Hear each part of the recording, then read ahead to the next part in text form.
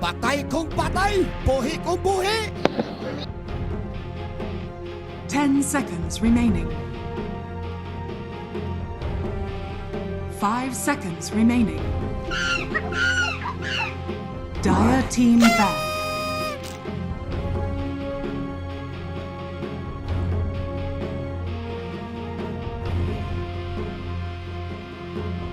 Radiant team ban.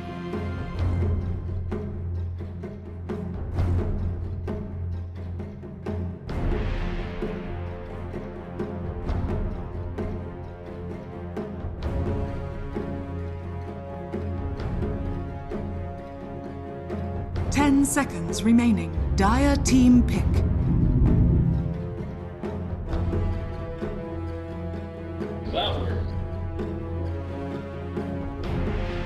Radiant team pick. I speak for the trees.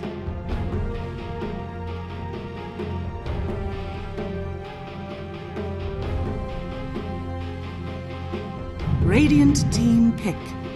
Keeper Dire of the team light. pick.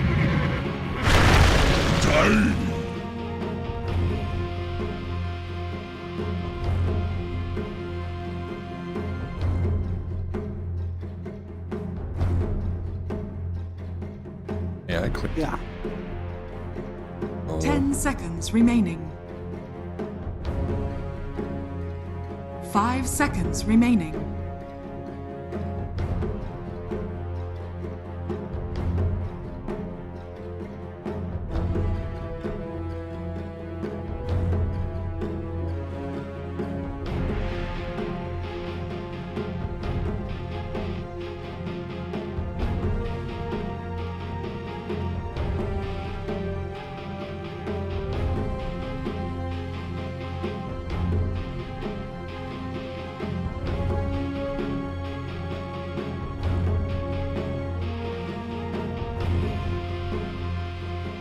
Dire team ban. Clockwork!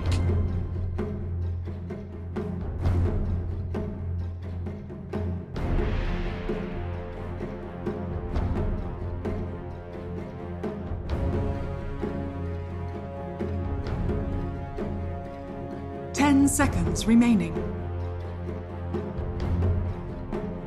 5 seconds remaining.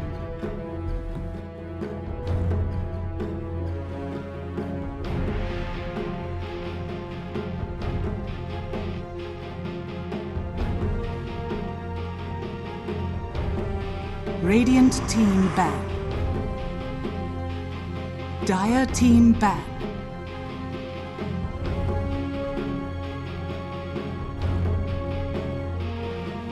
Radiant team ban.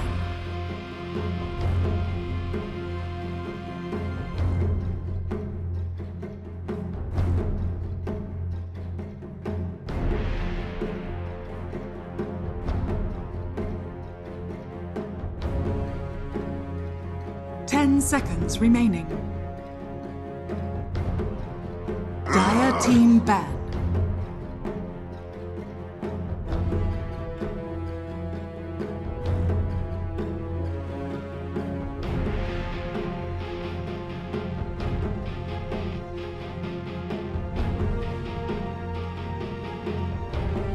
Ten seconds remaining.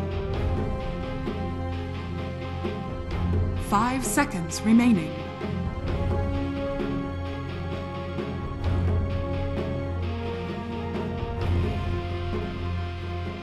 Radiant team ban.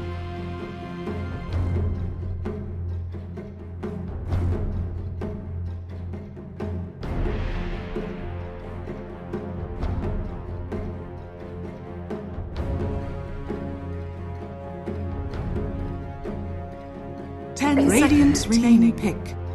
Dire team pick. Ember Spirit.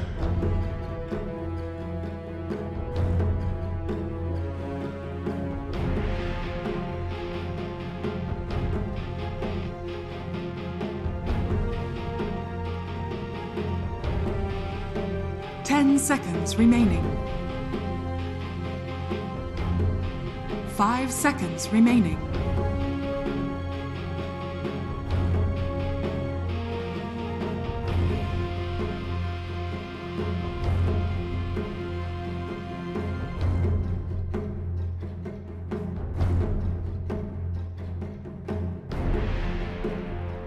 Dire team pick.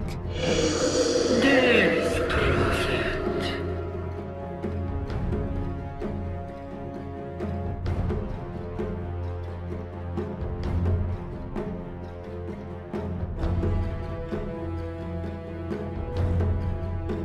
10 seconds remaining. 5 seconds remaining.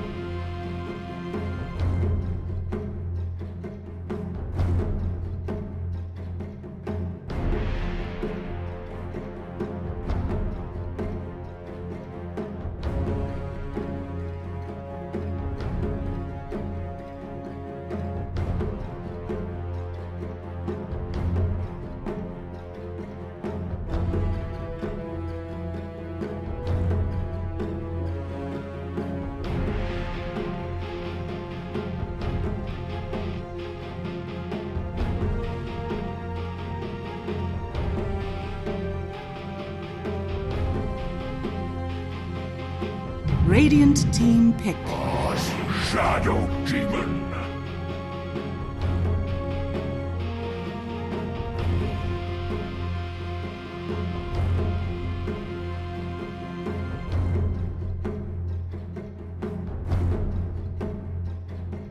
Ten seconds remaining. 5 seconds remaining.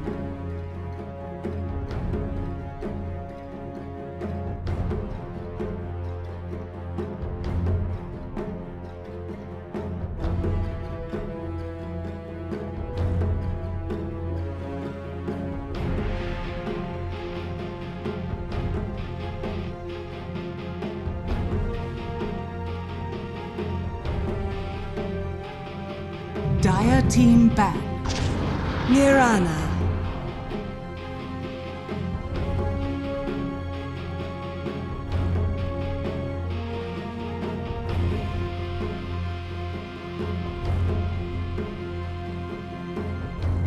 Radiant team ban.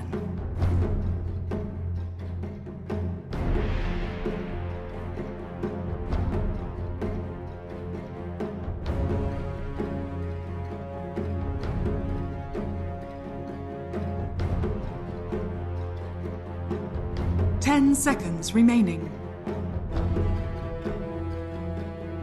5 seconds remaining.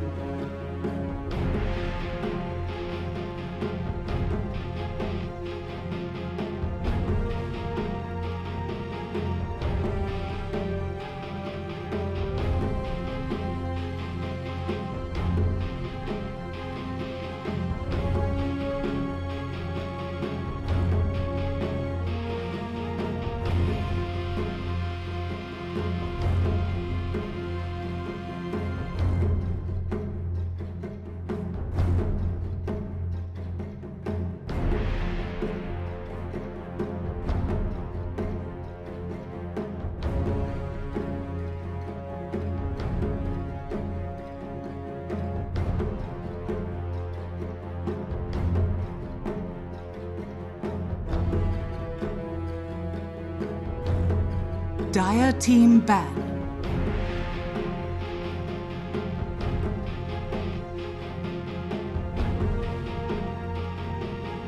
Radiant team ban.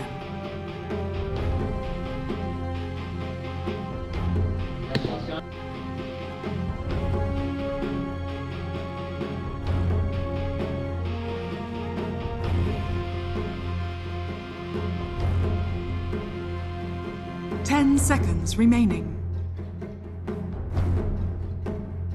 5 seconds remaining.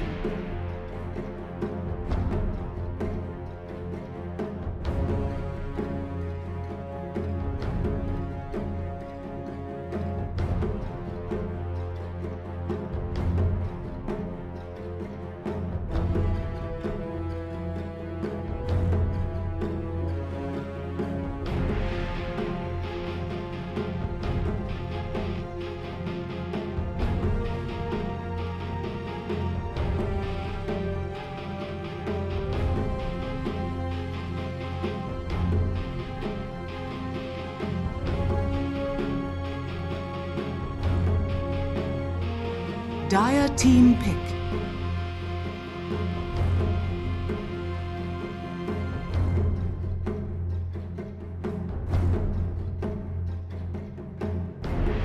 Radiant team pick.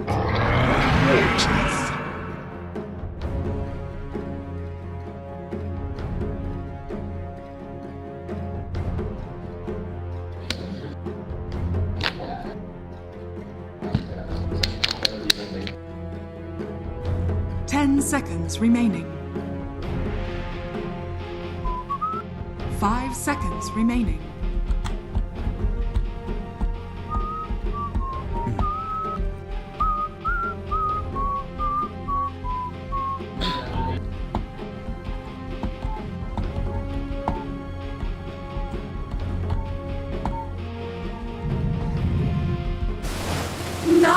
You may now select your heroes.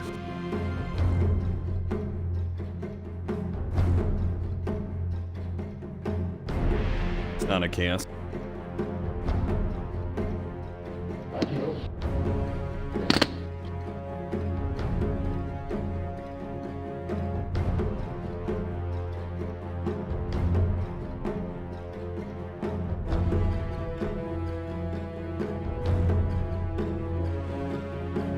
We're gonna lose.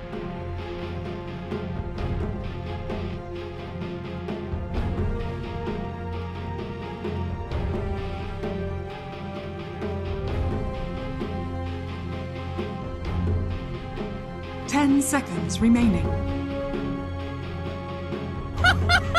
5 seconds remaining. God Gamer alert! God Gamer detected!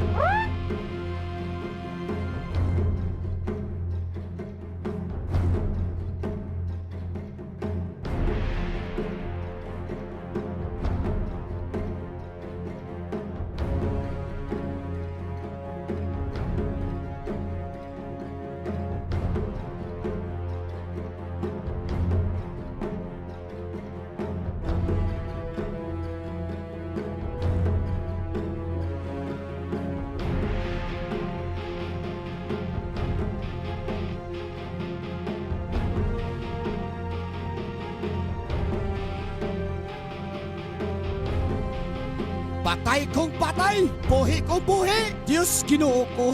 OMG!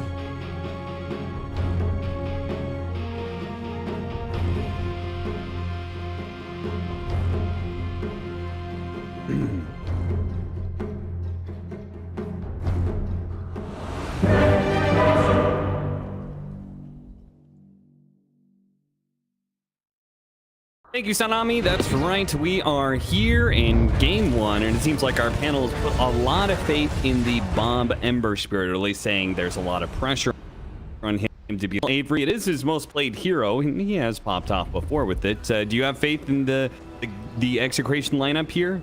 Prepare for battle. Yes, the mid lane. No. I don't think there's much outplay in that much. Damn. It's not a personal grudge. You know, I just don't think.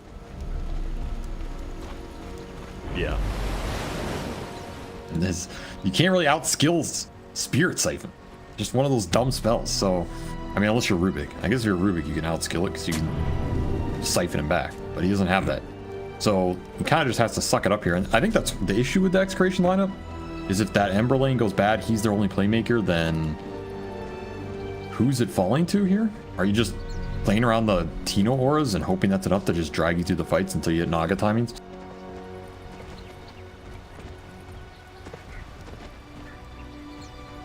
Than it has in some of the previous 1 or 2 patches. Like, I think it's getting slightly weaker. I think the aura nerfs after TI definitely hurt her, and I think a lot of these magic mids got more popular, and I think just the actual physical right click in the late game, she kind of suffers in that area, and I feel like a lot of times she just gets outscaled.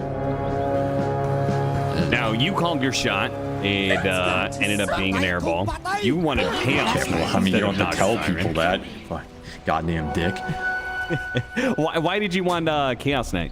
So I think matchup, Chaos Knight does similar things that Naga does, except like he gives you the lane pressure, the map presence for your pick off to go to work.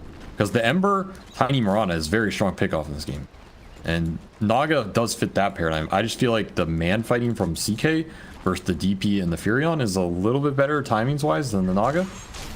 It just depends on the start. If Naga has a really free game, then I think it's fine. But if she gets slowed down, I think these matchups don't become that great. You can get Gleipnir on Furion. This DP can just scale overwhelmingly versus almost anything in Dota. Centaur can let you gap closer in some of the fights. Clock is pretty good versus Naga as well. And Shadow Demon can just steal your illusions on the map and start farming himself up. Like, Shadow Demon's one of the all-time best supports versus Naga in terms of stats. I don't think it's an auto win. His Shanks is just stuck. What the hell? Hello? Gaben? What happened? He got disrupted on like a tree and Force just blocked him. He got disruption blocked. But it didn't look like he should have been that blocked. Well, I'll take some early damage here. A lot of early damage. This lane's pretty dangerous. So they ended up swapping the lanes up. They've got the Shadow Demon Centaur, which is a really classic duo that is very strong in lane. Do you feel like this is more because they don't want the Naga against that, or they would rather have? I mean, surely Coddle versus Nature's Prophet is good, right? So yeah, I don't think they cared about where the Coddle goes. I think you're only doing this if you care where Naga goes. And I think the idea is Naga's going to free farm versus Furion, whereas she might die to Centaur Shadow Demon. That said, I don't think that's necessarily guaranteed either, but I think this is a fine way to do it if you're confident you can stay up here long term as Paulos, which is what we're going to find out. There is a possibility you can just rotate and gank this Naga, because Centaur can be left alone in this game. He has very high regen, so he's pretty chill once he gets to ring versus Coddle. Would not be surprised to see Narman either abuse that or just go top and start ganking Paulos. One of the two sounds pretty good to me. Bob, not quite yet having to pump that fairy fire, but is going through his bottle charges pretty quickly here. It's just not a fun matchup, as you were talking about. Spirit Siphon. Did you see that? Gonna have to suck it up, but rather she's gonna be doing all the sucking in this lane, sucking away your life. Yeah, right. It's true. I mean, sometimes you just get slapped in the face and you gotta take it for the team, find a way back to the game. That's kind of what blind pick Ember is going to do no matter what. You're always going to get counter pick to blind pick Ember. So they knew it in the draft. Somebody has to tank the bullet. It will be Bob. Speaking of getting slapped, Shanks is getting slapped right now. Force might be able to get another round at the double edge. If not, well, 5 stacks is surely enough, right? Stick level fairy 1 fire. poison. Oh, what? If he popped it earlier, I think he kills him. I actually didn't think that was going to kill him either, though. I was kind of with Narvin there. Nah, Level 1 poison. Like 5 health. That was crazy close. Yeah, I think he should have popped the fairy, to be honest, but I guess he knows his limits better than we do. I mean, I'm more surprised that Force didn't try and get another double edge off, but that's also true. I guess he was just done with this lane because he just went top, which kind of weird because I don't think you're pressuring this Naga anymore. No, I don't think so either. He has double Wraith Band up already, 8-10 armor. I'm just gonna right click him here with a clockwork. I don't see this happening. I feel like this lane swap is terrible. Yeah, especially when you're coming to lane this low on resource. Yeah, and then you're putting Skem versus a Coddle who already had a bunch of free waves to start, so he's just and he left lane you. without his ring of health. Like he pulled that's his the other courier factor. to the secret shop, but he didn't have his ring of health yet, so now it's running across the map to get to him. I do not like this move. I see why you would do it this late if you're going to do it. If you're going to swap, you just swap instantly because your matchups are dependent on the snowball in the early lanes. Like it's not some matchup that gets better later. It kind of gets worse. So this theoretically doesn't make much sense to me. We'll see if somehow they make it work. Tino does get beat up pretty bad bottom. Just gets caught out by early Sprout. Get out of it. Oh, so close, but the avalanche goes out just in time. Narman was raising his arms to be able to get off either disruption or shadow pulse, and then might have been able to finish off the Coddle that was low, but not quite the case. Still, biggest factor is this mid. Yeah. If you can get the collapse here with the level 6 on Cox, you get an Exo, you can really do some damage here because you're going to have level advantage, you're going to have room control, maybe even just score an early tier 1. I would not be surprised to see Skem join that. That is definitely something that's on the menu for this young lad. That's got to suck. And Execration can respond. Their supports aren't too bad at fighting it, but my worry is, do you have the damage? Like, are you going to have the raw damage to cut through this Death Prophet in a tower push scenario? It's a big question mark. And I think it's going to be a question mark for a lot of this game is how do you respond to Death Prophet? Because I think this hero is a top.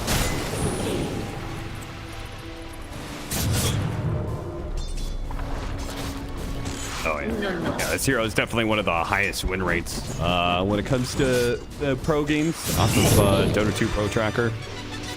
I definitely have been picking it a little bit, watching that win rate climb so heavily. Did you see And that? it does feel really nice. I mean, it's still one of those heroes that's able to take advantage of the, I guess, the remaining aura item in Guardian Greaves, which is still good. Everything else, all the other aura items still feel a little bit situational, I guess. Not seen any Wraith Pack this patch. Oh yeah, definitely. I think Greaves and Pipe are still good. Bob is one creep off of 6 here. That is one creep too Inside the short. cogs, they will be able to get him with the exorcism as well, and Bob will just not be able to finish off that range creep that he desperately needed to be able to get level 6. Oh, Should have thrown the Titan Tree at it. Help yeah. the boy out. Seriously. But instead, now it's double damage on top of the Exo here with Catapult and Skem. Holy Yeah. cow. I mean, if you didn't think Skem was making his rotation, you haven't been watching this man's Fury on. That's true, yeah. Because he'd make this rotation even if they didn't have all this going on. He'd just be here. So this is a guaranteed tier 1 off this push. He's instantly back towards bottom. It doesn't really cost him much. Radiant's middle tower has fallen. I think this move is expected. I think Execration understood it's going to happen, but there's not much you can do about it, honestly. You just kind of have to tank it. And again, this was my concern about this draft. I don't think you can stop Cox having the best game here. And I feel like DP with the best game is absolutely terrifying. This hero just runs you over. She becomes unkillable. Literally invincible with Greaves plus more item. New followers. Is it possible they could have pulled Tino down to that lane and try and like just Coddle Blast? Because that'll be the plan for later towers, right? Is later tower pushes, you just try and illuminate, spam them back? Don't think it actually changes it. I think that tower's just dead unless you kill him first. You had to bring both supports when both mids were 5 and chain him into an arrow and just burst him. That's kind of your only way to stop this. And that play probably still happens. So you just have to make it up. You have to make it up on Naga, which Palos is free farming. He's having a very good game on this Naga. He is your win condition here. He can drag you back in the team fights. He can drag you back by stalling the game up. Sure, maybe you take early tier 1s, but if you take early tier 1s and Palos...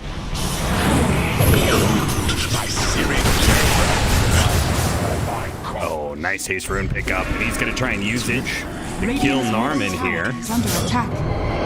Chase him down underneath the tower, shouldn't be a problem. The only thing you really have to be scared of is how much damage is coming out. He actually does jump back in and gets away. Nice arrow follow-up too, and Shanks goes in for the kill on Johnwell as well. He falls, and Cox is a little bit low, so Bob, he's going for it. Damn, he wants some revenge for this rough laning fate. He can get him to Chakra. He managed to get the extra kill. That is it. Bob with the huge comeback off of the haste rune. What a player. I mean, who needs strategy when you can just spawn the best rune at the best time?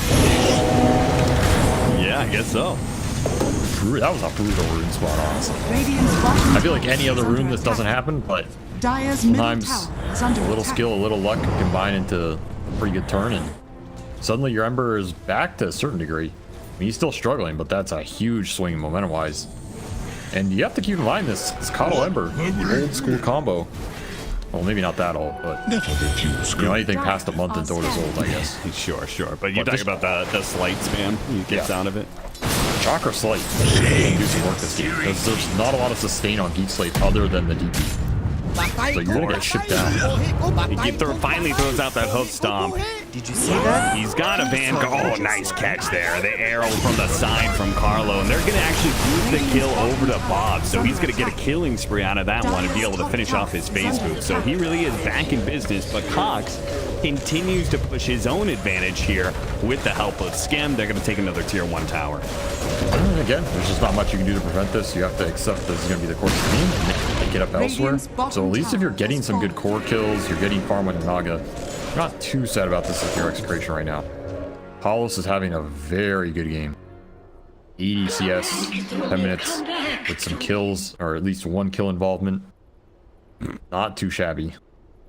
Come back to me, says Cox. Bug, the real life bug. Huh? Every time someone pauses and says bug, I think about the... Oh, yeah. Oh, God. Oh, shit. Oh, shit. I think that was like some Star Ladder I-League event, if I remember correct. Oh, yeah. That also happened. There was also one of the anime. I think there were multiple instances. There's a lot of random crap at that tournament. That's what I always think about when someone's public. But maybe I'm just used to NA screen pauses. Someone goddamn Moon Meander pauses for his cat for like 10 years. Okay, well, I mean, granted, okay. About Moon Meander, I didn't know before. I mean, there's actually a pretty good story there. The creep wave that got pulled over by the neutrals ends up making the arrow not connect, and they really can't go on the Centaur with that extra damage. Dire's top tower is under attack. Centaur's gonna be annoying for the next 10 minutes. Pretty hard to force him down, so to say. I mean, you can keep chipping him here, but he's got 20 regen. So he's gonna be a impervious wall. You can kind of stand him around these tier 1s. You're not gonna get many early towers here for Execration. It's gonna limit Naga's space, limit the pick-off potential from the rest of the lineup. And what I would like to see from Geek Slate right now is keep pushing every EXO to progress your game here in terms of objectives or map control or aggressive wards, whatever you want to do, and just farm up the map. Like you should be able to outfarm Execration this period because you have the strongest core on the map. So whether that's Blink for Centaur, extra farm for Shadow Demon, who can become a 4th core in this game, especially keeping in mind you're gonna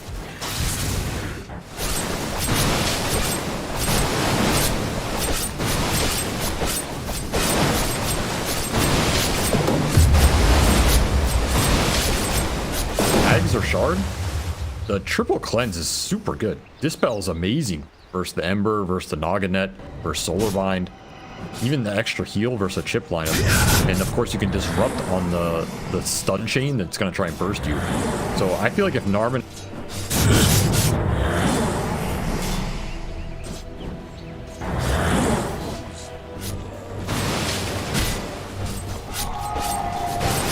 of power runes. And the setup is there from Execration to be able to snatch away a regeneration rune, which isn't really going to do too much for them. Actually, what are they doing here? They're just really desperate to pressure this tower back as much as possible. They're going to have the Ember Spirit join in with this little push they got going on. It's just slow. It is incredibly slow. And you don't want to group too many people because of how slow it is, then you fall behind. You can't really get the fight out of it either because you don't have crazy initiation yet. You're 1,000 gold off your tiny blink. There's no other really clear way to start a fight. Again, Force is just sitting top. You can't really go on him. So it's a bit of a stalemated map here for Execration, which means Skem is probably the winner, along with Paul. The 2 carries are going to split the map, pick up the extra farm. Exo is up, and you have a mech on this DP. I feel like Geek Slate don't want to just give up this tower here.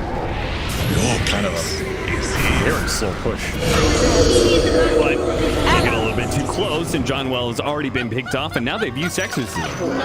Exorcism for nothing. A tip over from Tino, probably for a good reason, because you were saying, like, every single Execration, we got to be pushing some sort of objective. This is literally the exact opposite of what you wanted to see. This is just a wasted EXO, and this is indecision from Geek Slate. You might even pay a bigger price. Arrow lands. You gotta see. He's got the disruption. Oh, just in time before the blast came through.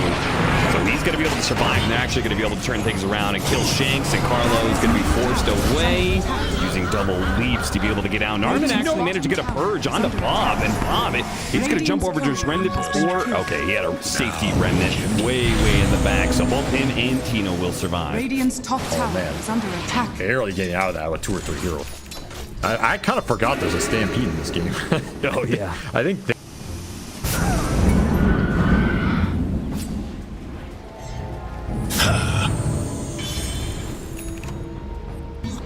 Yeah, they've got an even better combo coming up with the Blink Dagger now complete for Force. So he's going to have level 3 Stomp and Blink Dagger initiation. Now they could really start. I feel like this is step 2 in the formula for Geek Slate.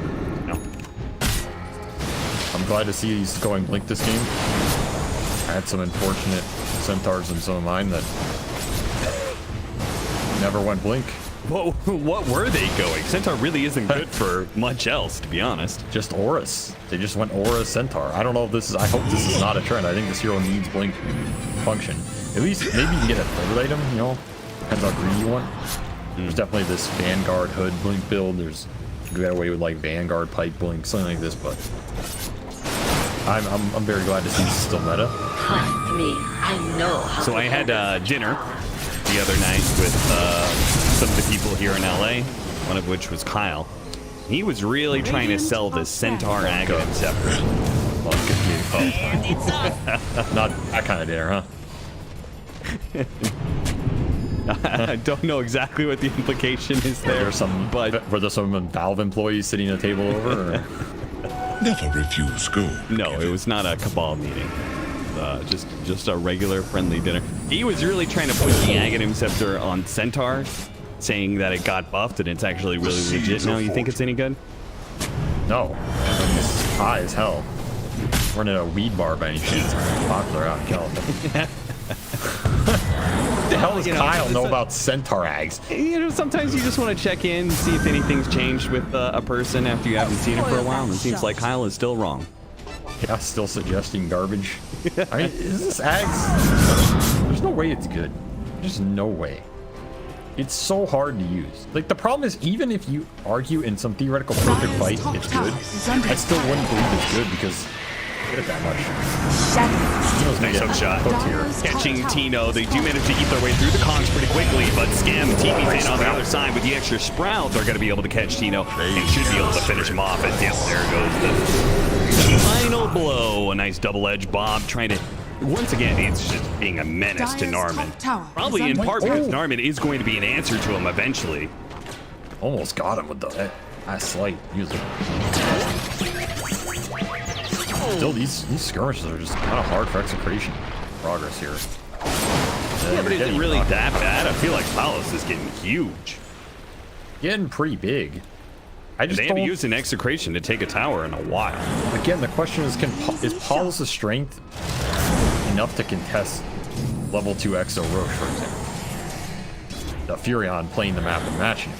I feel like the Naga doesn't necessarily stop these things. That's my concern. Like, your hero strength is only as good as what you can use. Paul's having a really good game, but the rest of his team is not that enabled.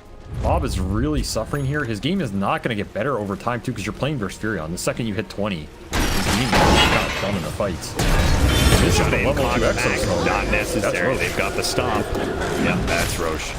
Or at least an attempt. Palos is still around here. Maybe he could do some sort of song shenanigans, but really hard to do that against Exorcist. Up like they want to smoke and see if they can do something about it. But Roche, 1,000 health left.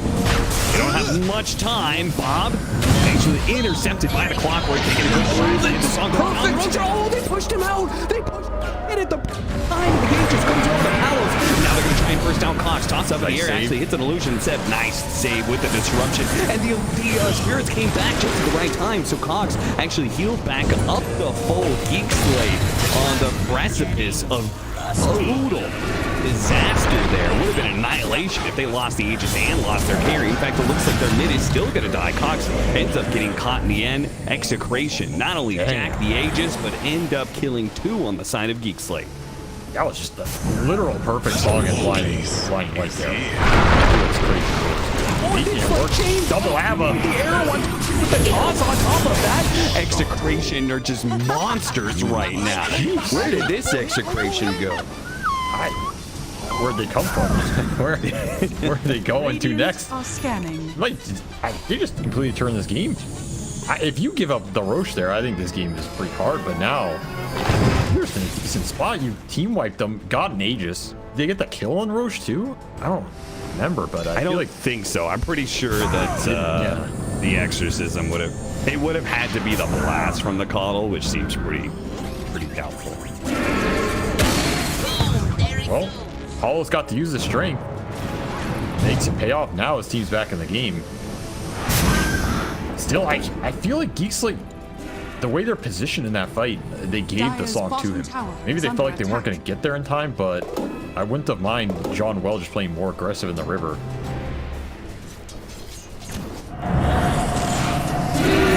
Yeah, I mean, he chose a 50-50 and he went the wrong direction. He ends up catching the Ember Spirit coming down the triangle Dire's instead bottom of the rest of the tower is team under coming attack. from the river, so.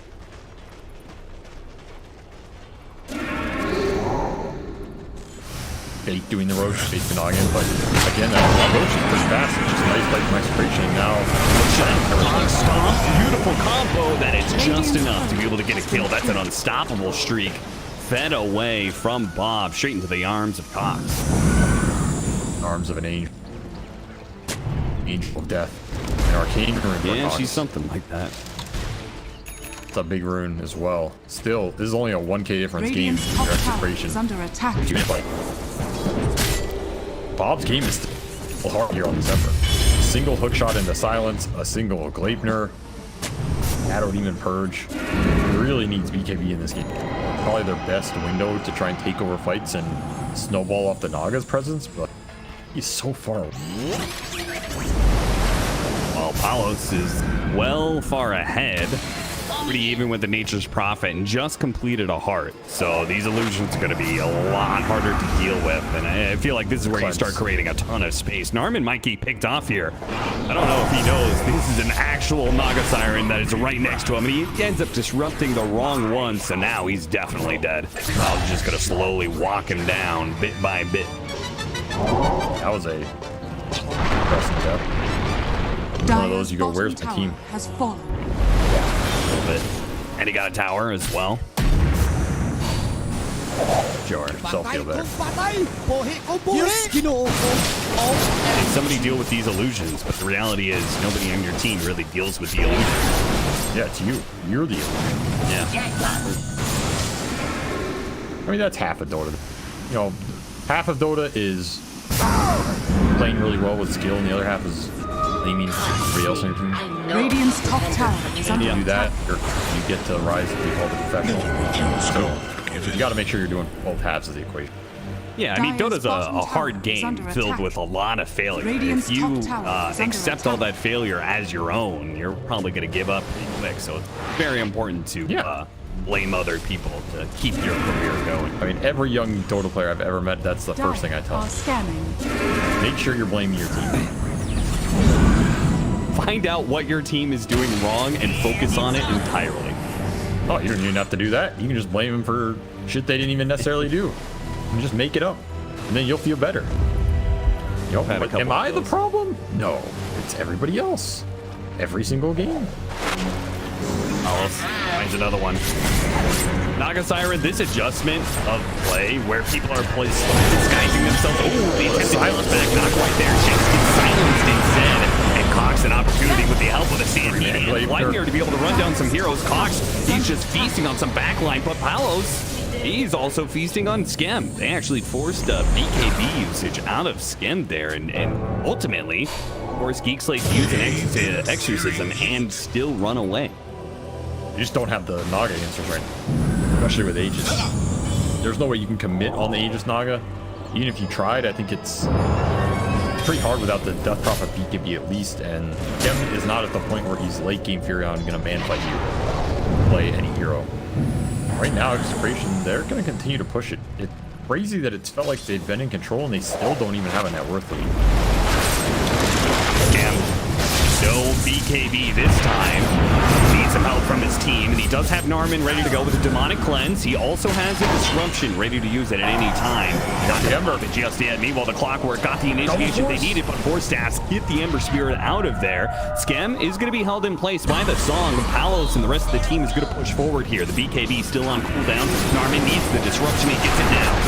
Takes his way to the side. Nice two-man silence onto the two supports, but Skem still needs some help. They're going to stomp out. The Ember Spirit is going back and forth through Skem. They're really what the Saints probably finally get him with a slice. They finish him off. Cox now just draining Bomb, slowing him down. Bomb doing some serious work with these lights. Is just doing damage, man. He is just wiping through these heroes low enough, and now Force is probably the next one caught up. Disruption for what? Into an avalanche? No, blink away.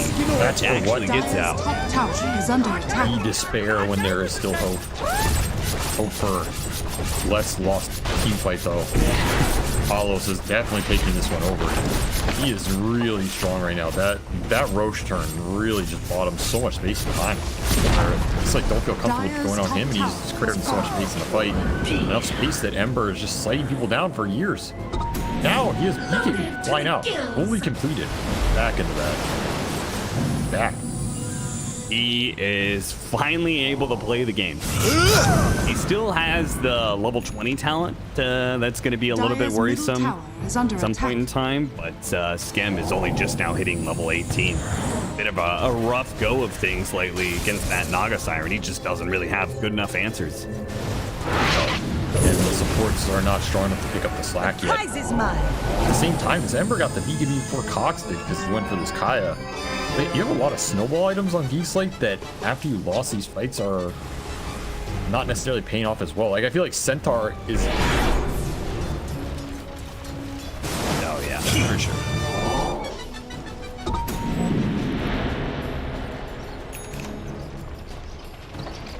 Where Centaur wants to win those fights, because if you lose those fights, fall behind, and this hero kind of sucks from behind. Does not offer a lot. His stun is pretty hard to land. It's not even that good. Stampede is best spell. It's decent, but Stampede does not change the course of the hand fight. It just helps you maybe get the pick on the Ember off of a chain stun or something like this. But as we saw in that previous fight, you already have double 4-staff up for Execration. You have this Coddle who has this mega cast range with Eye of the Zero on top.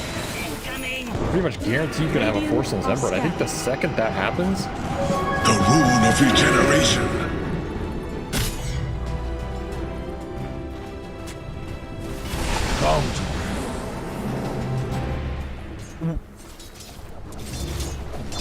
What do you think about Gotta get past Force's it. build too, by the way? Because he is taking a lot of physical damage. Centaur is actually very bad against physical damage because he has no armor for some reason. And he disassembled his Vanguard to complete the pipe, which leaves him even more open to this physical damage that's coming from both the Sleight of Fist and the Illusions. he is definitely getting shunned. I mean, I think his idea is that he's going to be a jump, and you got to win the fight in that jump anyway. Him living is probably out of the question if he ever gets caught or stunned. And you're not going to want to use your save on the Centaur. You got to use your other force. You find the Tiny. Force already out as well. Not a bad start. Yeah, but the silence follow-up is going to be nice. Skem, Lightning on 3. That's a beauty. But the song, it They're pretty comes in close. to save everybody. I thought they might have wanted to turn there with the 3-man club. And again, the 4-staffs are just going to fail this Centaur jump out. So you need another plan here if you're Geeks. The seeds of Geek force. Slate's plan is mass Force Staffs themselves. They're trying to get 3 different versions of Force Staff.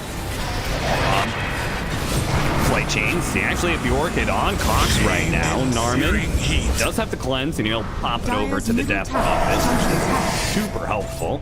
But right now, it's only saving people and not actually allowing Geek Slate to continue on the offensive. They just don't have the lockdown. You're gonna need Nullifier or Hex or more Purges or something. Or you just go Ultra Late, which is a C classic, you know. And you can always just go to the 60-minute mark and flip a coin. Yeah, that's happened a few times.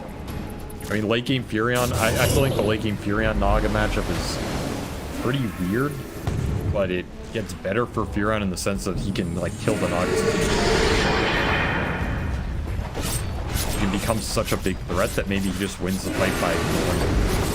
That said, Palos is not a lot of AoE to really kill him in the illusion. Dire's middle tower is under attack. Gotten ass right, like to make it hard for him. That's Skem's dead. Oh, he goes out the BKB just before the air. What they're gonna do in the fight. Hogs went back, displaced them. Coddle cast range gonna cause you problems no matter what. Pulse just wants Roche here. I don't think Execration know they're all on this hill though. They know some of them. They do have a high ground ward.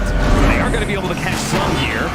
Cox. Oh, nice hook shot. They're going to be able to get the pushback onto the Tiny. Tiny is a pretty important kill if they can get it. Once again, Cox believed of any of those disables thanks to the purge, but it's now gone. They didn't get their opening, and now it's going to be Execration chasing after them.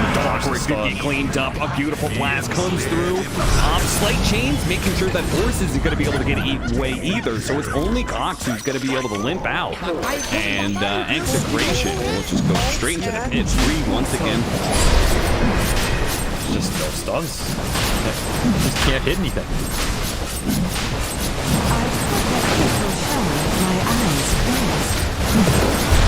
Somebody's dying because you don't have spell force staff disengage that Execration have right now. This Centaur is just gets shredded. He put himself in the cart. Loaded to the gills. Wheeled back home. Medical cart. Burns eternal. Straight to. You know what it is? It's the life of Brian. Bring out your dead skin. That Centaur carrying his card around. Bring out your dead, Geek Slate. And it's pretty much damn near all of them in these fights because very few heroes are able to walk away from it, as you could see. There's so much catch thanks to Shanks and Bob. Blink Dagger, Slight Chains. You're just not able to get away from this. The rune of haste. You need Lotuses maybe? Or Dispel helps, but again, the Dispel is not helping you win the fight. Like, the defensive items are nice here for Geek Slate, but I don't think you can buy them because I don't think they're actually going to win you. It just prolongs it. But Execration have very low cooldowns. They're not really committing anything. It's not like they have some crazy jump that they use, and then like now we can turn. Just a tiny toss. For what? So you just have to. You need more damage here, I think. Slate and more ability to commit. Yeah, but I feel like they just don't have a way to build damage. To be honest, No, they don't really either. Yeah, like level 3. Like Death Prophet, Cox, honestly, he did build one of the only things that does give Death Prophet like more immediate damage, which was the Kaya. That did not change anything. That's true, but now he has Kaya Singh. Nice toss back into the arrow. What a combo. Force going out and hit the stomp. They also have the disruption wheel to bail things out. Look at that. Coddle has negative. Forcer is holding all these heroes in place. They actually throw out the song there, scared of the BKB Cox, and they're going to try and re-engage here with the arrow, hitting onto Force. That's going to be your first target. Force that off the side. John Welch trying to prevent Blinding light. but he gets pushed back into the Cogs. Force is stuck and will die. Zan goes with John Welch, trying to bail him out. Now Narman's going to be chased down by Bob once again. Narman, Force Staff up in 4 seconds, but he just cannot get back to base. Pushed back again and again by Tino. Cox is going to fight back, and he's willing to kill the God going through, and he's actually doing it with Apollos at the same time. They do not have an answer to him, really. Scan with the DD is doing some serious work to everybody else, though. Bob gets low. Now a silence on to Carlos. See if they can finish him off. Nice hop over from Cox as well. Getting over the trees, away from the illusions. Ooh, close call there from Geek Slate, but a turnaround, all based around a double damage for Scam. Where the hell did you get that from? I don't know. I guess he saw it on this top ward, TP'd for it, and just TP'd back into the fight?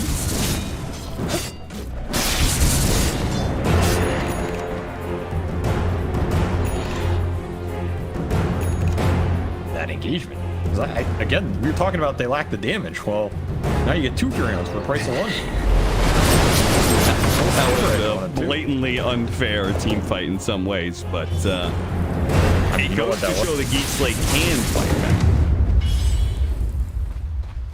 True. Are scanning.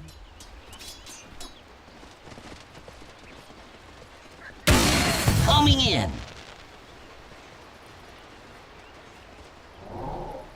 They're fickle with their favor, and now Scam is level 22 Nature's Prophet, so he's got the Leash talent. He's also got Silver Edge complete, and he just picked up a Hyperstone too, so he's going to work towards an AC. That'll seriously bolster both his attack damage as well as just in general the team armor problem that is ever constant. Seriously, somebody get Force some goddamn armor. He's on 3 armor at level 14. Centaur needs help, man. No, Actually, this hero 3. sucks. I hate this hero. Garbage base stats. I really hate this hero, but when he works, he looks really good. So he always tricks you into picking him. But now he needs some physical resistance. They're getting chased here so tough. Execration. I don't know if Geek Slate know they're getting chased here. They have really good vision though.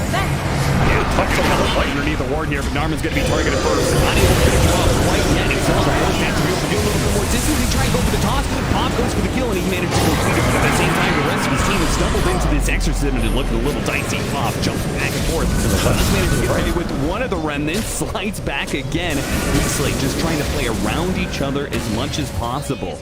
Still 30 seconds left on the Aegis too. So Bob, he may try and go back in, but he doesn't have the remnants to work with. Just a slight change. They got the real Naga as he tried to charge forward to be able to get the clockwork kill. Happened to Lucky managed to catch him. Manta gets over to the side. Austin Song, Cox wants to be able to finish him off. These damn illusions. He gets away. In fact, not just getting away, he's healing. He's going to come in there. Arrow. One again. Oh, what an organ timing. Stops and stops. The arrow hits on Scan, but he's keeping himself alive thanks to his satanic. It's okay for now, but Paladin pretty much Will-O-Wisp. nice use of the Will-O-Wisp. He's going to be able to pull these heroes back in. They managed to get a Cogs, but the real Naga Siren just keeps on creating more and more, and now they just run out of damage on Geek Slate. They don't have anything left in the tank. Execration have drained them dry. The regen from this Naga Siren, way too much, man. That fight just goes on so long. They're so close to killing him too. Like a couple hundred more HP. If that BKB lasts a little longer, maybe you kill him, but he has Shard, he has Heart, he has Paladin Sword.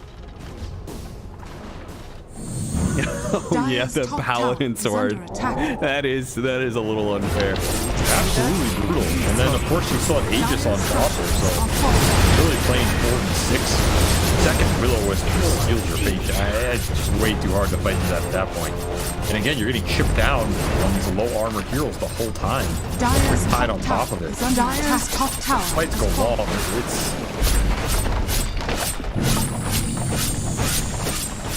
Dyer's top barracks are under attack. Dyer's top barracks has fallen. Dyer's top barracks has fallen. Seems like the Nature's Prophet that Geek Slate always have so much faith in. They always seem to be okay with going late game with this hero. But it is definitely being answered in this game. The Naga Siren being so much bigger at this point in time. We've got Bloodthorn, Manta, Heart, Scotty. You're gonna get some illusions on this Nature's Prophet. He's gonna be fighting for his life every single time. You can get 5 Daggons, zap them all that. An option. There's some Hopi. That's mega Hopian. Norman with Glimmer Cape and Force Staff. He's thinking about Aetherlands before he goes for an Aghanim Scepter. Aghanim Scepter is one of the only remaining like big changing abilities for this Geek Slate lineup. There really isn't much else that changes for this whole squad. It's very much an early game oriented lineup. They have the farm on the supports, I think. Supports for sure. I mean, you lost every fight this game. It's way too hard. At this point, you can't really enter the fight. You're just dying to something. You're getting slighted or Naga illusion. And Well, you say support, but really you just be Narman, right? I don't think Clogwar is going to be doing a whole lot with extra farm in this game. If he gets a really good hook cog and pushes someone out of the Force Staff range, that's maybe the best thing he can do. Otherwise, hook and a prey. Dire are scanning. Hook and pray. Radiant are scanning. Geek Slate. Dire's bottom Nature tower said. is under attack. Yeah. Hook, die. Hook, prey, die. Clockwork's got a little stuffed pillow. He's got it etched on. All right, time for third Roshan. Is that third? Yeah, so it's Aghanim Scepter. Big Ags here. Probably Ember if he doesn't have it. Yeah, probably Bob here. Anybody else against it. Right, you haven't suggested the real in here. He got buffed. Middle barracks are under attack. I don't think it, well, I guess you could reel in Nature's Prophet outside of his own Sprout. He sells Sprouts back out. Trapped in here with me. This is the last contest. Lose this fight, it's me. They lost the momentum in this game off of a Roshan steal, and they're not going to be able to get back in time. They're going to charge with the Sand. They're going to try and get their Willow. Not going to happen. engages, everything has already been picked up and forced slowed down inside of the pit while the rest of the team is trying to deal with this Will-O-Wisp. It's dangerous. Skem actually going to go for the TP out with the rest of his BKB, but it's denied by the Go to Song. sleep, son. Now the You're not gonna like what you wake up done to. onto Skem, and he's gonna just blow up before he even gains consciousness. And so is the rest of Geek Slate here. Cox is gonna go strong for a little while, but BKB is eventually gonna wear off, and so will the Spirit Siphons. Once again, these long, drawn-out fights are just way too one-sided. The longer it goes, the better it goes for Execration. Radiant victory.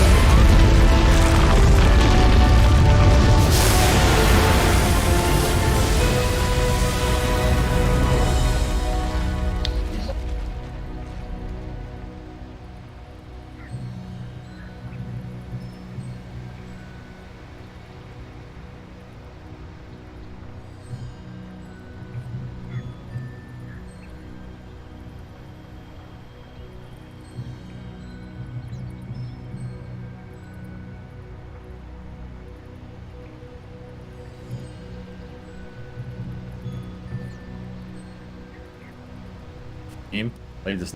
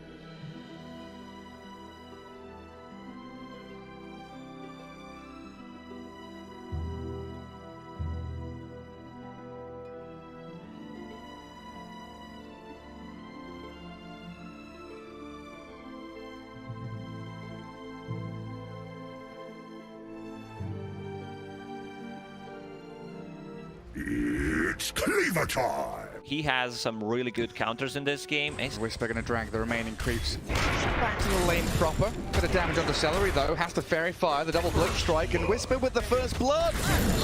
Ooh, it starts off well. Or are they Celery? Another blink strikes available. Oh, you're right. Back in on top of the Rubik. Tricks of the trade and the final touch. There it is. Whisper with another kill, chaining away from Duraccio. And Whisper's the one with all the stacks on him, so Matthew will take a fair number of hits to kill him. Yeah, he has look like Ursa can. 7 Furious Swipe charges. God Quinn down in the bottom rune spot. 3 seconds to go, and see Smile deciding he wants to fight around this, forcing Tofu away. The Fortune's End is there, and in we go. They took the rune away from Quinn, but in terms of first Exo, there's not going to be any damage dealt to a tower. Whisper stuck behind this tier 1 top. Might be in a bit of trouble now. Yeah, getting ripped to shreds by the Necessary to get Lasso going. If he's going to be farming the jungle, we'll put the next point in Firefly. attempting on Panda.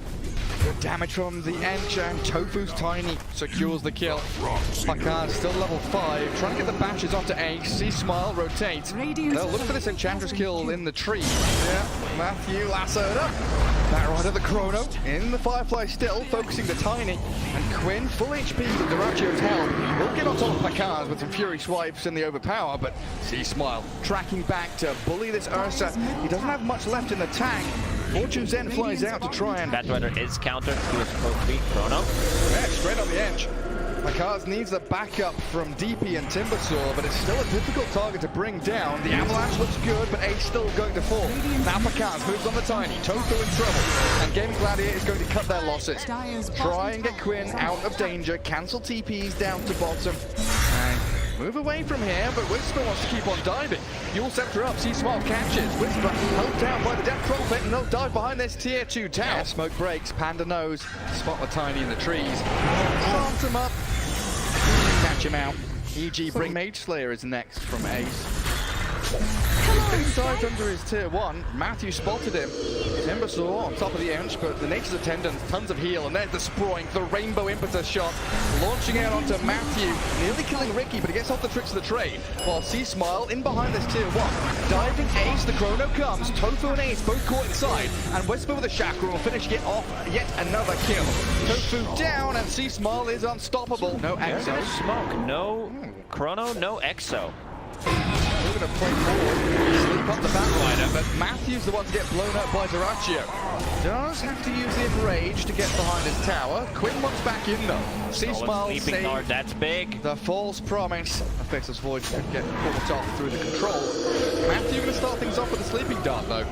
Straight onto Quinn and forcing his BKB early on. Half health for Batrider while C-Smile. Avalanche for now. Holding his BKB in the Yules. Now has to use it, but the Ursa's damage substantial against the DP, and EG are the ones who have to run. Pretty nice against all these spellcasters. Trying to catch out Whisper top lane. Lasso is there, and the down from Duraccio trying to kill him off, but a Timber Chain and the arrival of C-Smile slows things down. Wanted to chase Duraccio, and Whisper getting some revenge, but Game of Gladiators, they are all here. Avalanche toss, Whisper about to die. The Bolt Promise is there, and Panda keeps him alive. A killing spree for him as they dive in. C-Smile falls, but Duraccio dead. Oh, look at this damage from the Enchantress. Sprites them all to death. Have another one.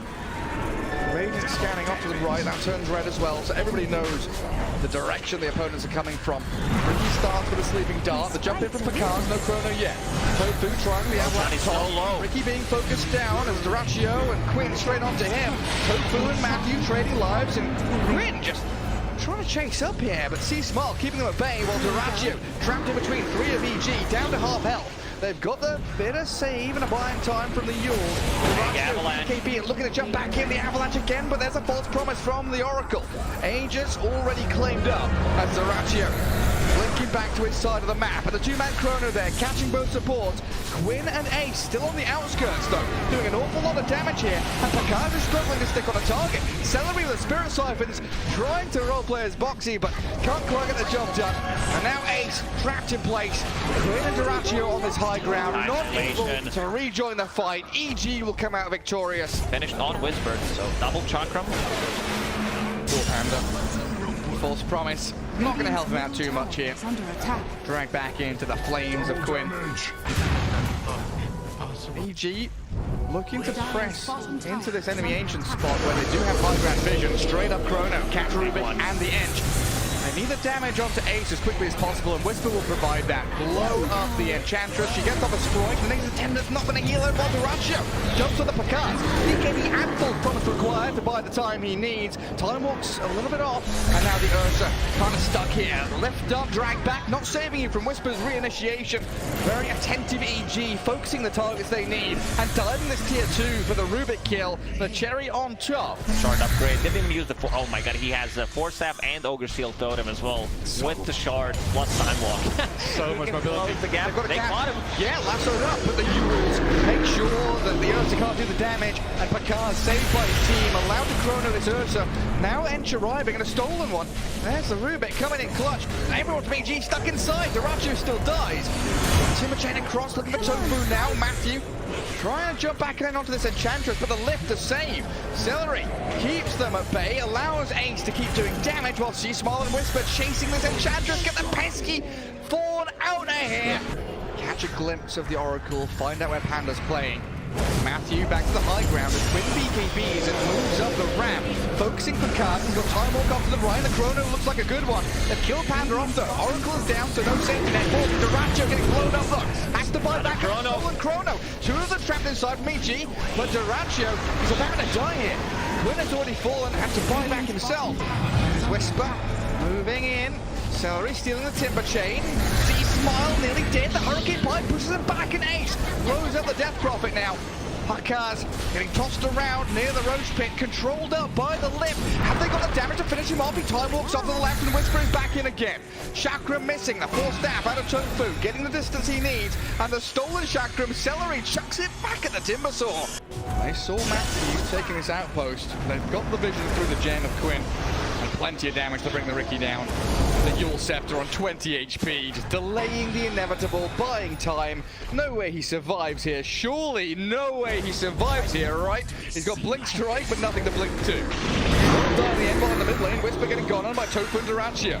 EG, they know that the multiple members of Gaming Gladiators pretty distant away. I'm always sad that you can't break Tiny. It would be so funny if it just shrinks. Double Abyssal, Lotus Orb. That's it back. Tofu's in though with the Avalanche toss. EG's alone here. Is bringing 4 members to kill off Whisper. Seasmile gonna go for the BKB TP. Duracho trying to close the gap to Tofu and Ace here. Thinking about it. Goes straight for the Chrono. Exo as well. They really want to kill Ace here. Gaming Gladiators rallying around the Enchantress. She's got off the BKB and the Attendants. Enchantress with some more strikes can actually play her way out of this one. Tofu going to survive. Dragged away from Picard. And now they've moved back in onto the Faceless Void. He's going to try and time walk it off thanks to the False Promise, but now Panda, the target of choice for Tofu and Celery, has the Fate's Edict on him, so protected against the magic damage, while Picard and Smile chasing Quinn now. The Bat Rider gets turned on. This fight is dragging out forever as another Chrono from Picard. Straight onto the Tiny and Ursa. Edge slept up, so the damage is lacking, and EG, they've done it now. Holding their high ground, coming out to play into the southern jungle and finding the Enchantress. A Yule from Matthew finds a bonus target. Celery's Rubik trying to flicker away, but doesn't get any distance. So Whisper. The additional bonus from the Halberd on ranged heroes. Enchantress getting very close to her level 25. Blink initiation. Ursa gets lifted and forced out away. Ace gets the Attendants out, points back, but Picard just keeps on chasing. Chrono's up the Enchantress now, looking to blow up Ace. There is buyback available, and of course Ace in the hands of the Ursa still. DP caught inside that Chrono along with Whisper, unable to keep giving chase. Trying to blink and timber chain across. Might be able to get a catch with the side device. What is that? Is that flamethrower stolen by Rubik? Gets up to the high ground, away we head. Lots of expenditure here from EG. Chrono, Exo, still wanting to find more, but a Blink Lasso, Bat Rider. That's another one. Goes for the double lasso on the Faceless Void as Celery annihilated by Matthew and the Timber Saw in the back line. Comes with a double damage rune as well, and he walks straight into the middle of them. Lincoln's popped. He does get Scythe. Ursa on him. The backup there from the Oracle. False Promise and a big Chrono. Bat Rider caught up in it. Quinn being battered into the ground. Dead for 2 minutes. Ace might be found as well, but they're going to go for the back line. Rubik being destroyed by Picard's Faceless Void. Time walks back in, looks for Ace, reverses it, rewinds, backs away. As Tofu splits the fight, multiple directions. Picard and Whisper find Duracio under the smoke screen, can't do anything, caught up and killed. They're constantly disarmed both of the cores of Gaming Gladiators. They can't do deal damage.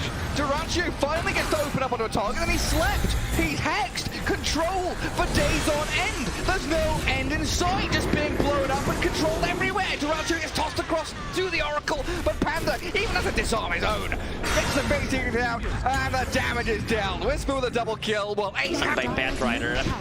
This can't be correct. Like that's one stick in a palm, and then maybe like some Firefly damage, and EG's wanna close this one out. There are no buybacks available. This is game, Gary. Yeah, looks like it. They'll try and glyph. Maybe Ace can strike. Radiant team ban.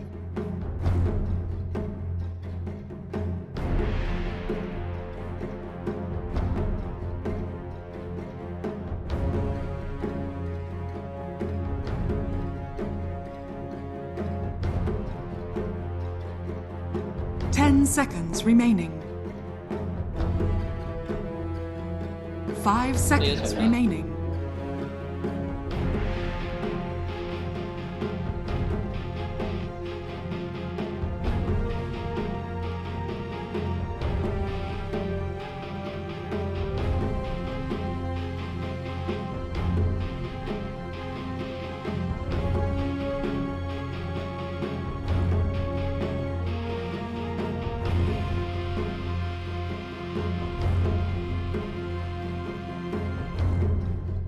Dire team ban.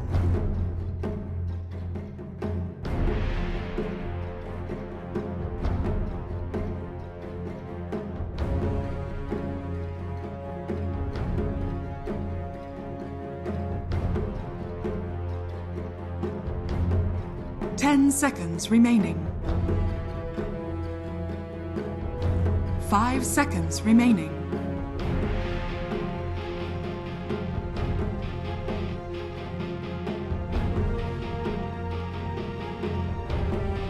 Radiant team ban.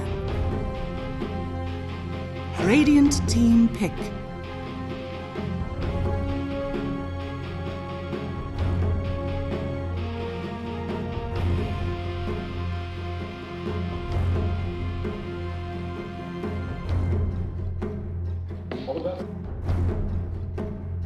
Ten seconds remaining. 5 seconds remaining.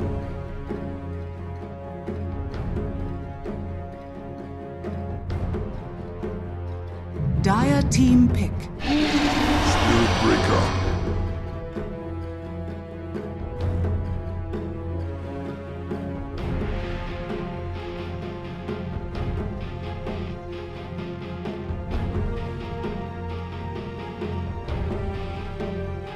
Seconds remaining.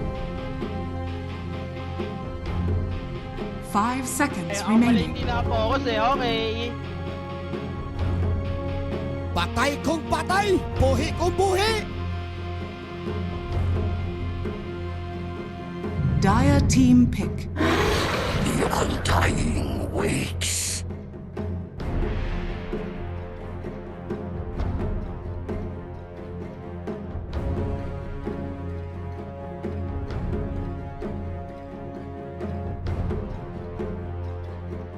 Seconds remaining. 5 seconds remaining.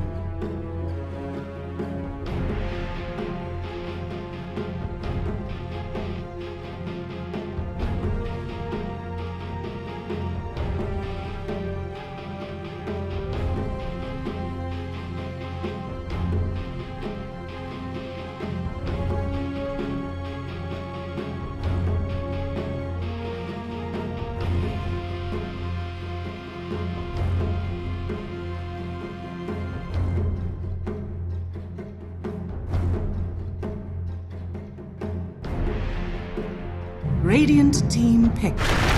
Done.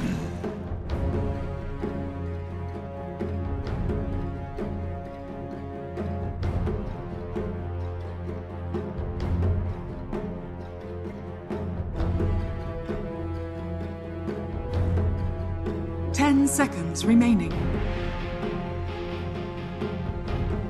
5 seconds remaining.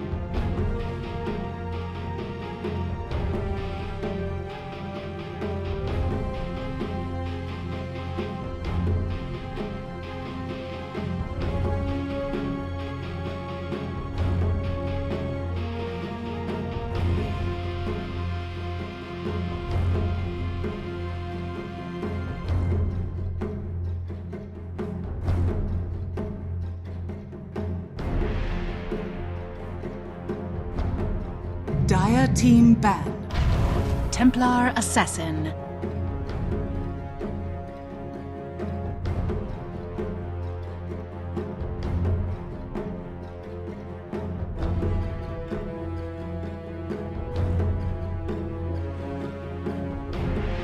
Seconds remaining. 5 seconds remaining.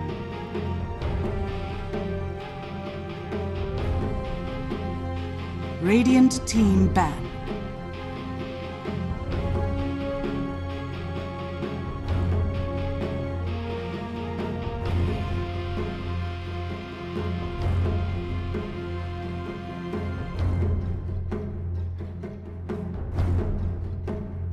10 seconds remaining.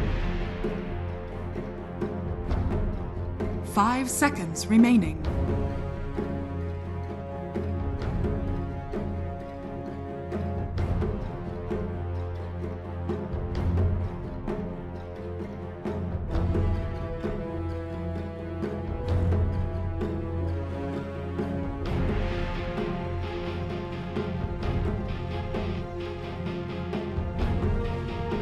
Dire team ban.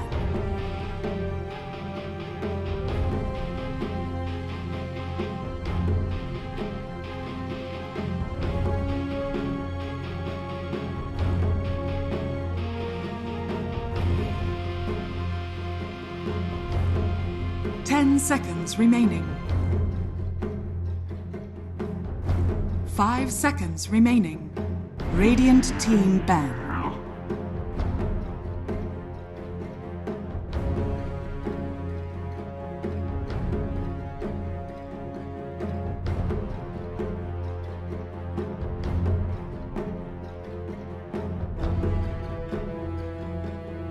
Seconds remaining. 5 seconds remaining.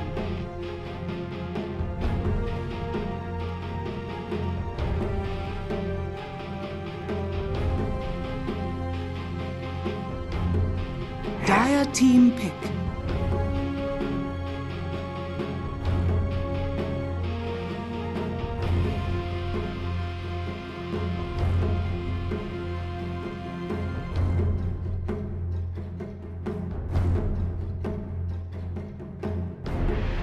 Seconds remaining. 5 seconds remaining.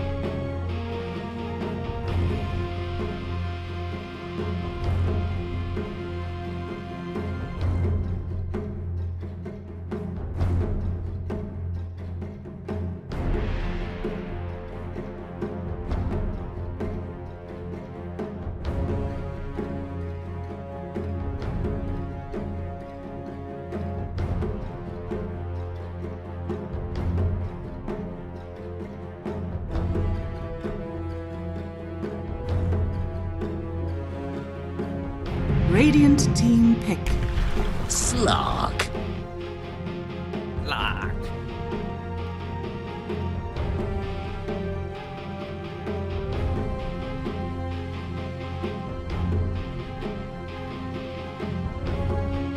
E. 10 seconds remaining. 5 seconds remaining.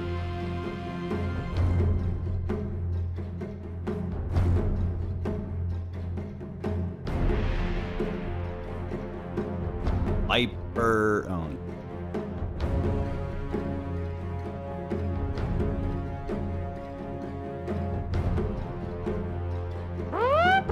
God Gamer alert! God Gamer detect! God Gamer alert! God Gamer detect! Patay kung patay! Buhi kung buhi! Oh no! This cannot be!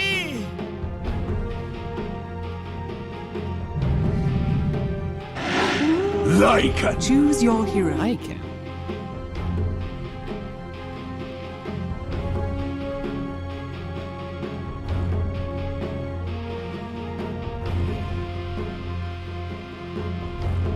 Hey, hey, hey.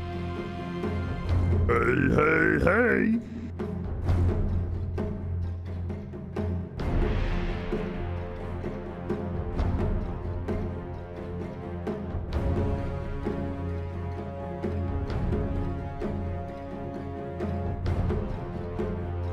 Anna.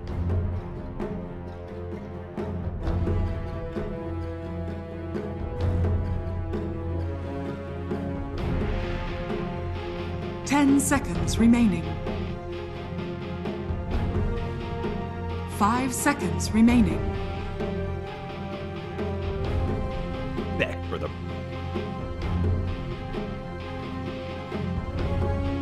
fucking.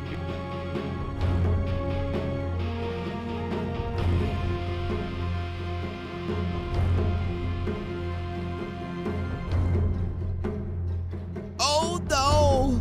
This gotta Please be honest. Diyos ginoo Geek ko. or exit? OMG. Eh, ako pala hindi na-focus eh, okay.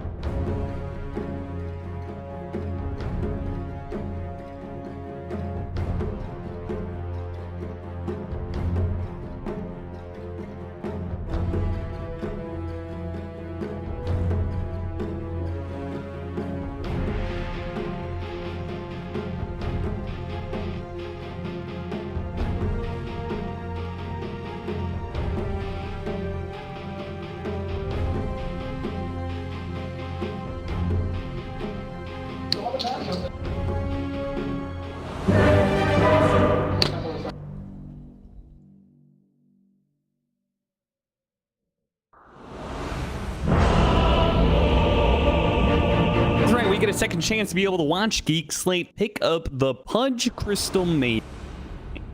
And a big problem with whenever we see this carry Pudge is you gotta have a carry style mid.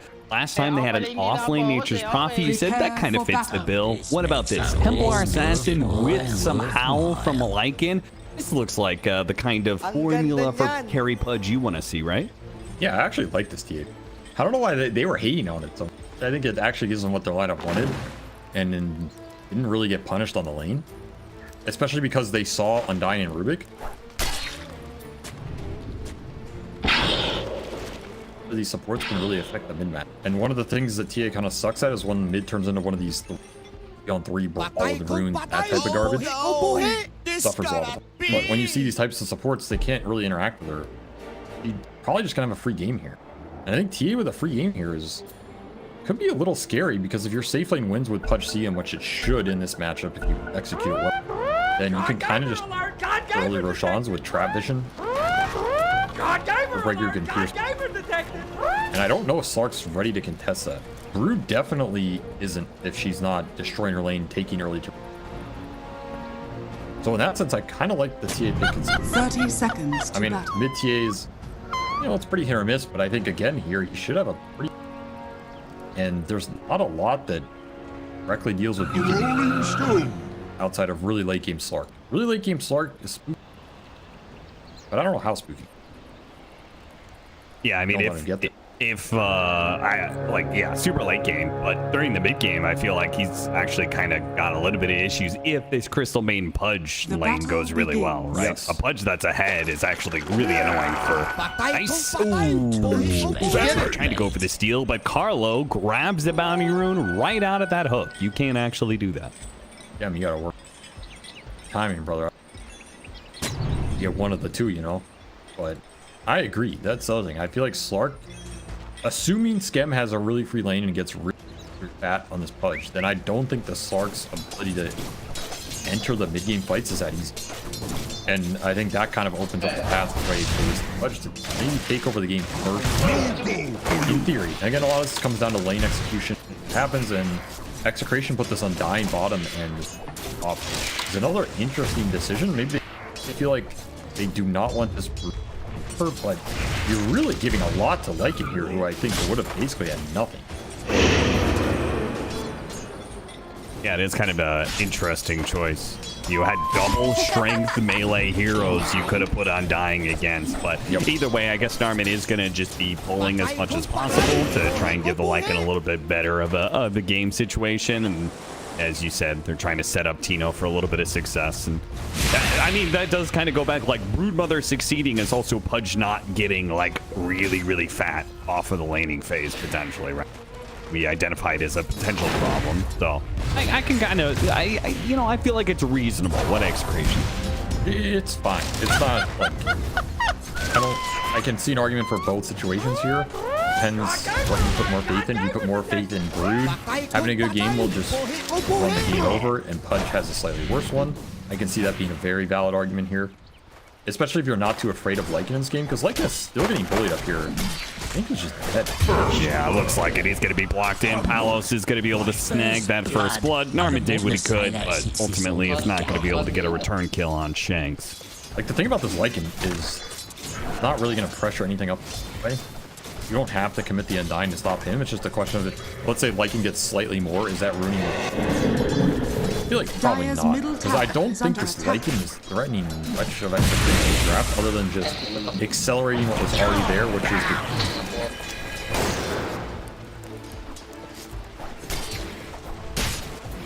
Not so fast.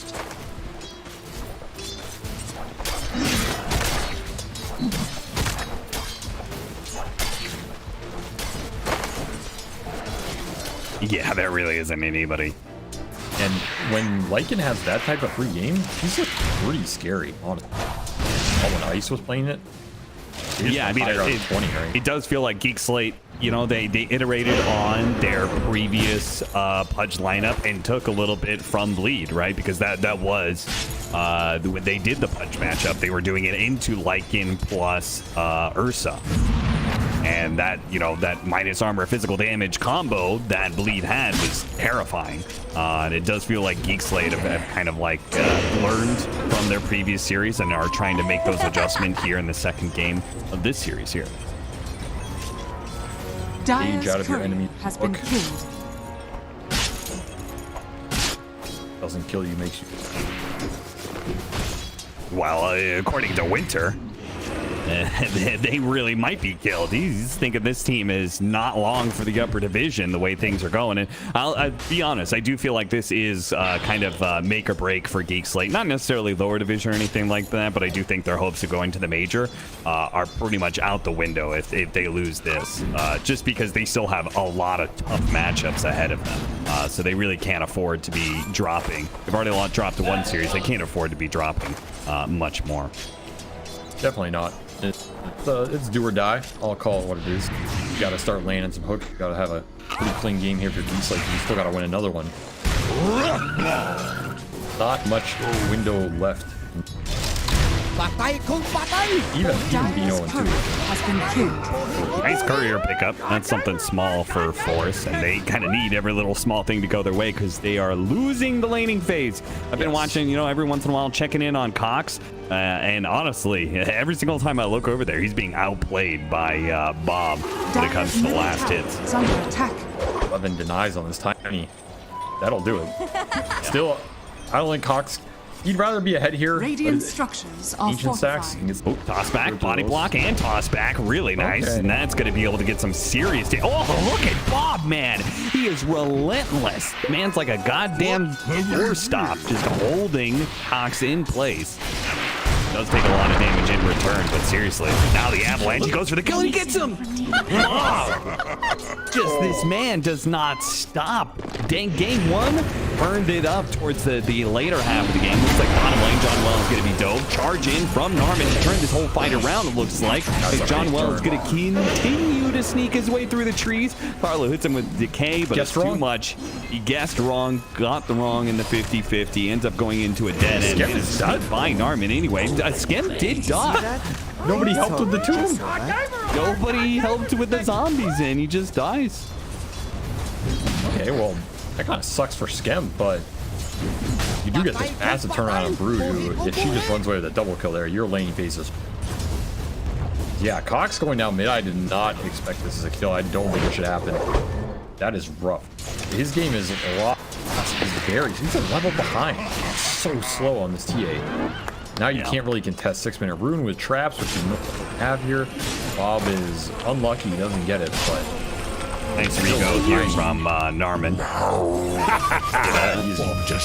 They really got to secure this Pudge's game, especially if mid is not going as hot as it should have. You're on salvage duty up here. You gotta salvage as much as you can. I mean, you're not gonna have ancient stacks here, though. That's kind of sad. And I don't think the mid gank is ever really doable here. Maybe the traps. Doing some decent tower damage with C. Dying TP. But this is the benefit of the Lycan, at least. Once you get the helm, you're independent, which is the type of hero they wanted for Spirit Breaker to get. gank bottom, 2 ancient stacks, probably the 2 I would say highest impact on this early game. But still, lane's not going Geek Slate way, especially this Pudge lane. Like, Gem having a rough time is not good for the... He's the one who shuts down Slark and Brood, especially in the early. Kino is off to the races. Okay, Carlo does get run down by Cox, who was spending a little bit of time outside of lane. Meanwhile, Force is going to get comboed up by Bob, and they'll be able to finish him off pretty easily. So Palos gets his second permitted agility of the game. It looks like he's just going to go Echo Saber. I kind of like this idea. Just go some early fighting items, ready to get involved in the early fights. Especially if you're in a head position, you can take away a lot of space from this Templar Assassin. Under attack. Take away the TA space right now.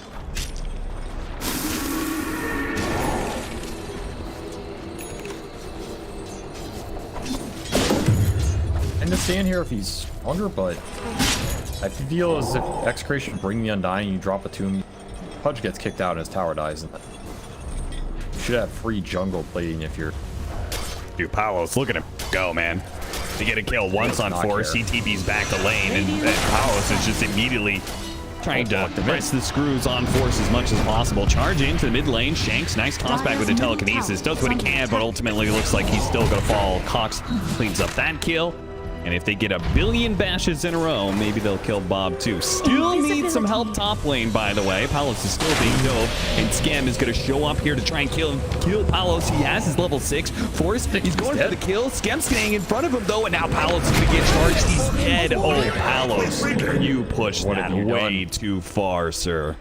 What have you done? Just way too long of an overcommittal for a kill that is not necessary. I feel like if you force him into an awkward position, he misses a wave, you get a TP after that. Yeah. And there is this big camp stack for Cox, so they got something for this TA to start going on. Double Ancients up as Radiant's well. bottom tower It's is like under turning attack. that rough laning phase around, Dire's finding some good top moves, tower taking is under advantage of a attack. couple of mistakes from Execration. Scam is going to walk all the way back bottom. This game is still a bit slow here. This is not looking like a Pudge that can stand lane against Broodmother. Like the Pudges that have been able to hold lane against Broodmother, they've killed Brood once or twice in lane. They've got like a fast Vanguard. They have high levels of Flesh Heap. This is a level 1 Flesh Heap with a basic ass cloak. This is not a Pudge that I think is going to be able to survive in this lane. Pudge needs some upgrades. Got the basic package. Really did. The upside is they do have a very Radiant's middle tower is anti-Brood under attack. Pretty much, yeah. You know, TA, Pudge, pretty much all heroes are very happy to play versus various reasons. You have abilities to catch her, you have abilities to find her off any sort of vision, chain it into a kill. Your core is man fighter. So you have that going for you in terms of dealing with the Brood head on. But of course, Brood can just do Brood things. Get auras, play other cores. Radiant's middle Oh, this is an opportunity. Scam, the hook. Oh my god, what was that? It took like half an hour for him to think about that hook. Maybe he thought there was just too many heroes of Execration. The Execration is trying to pummel down the mid tower. They overstep a little bit, and Bob's going to be forced to use his illusion rune to be able to reset. I think he didn't want to hook too much. Like, I don't...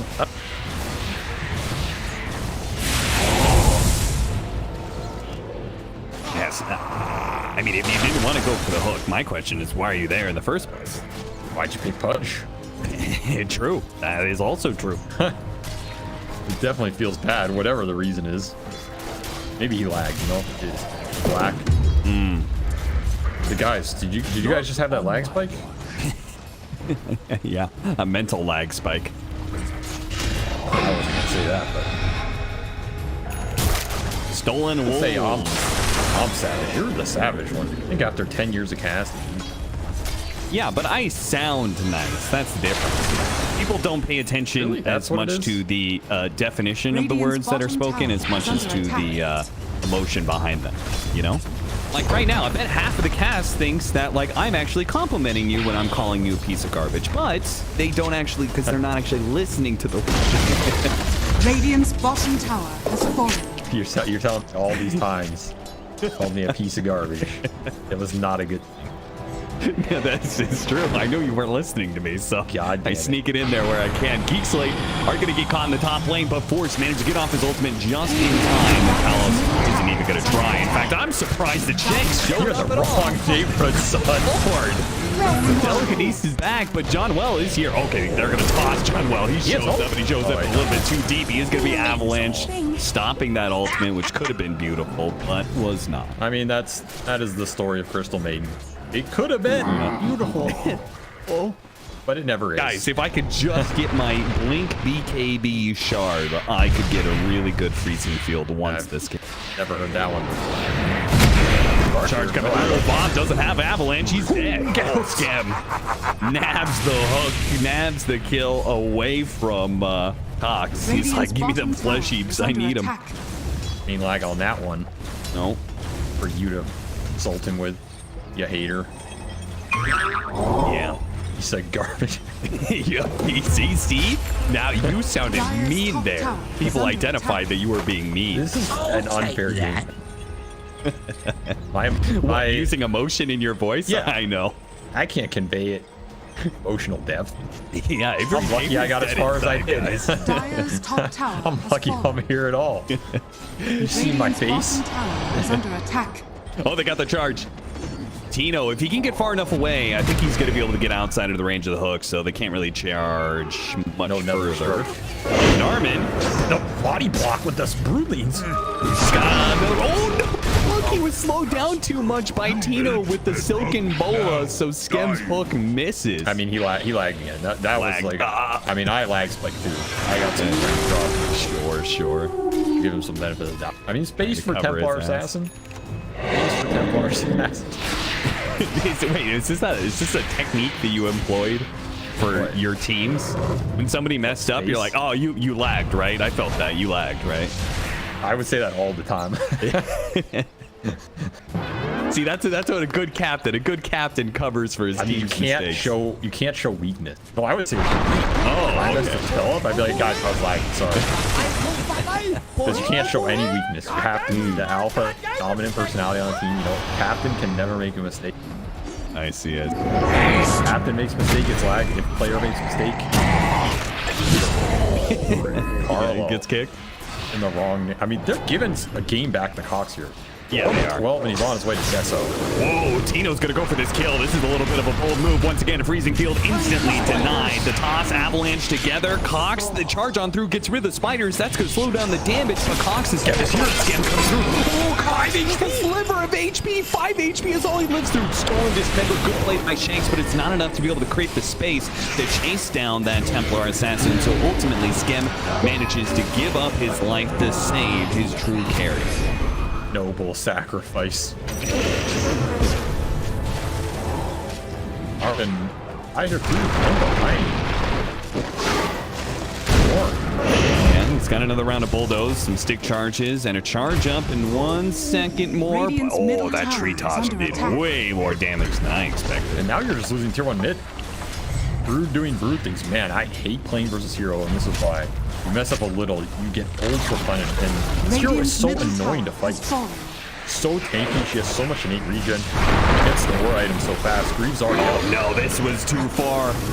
Expect the full team to No bailing him out this time. He still had the stolen dismember Shanks. He quickly with the toss back. Man, Execration. I'm telling you, man, these guys have regained some form. You know, like this was season 1 Execration showing up this series today, man. Charge on through. So with the dismember on the tier 2, Bob. Now he's gone a little bit too far forward. A little bit of overextension all around here on both sides. Yeah, that was a little. They were feeling it a little too much. You know? Yeah. You gotta have some restraint. I mean, he could have lagged too. We don't know. True. A lot of lag going on. A lot of lag problems here. At least you're getting some fleshy back. Yeah. We haven't checked in on Palos in a while, so I just want to check up on his items. He's got Aghanim Scepter. He split apart that Oblivion Staff to complete it. Now he's going to go back for the Mage Slayer and eventually Bloodthorn. Don't know if you actually get it early on Slark. But... Yeah, probably not the Bloodthorn too early. Mage Slayer is just rude. Especially versus Pudge. Anytime you're playing versus Magic Carry, just skew the matchup. Same with Leshrac. a long time. But you did say that the Helm of the Overlord is a huge timing for Geek Slate, right? Yeah, that's the biggest. So Force has got that now. He doesn't want the Ancient Ice Shaman. He wants to kill it. Well, why not? What are you doing to you, man? This guy's just chilling. we talked about the Ancient Ice Shaman, man, before. It's just, nobody wants him. Nobody loves him. It's the face of it. You know, I love that. A face of a true to the Bible angel, you know? A terrifying sight to behold. Well, either way, he does get his bird golem. Yeah. Pretty nice aura for Fudge Lamp. I think you just go Roche here. I don't think you're necessarily going to find the kill that they want. They don't have any real clear initiation power, but they have Deso, they have the Helm of the Overlord. It's a tough Roche contest. They do have nice vision going. Is under attack. You can always drop the tune. Honestly, maybe not that tough here. Apollo's just scouting. Dark pack goes off. Careful the hook. Again, doesn't want to go fishing. Drop. Okay. But the two drop. Dude.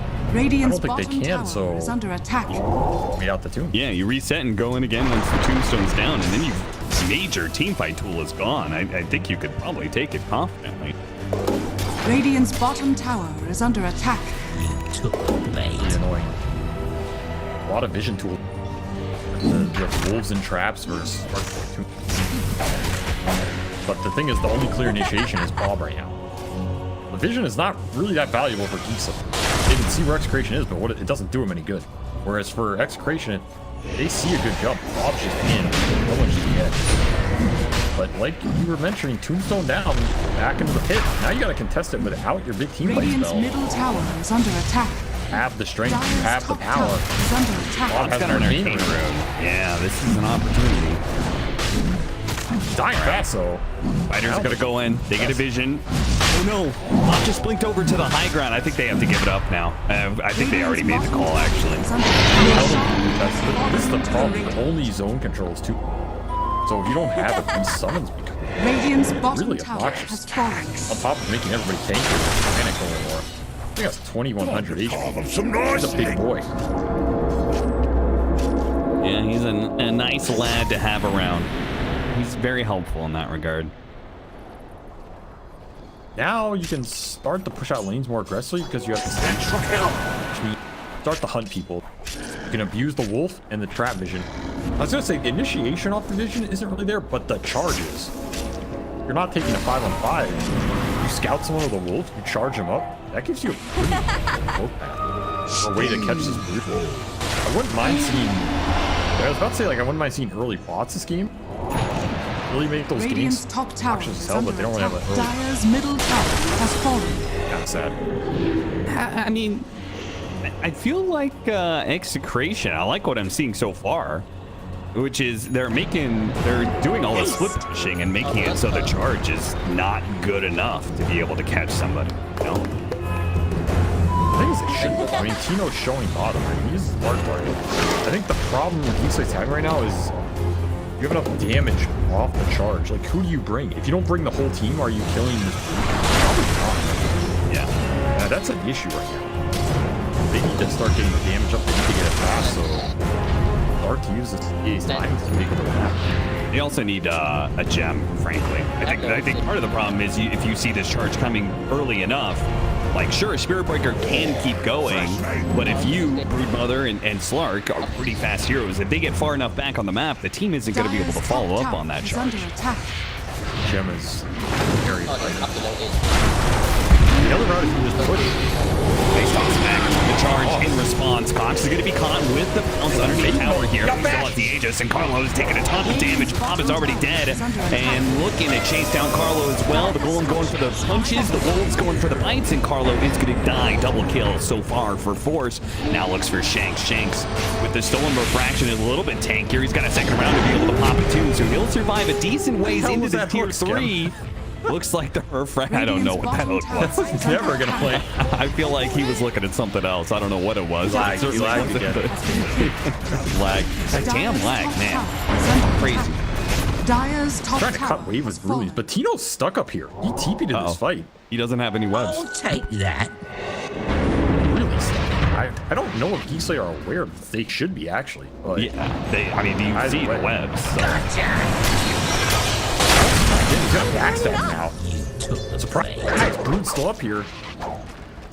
Ooh, could have. Another one. The second pounce was just coming off cooldown, but I don't really like that Geek Slate took this tier 2, then like didn't even take the outpost and just left the whole area. yeah. Feels Dire's middle tower is kind under of like attack. a waste almost. Yeah, I mean, I get you don't have Lycan ult and Patay stuff. kung patay! Buhi kung buhi! He still gets to cut top wave with the golem. Another golem, superior golem, alpha golem. He's facing smoke action. Back to the rest of the team with Tombstone out. This is going to be a hard situation. Scam is in trouble. Palos is tearing him apart. He goes for the dismember to try and heal himself up, but it's not going to be enough. Eventually, Scam will die here. He barely falls, actually. Palos bounces right past him. Garmin trying to get away. The Templar Assassin still has the ages to go, so they're trying to kill everybody else on the side of Geek Slate. Palos confident. Oh, no, the pounce! He was stuck. The Lycan stood in front of him, and he couldn't get the pounce out. Now Tito's going to die as well. Triple kill for Cox off of that. He was just swinging the entire time, and Execration had no answer. Aided by the big man. You get that punch kill for free, but you pay a price. The whole time, this golem is just punching like, a decent amount of damage, like 2,000 for this Lycan. I feel like half of that was the golem. Just sitting there smacking people in the face for 250. No. That's damage, man. When you have minus armor 2, you have Esso, you have Howl. Dire's Brutal bottom beatdown. tower has been A denied. decent fight here for Geek Slate. They pulled this game back to even. They are in control. Again, this is their window. To just hit Helm of the Overlord, Desto on TA. You're getting charges up. Love this Aegis for seconds. Another quick smoke here. You have Lycan ult. Radiant Link on Scam. structures Very are aggressive fortified. pudge itemization. They want to just take over this map and Oh, end the game perfect right now. opportunity. They're going to spot Tino. Shanks is here to be able to disrupt. He has the telekinesis stopping the dismember and stolen dismember as well. Gotta be careful of this. Scam, he jumped too far forward. He's going to be tossed up. Owl's going to go to work and does manage to get this kill quickly. But Bob needs some help now as once again they're trying to Cox pops from BKB. Just go and finish him off. And finally Narman helps down, finish off the Spirit Breaker. TP away from Cox. He's going to be good. Narman, not so much. He's going to be left behind. In fact, gone well. He might just die as well. A parade of zombies chasing after Force, showing where John Well is. Let's see if Palos lands the pounce, at least gets close enough, and should be able to run him down from here. He's going to pop the ultimate for the extra movement speed. Another pounce, another dark pact, and he's dead. If only he had BKB instead of champ. I mean, that's that type of fight where you jump into their tombstone. I think that aggressive go is pretty cool if there's no quick lift there and you can just, but pretty deep off the map here. That's just an easy fight for Execration because Yeah. Radiant's middle tower is under attack. Double damage.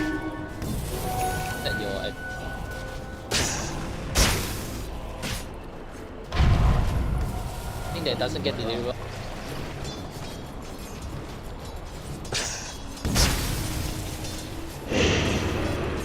that's your. You have to respect it. That type of move, you need the TA in it, or you need Nether Strike. Maybe if you have Nether Strike there, that's also okay. But if you don't have both of them, again, I don't think Schem does enough damage to kind of jump. They overextend again like that, they're going to be punished even harder because Cox, BKB TP'd out, but now Palos has a basher.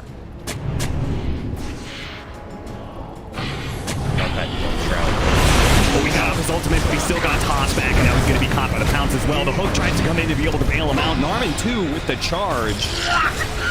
Palos. The tombstone.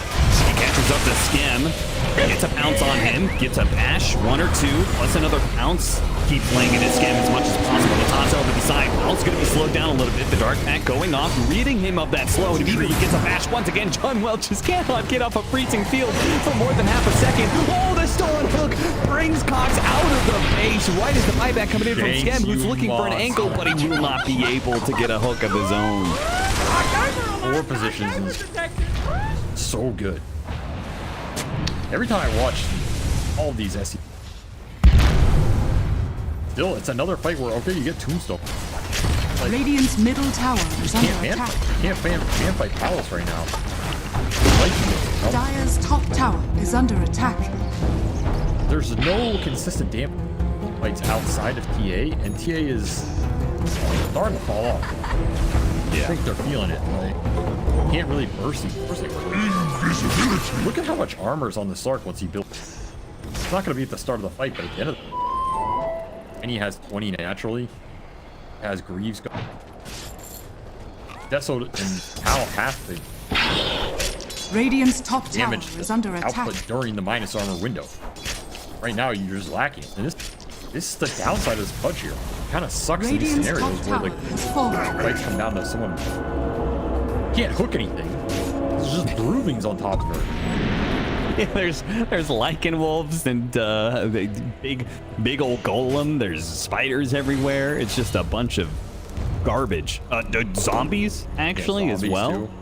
I mean, hook is not a spell. No, it's not. Well, not in his hands anyway. Radiant's Apparently in top Shank's tower is hands, it's under a attack. good spell. Shanks is definitely not lacking. Having a pretty comfortable game here. Radiant's top tower is under attack. Armed, yeah. I mean, the fights he's fast range. This hook range. Radiant's top tower is under attack. Yeah, he's got the Aether Lens plus the Eye of Vizier, so Dire's bottom tower is under attack. it is a long tool he's got.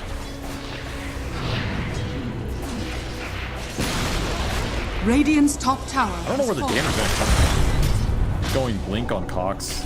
That's nice. You can jump. Have AC on. I feel like this next fight is the last fight you're going to have for these. Don't win that fight. You're never going to get that. Radiant's Yeah, it's not even like one of those games where the Aghanim Scepter is particularly good for like either. Cox is going to be targeted here. He needs some help. The trees are doing too much damage. He pops the BKB. Now, where's the rest of the team? They're going to charge on through. Cox now turning around with his BKB, trying to deliver some damage. Hooks over to the side. Shank once again with the stolen hook manages to catch Cox again. The rest of his team, Execration, just 2 on point with the execution in these team fights. How the hell is Shanks hooking him out of all this Radiant's middle garbage? tower is under attack. And Skem's game is so hard, but somehow Shanks is just snipering him through all this.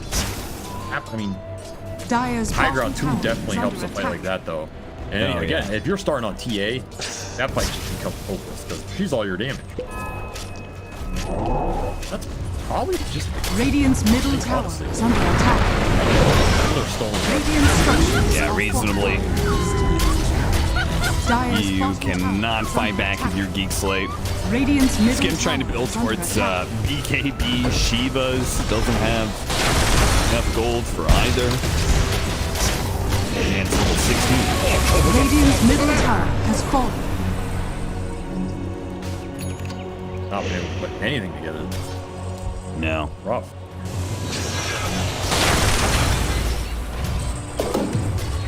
I feel like this is another game where it just pieces of what they're trying to do, but it just doesn't overall gameplay. And it's not. It feels very jagged. There's certain fights go their way, but then other ones just don't feel terrible, and the lineup is not super. I'm just saying, parts that make sense with the lineup. An item linked to it. Are scattered. Very forced. I mean, this again, you have to win the fight. Dire's Yeah, the big lizard getting a lot of information. The charge in from Narman there as well. The tombstone inside of the pit. Geek Slate. They have wrapped all the way around. If they could get Shanks before they could get Bob with the hook back, that is a beautiful down thanks to Shanks, a beautiful use of the telekinesis, and now they're in trouble. Sken needs some help. Narman coming through with the charge once again. Cox trying to lay out the damage is just not good enough. A freezing field that is a beauty, but John Well can only keep him in place for so long. Skem limping along, caught by Shanks. Once again, the dismember stolen away. Carlo might fall to Cox, but even he has a tough time going down. Another charge on him, trying to stall this Slark, but ultimately you're just delaying the inevitable, and the inevitable is a lost team fight and a lost game too for Geek Slate. What a brutal way to get thrown down. Literally watching Bob sharded down this cliff.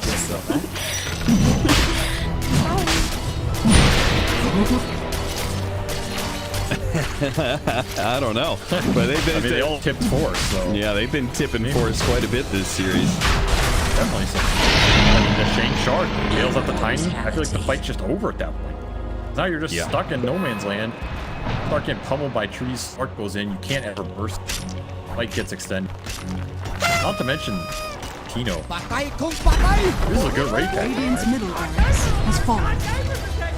Radiant's middle barracks. Radiant's middle barracks. So he said, I think I didn't translate. He said, wait for 3 digits. Referring to his rank. Radiant's bottom tower has fallen. 3 digit death. Wow. Radiant's bottom has fallen. Well, either way, it's a rough one, as you can see from that last team fight recap. It was a hopeful start with Geek Slate doing the long smoke wrap around there, but ultimately Shanks just able to respond beautifully time and time again with the stolen hooks, the stolen dismembers, the telekinesis throwback. The problem is pick your poison. I think cooking Tiny is amazing, but then you get saved. Go on Rubik, Tiny probably just abs you. Dire's bottom tower is under attack. This here, Lincoln with the wolf again, trying to find the angles. Again, they climb up with the hook, with the nether strike immediately afterwards. They're having a hard time putting in the damage. Gold Scepter goes in. Actually, Shanks, he stole Dismember and he has an Aghanim Scepter now, so he was actually able to pick up Bob and save him once again. This Rubik is saving everybody in this game, and now the Aghanim Scepter, the Tiny is going to go to work and demolishing both Cox and Scam.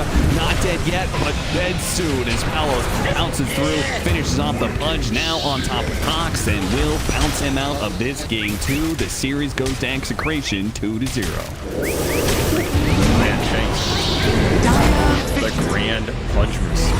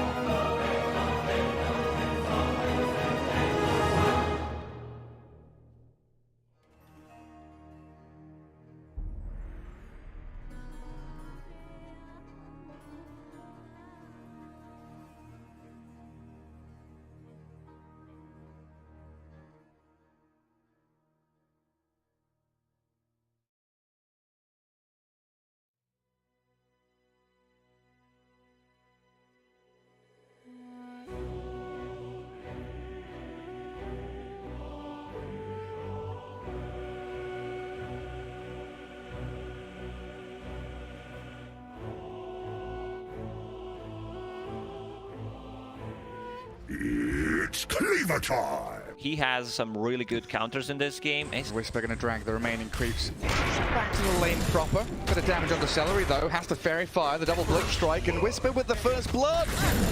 Ooh, it starts off well. Or are they Celery?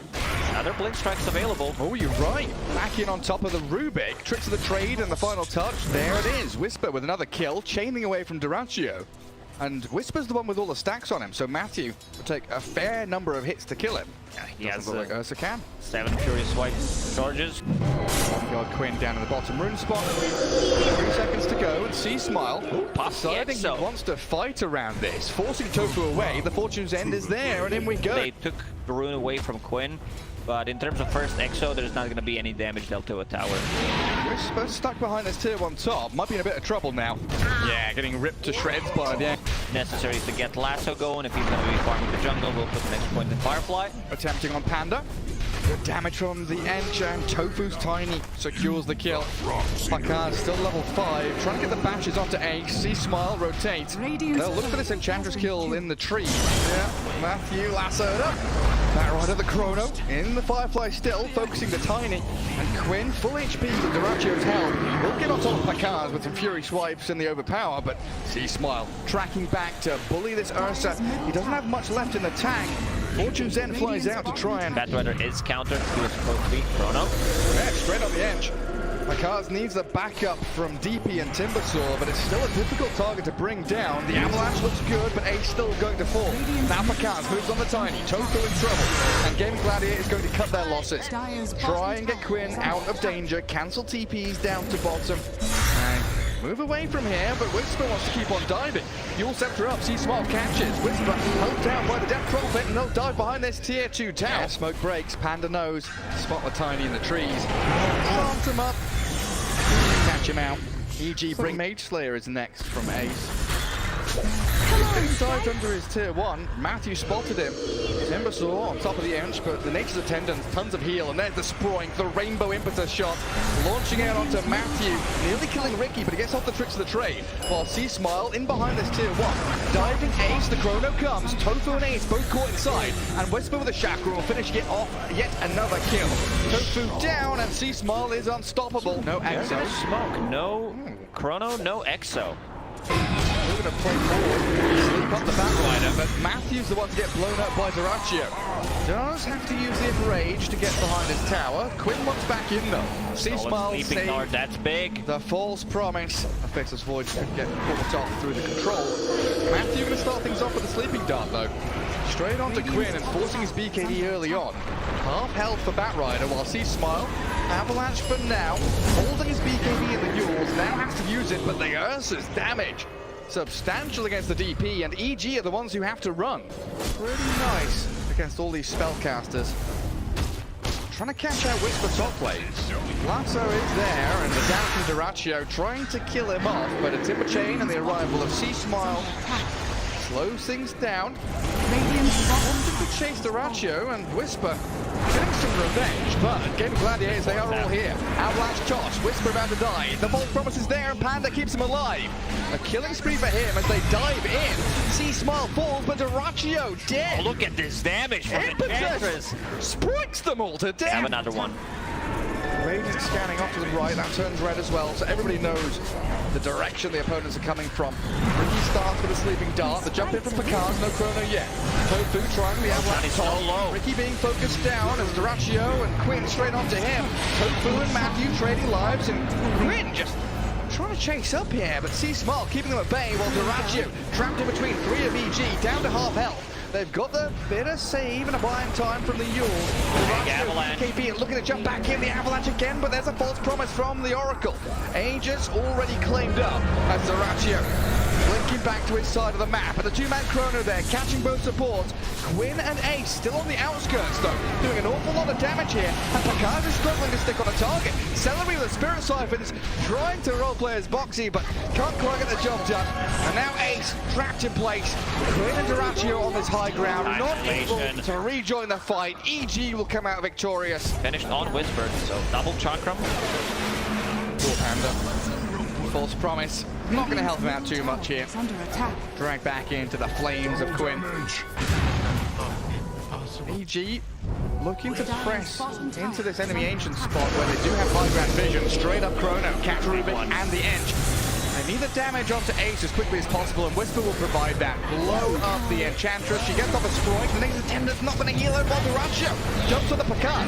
DKB and full promise required to buy the time he needs. Time walks a little bit off, and now the Ursa kind of stuck here. Lift up, drag back, not saving you from Whisper's reinitiation. Very attentive EG, focusing the targets they need, and diving this tier 2 for the Rubik kill. The cherry on top. Shard upgrade. Didn't even use the oh my god, he has the Force Staff and Ogre Seal Totem as well, with the shard plus time walk. So much mobility. The gap. They caught him. Yeah, lassoed up, but the U-Rules make sure that the Ursa can't do the damage, and Picard saved by his team, allowed to Chrono this Ursa. Now Ench arriving and a stolen one. There's the Rubik coming in clutch. Everyone from EG stuck inside. Durancio still dies. Timber chain across, looking for Tofu now. Matthew trying to jump back in onto this Enchantress, but the lift to save. Celery keeps them at bay, allows Ace to keep doing damage while Smile and Whisper chasing this Enchantress. Get the pesky Fawn out of here.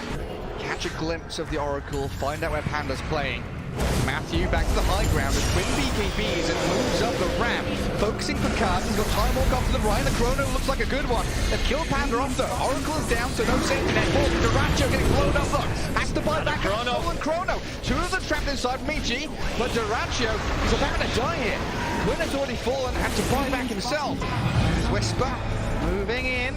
Celery stealing the timber chain. See Smile nearly dead. The Hurricane Pipe pushes him back, and Ace blows up the Death Prophet now. Huckars getting tossed around near the Roach Pit, controlled up by the lift. Have they got the damage to finish him off? He time walks off to the left and Whisper is back in again. Chakram missing, the Force Staff out of Tofu, getting the distance he needs, and the stolen Chakram, Celery chucks it back at the Timber Saw. They saw Matthew taking this outpost. They've got the vision through the gen of Quinn, and plenty of damage to bring the Ricky down. The Yule Scepter on 20 HP, just delaying the inevitable, buying time. No way he survives here. Surely no way he survives here, right? He's got Blink Strike, but nothing to blink to. The end ball in the mid lane, Whisper getting gone on by Tofu and Durancio. EG, they know that the multiple members of Gaming Gladiators pretty distant away. I'm always sad that you can't break Tiny. It would be so funny if it just shrinks. Double Abyssal, Lotus Orb. That's it back. Tofu's in though with the Avalanche toss. EG's alone here. Is bringing 4 members to kill off Whisper. C-Smile gonna go for the BKB TP. Durancio trying to close the gap to Tofu and Ace here. Thinking about it. Goes straight for the Chrono. Exo as well. They really want to kill Ace here. Gaming Gladiators rallying around the Enchantress. She's got off the BKB and the attendants. Enchantress with some more strikes could actually play her way out of this one. Tofu going to survive. Dragged away from Picard. And now they've moved back in onto the Faceless Void. He's going to try and time walk it off thanks to the False Promise, but now Panda, the target of choice for Tofu and Celery, has the Fate's Edict on him, so protected against the magic damage, while Picard and Smile chasing Quinn now. The Bat Rider gets turned on. This fight is dragging out forever as another Chrono from Picard. Straight onto the Tiny and Ursa. Edge slept up, so the damage is lacking, and EG, they've done it now. Holding their high ground, coming out to play into the southern jungle and finding the Enchantress. A Yule from Matthew finds a bonus target. Celery's Rubik trying to flicker away, but doesn't get any distance. So Whisper. The additional bonus from the Halberd on ranged heroes. Enchantress getting very close to her level 25. Blink initiation. Ursa gets lifted and forced out away. Ace gets the attendants out, points back, but Picard just keeps on chasing. Chrono's up the Enchantress now. Looking to blow up Ace. There is buyback available, and of course, Ace in the hands of the Ursa still. DP caught inside that Chrono along with Whisper, unable to keep giving chase. Trying to blink and timber chain across. Might be able to get a catch with the side device. What is that? Is that flamethrower stolen by Rubik? Gets up to the high ground, away we head. Lots of expenditure here from EG. Chrono, Exo, still wanting to find more, but a Blink Lasso, Bat Rider. That's another one. Goes for the double lasso on the Faceless Void as Celery annihilated by Matthew and the Timber Saw in the back line. Comes with a double damage rune as well, and he walks straight into the middle of them. Lincoln's popped. He does get side. Ursa on him. The backup there from the Oracle. False Promise and a big Chrono. Bat Rider caught up in it. Quinn being battered into the ground. Dead for 2 minutes. Ace might be found as well, but they're going to go for the backline. Rubik being destroyed by Picard's Faceless Void. Time walks back in, looks for Ace, reverses it, rewinds, backs away. as Tofu splits the fight, multiple directions. Picard and Whisper find Duratio under the smoke screen, can't do anything, caught up and killed. They're constantly disarmed both of the cores of Gaming Gladiators. They can't do anything. Damage. Duratio finally gets to open up onto a target and he slept. He's hexed. Control for days on end. There's no end in sight, just being blown up and controlled everywhere. Duratio gets tossed across to the Oracle, but Panda, even has to disarm his own. Fix the baiting down, and the damage is down. Whisper with a double kill. Well, Ace by Pathrider. This can't be correct. Like that's one stick in a palm, and then maybe like some Firefly damage. And EGs wanna close this one out. There are no buybacks available. This is game, Gary. Yeah, looks like it. They'll try and glyph. Maybe Ace can sproik his way to a base defense, but it looks like EG have got this one in the bag now. A very close fought game one, very tight battles, and it looked like Gaming Gladiators using their windows to perfection, but EG with these chronospheres, the late game protection of the false promise out of Oracle, and the itemization, hexing, darting, halberding, so much annoyance that Edge can't do a damn thing. She spends half the game in the sky. Disarmed again. Disarmed damage more, and GG is cold. EG take game one. They disarmed the Enchantress. Back on Io. There's gonna be a lot of sustain, and this Radiant's middle. They want this first blood. They want Ace. Go in on them with a rebound, catching profit. Damage from the TA and first blood grabbed by Picard. Come towards the top room spot and find a DD. Tofu faster with the fingers as Whisper has just solo killed Duratio. Oh no, I was watching this top rune. And Matthew, yeah, fighting with Panda and Sea-Smile. Now he lands a stun, catches Tusk unaware. What a disastrous spot. Like I'm not sure why you're even stuck Whisper! there. Radiant's Tofu on his top own tower couldn't do is too under much. attack. Maybe with Quinn arriving now. Out with the tag team, plenty of damage. Disposed though, stops Quinn's movement forward. This is all while Picard continues to get free farm and even goes for the solo kill. Ace close to death and he gets finished off. Sea-Smile taking large camp stacks. Might get jumped on here with a snowball, but the swashbuckle misses. Walrus punch connects and the roll of thunder inside the shards gets them the kill. Now EG wanting to answer the aggression. Onslaught and trample, finding Tofu. Tusk is pulverized. 13 and a half minutes into the game. Could be nasty. Whisper is in a 1v2 situation, going straight for Celery. Let's see if he can... no tether available for him. EG starting to swarm. 3 heroes heading down to that bottom jungle. Matthew is alone for now, and that Wrath of Nature. Every 2 minutes he's got a new item. Dragonlance, Deso, Blink. Rebound in from Matthew. Drag back Tofu. So his Blink will be a little delayed now as they go for yet another objective. Even trying to collapse on the enemy Ancient's high ground, looking for Celery. Finds his target. Ace. There we go with a stun connecting. Matthew's in. Control the Prophet. Got the trample damage. Snowball will press delay the death of the Tusk here. Take a little while longer for them to kill him off, but eventually he will fall. He wants to be able to pick that one up. Get a shard, most likely as his next item. Troll getting caught. Yeah, they've got the snowball saved. Let's see if EG can control up the troll, but handing, 300 gold over to the IO, in fact. That's Quinn. Trying to shield crash his way out of this. Whisper will still have the pulverizer. Melt strike, there it is. One hit kill. They come in with a troll, Celery, tethered up to Duratio, focusing onto Matthew, killing off the Marcy. While Panda and Whisper holding the line. Picard's wanting to run away from this, doesn't want to battle into Gaming Gladiators anymore. Thinks about it though, jumps forward and kills the troll. Waited and bided his time. Looks for Tofu now, a few more swipes out of this Deso. TA is going to find multiple kills. A mega kill for him so far, and he wants to go high ground for a double. Your towers aren't gonna die. Where's the follow-up? She's not coming, is it? Sea-Smile with Whisper. They're on top of this IO, pulverizing Celery, looking to finish him off, and they'll get the job done. And now Quinn, he's got one shield crash, but the damage from Picard is just so big. Sitting on 1,400 gold, level 17. And they're going aggressive in the bottom jungle. Celery Aggressive mid. gets He's down gonna to solo low kill him. ground. Tofu dying in the mid lane, straight up to Pakaz, gets a wicked 6 streak with Matthew in this bottom jungle, found by Duraccio and Celery. Now in comes Whisper though, looking for the control on Duraccio with C-Smile chasing forward. Rock throw is there, connects on one of the heroes. Quinn gets stunned, and the split earth comes. C-Smile turned on, Illusion Rune popped, and he's got that protection into the ethereal form thanks to his Ghost Scepter. Force running that out in back. 7 seconds. Now the battle trans with the roll turn connecting. They're going to find C-Smile here. Kill off the ledge and get They're gonna time it correctly. Going to find Pakaz. Aegis is gone. He's got BKB though. No mana to play with. They need Whisper to protect the Templar Assassin as quickly as they can. But the root is there, and Duraccio with a double kill. Gaming Gladiators, they are destroying EG in this bottom jungle. And Like, I was watching him. He did kill Tofu. Oh, they're still not done. They want With Whisper. Proud. Come back here. Primal Beast, where you going? Matthew jumps off to the left. He's going to get finished off by the spirits and the hits from Ace, while the punch from Tofu gives him the old left-right. That one gold. C-Smile needs to be careful. Ghost Scepter will keep him alive for a while. Yeah, very careful against this troll. He wants Celery real bad. Forces the mech early on. Whisper coming back in with a rock throw missing, sadly. Duraccio, 7 seconds for battle trans and no BKB, so he'll die. She is a ranged hero. This Lord is going to scout out Quinn. Hello there, Pango.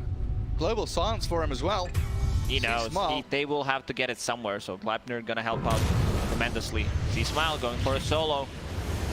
Tofu has the snowball. Blink on cooldown for a couple of seconds, and that damage spilling onto it, make sure there is no jump away. Whisper in the meanwhile, aiming bottom lane, connects the onslaught onto the troll, and walks it back. Looks like Quinn knows what's up. Goes back to his own ancients, connects onto Matthew. Rolling thunder, trying to get into the back lines as well. Whisper being found with a walrus punch there. The global to give the coverage and a 4-staff away. Miss uphill. Gets Whisper away from danger, and you're right, Quinn surviving on 100 HP. Now Ace the one in trouble though. The blink forward, the meld, the damage. Ace with the TP home survives while Quinn will die.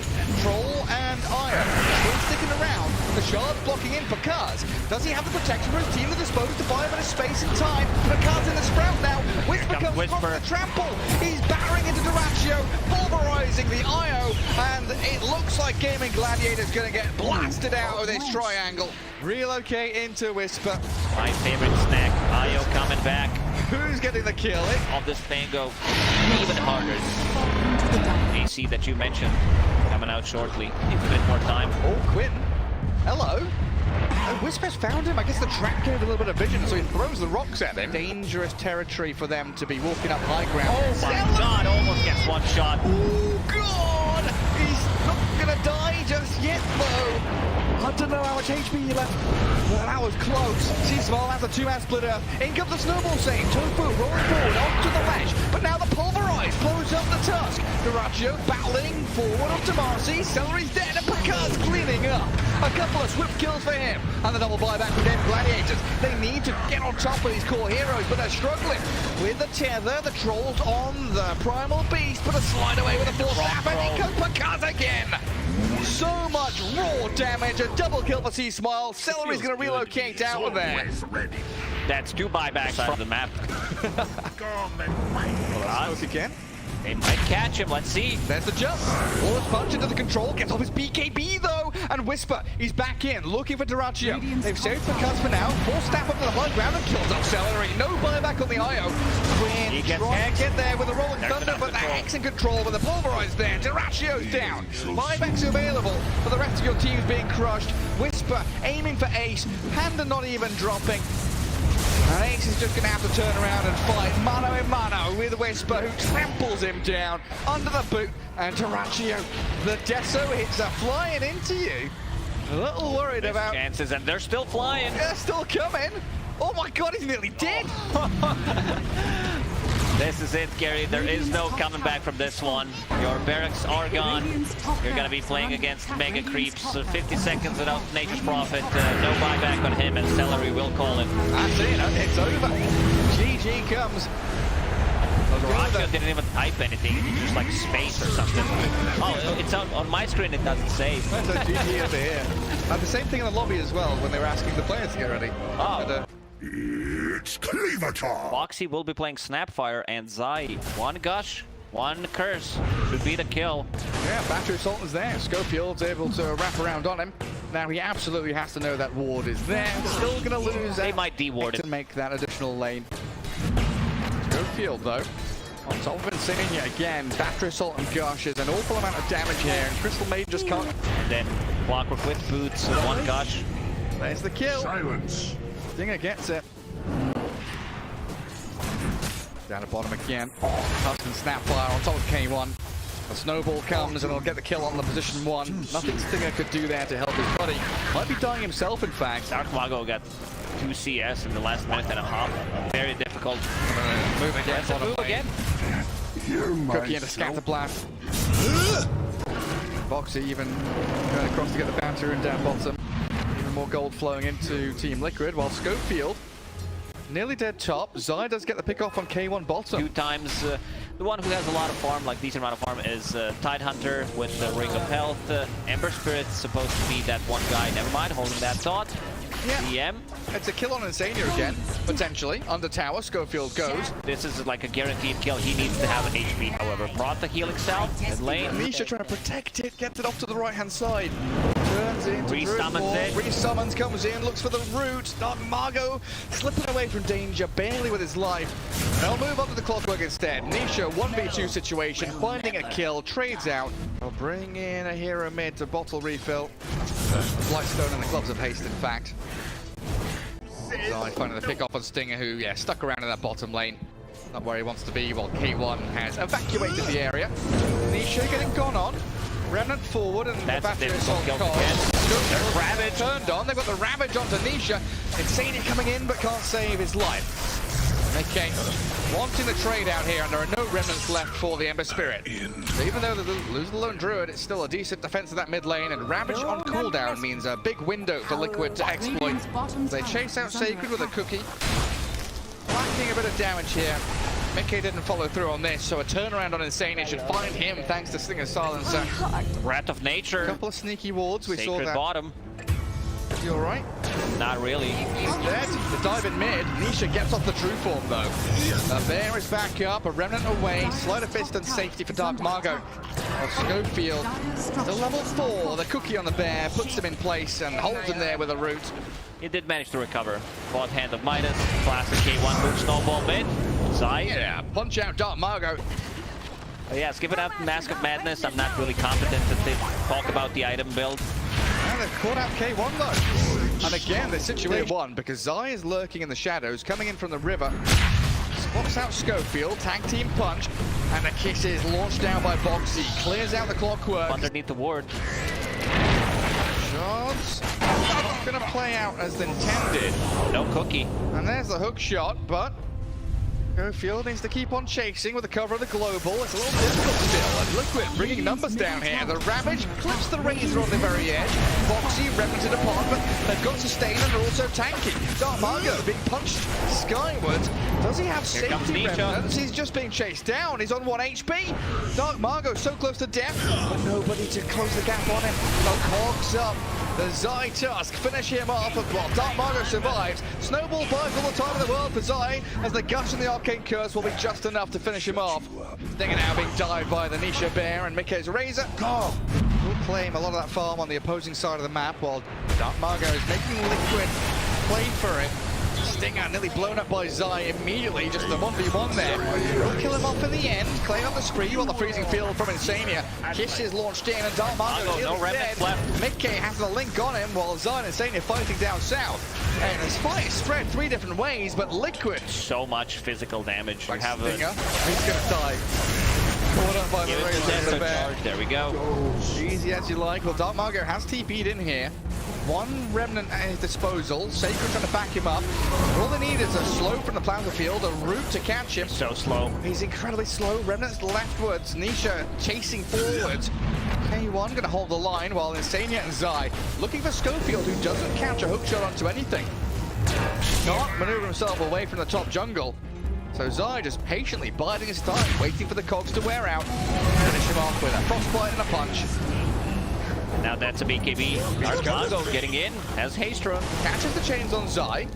Gush in with Sacred. Chains chasing this Tusk. He's pretty damn tanky, and he BKB's up. The Ravage is wasted, completely whipped by Sacred. Dark Margot, chain disabled. Global might give him a bit of safety here. He's speedy on the Ember Spirit, while Sacred's gone in far too deep. Surrounded by 4 members of Liquid. The Bear is back again, and Mickey hunting the Ember on the left-hand side, while Sacred pops his greaves. He wants anything he can. Dark Margot's dead to Mickey, and Sacred pummeled into the ground. Not really required here. Feels like Beast Ghost are playing into the hands of Liquid. Schofield, Savage Roared, and Nisha open. No, we were wondering. Schofield, he's looking for an angle. Let's see if someone decides to block it. Your carry is blocking Clockwork from getting in. Well, he's the position too, right? Nisha's the real carry in this team, in this game. Schofield trying to cogs, and Ember buying the tome for himself. Yeah, you want to look good on the end game screen. First BKB defensive, and the Walrus Punch pierces it. Straight forward they go, Liquid. And then one punch from Tusk. Good one-shot people. Yeah, I mean, Dark Margot, 70% of it. They were so ready for this. The Remnant, they absolutely were heroes in the first minute of the game when you're able to outplay every lane, hit your item timings, take down a tier 2, and move forward onto Stinger. Straight into the base. Zai looking for the solo kill. Stinger down to low ground. Sacred, he's popped the greaves already. And Nisha sprinting forward with his bear. The kisses are there. Savage Roar, and Zai incredibly small now for Beast Coast. Yes, you've got a Nature's Prophet who can spread his wings and split push lanes. It's incredibly scary to do so. Sacred might have overstepped here. Good force stab to get away from the shards. The snowball's deep from Zai. Forced to BKB. But with a Walrus Punch and the chase from... With the snowball and just trying to buy time. But good blaster usage to keep this lone druid away. Roxy maybe stuck around bottom a little too long. And successfully so, away from Mickey, while in that right-hand jungle, Schofield. He's turned back onto Zai with the help of Stinger, shooting and cogging and finding another kill. Dark Margot. Their catch is pretty limited.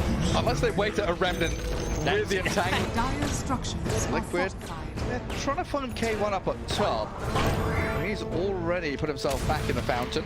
Well, Boxy catch up to Schofield. Zai tracks back. EP. Misclick. Slight misclick there, but they've got the snowball. Bit of global strat they've got with the Prophet and the Ember Spirit. Stinger though. Oh, jumps away from the bear.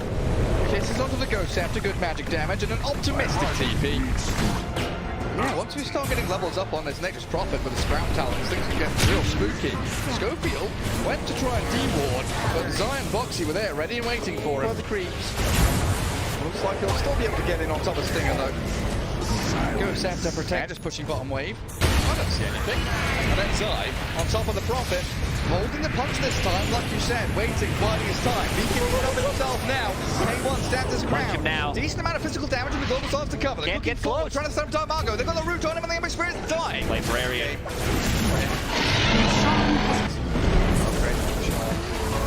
With that Ogre Seal Totem onto Sacred, has the tendrils of the deep. Even Mickey has fade for a little bit. He's going to drain all this damage away from the tide. This isn't coming. I didn't think Sacred would die here, but it looks like Mickey and Boxy have enough damage to bring him down, and the dive continues. Mickey just keeps on going. Stinger has to go Scepter. Now Mickey with his BKB inside the Sprout. Will Dark Margot in the mid lane. BKB's up. The Remnant left and right jumps and dives. One more hit will do the trick, but Boxy can't see it. I also didn't expect Titan to die. Very nice kisses coming out from Boxy. Yeah, really well done. What do you reckon? He's got Silver Edge queued up. What comes after that? Silver Daedalus. Yeah, potentially. Schofield. Zai having a fight around the Sprout. Kisses cancelled out by the global silence of Stinger. Mickey just keeps on charging forward. BKB wears off, the lone druid sends Bear in, but the Ravages are good. Sacred connects on the two cores, the tendrils there as well. Beautifully played. Mickey, though, Seal turned him out of it. K1 dead to Mickey's range. Schofield follows him, 6 feet under. Dark Margot trying to battle Insania, but the freezing field just keeps on going. The Wolves, they howl. Oh, why kill them off? Liquid dive, the tier 3s and 4s, and Beast Coast have got no chance left. Kick back, send them in, Stinger down, a 5-man wipe, and Liquid have got it. As quickly as that, the game will end. GG's called, and Beast Coast tap out. We were slightly worried when Beast Coast opened up with the Nature's Prophet Ember. He goes jungle, he recovers, someone else soaks up the X. What is it, 17-2 against 17-1? Yes, very good. Zai going to chase K1 up top. What's Boxy got? Both his spells are available. Telekinesis and Fadebolt zap down the troll, lift him up and drag him back to the Broodmother. And a few more hits here. Should be able to secure them the kill, even with the insatiable hunger. And his mid laner is doing stuff for him. He needs to be active because Insania demolishing them in this lane. Kick back under the tier 2. A tower hit will land, but the decay is there. Gets the kill. Might survive as well. Sacred, the lightning storm, the split earth, not going to come.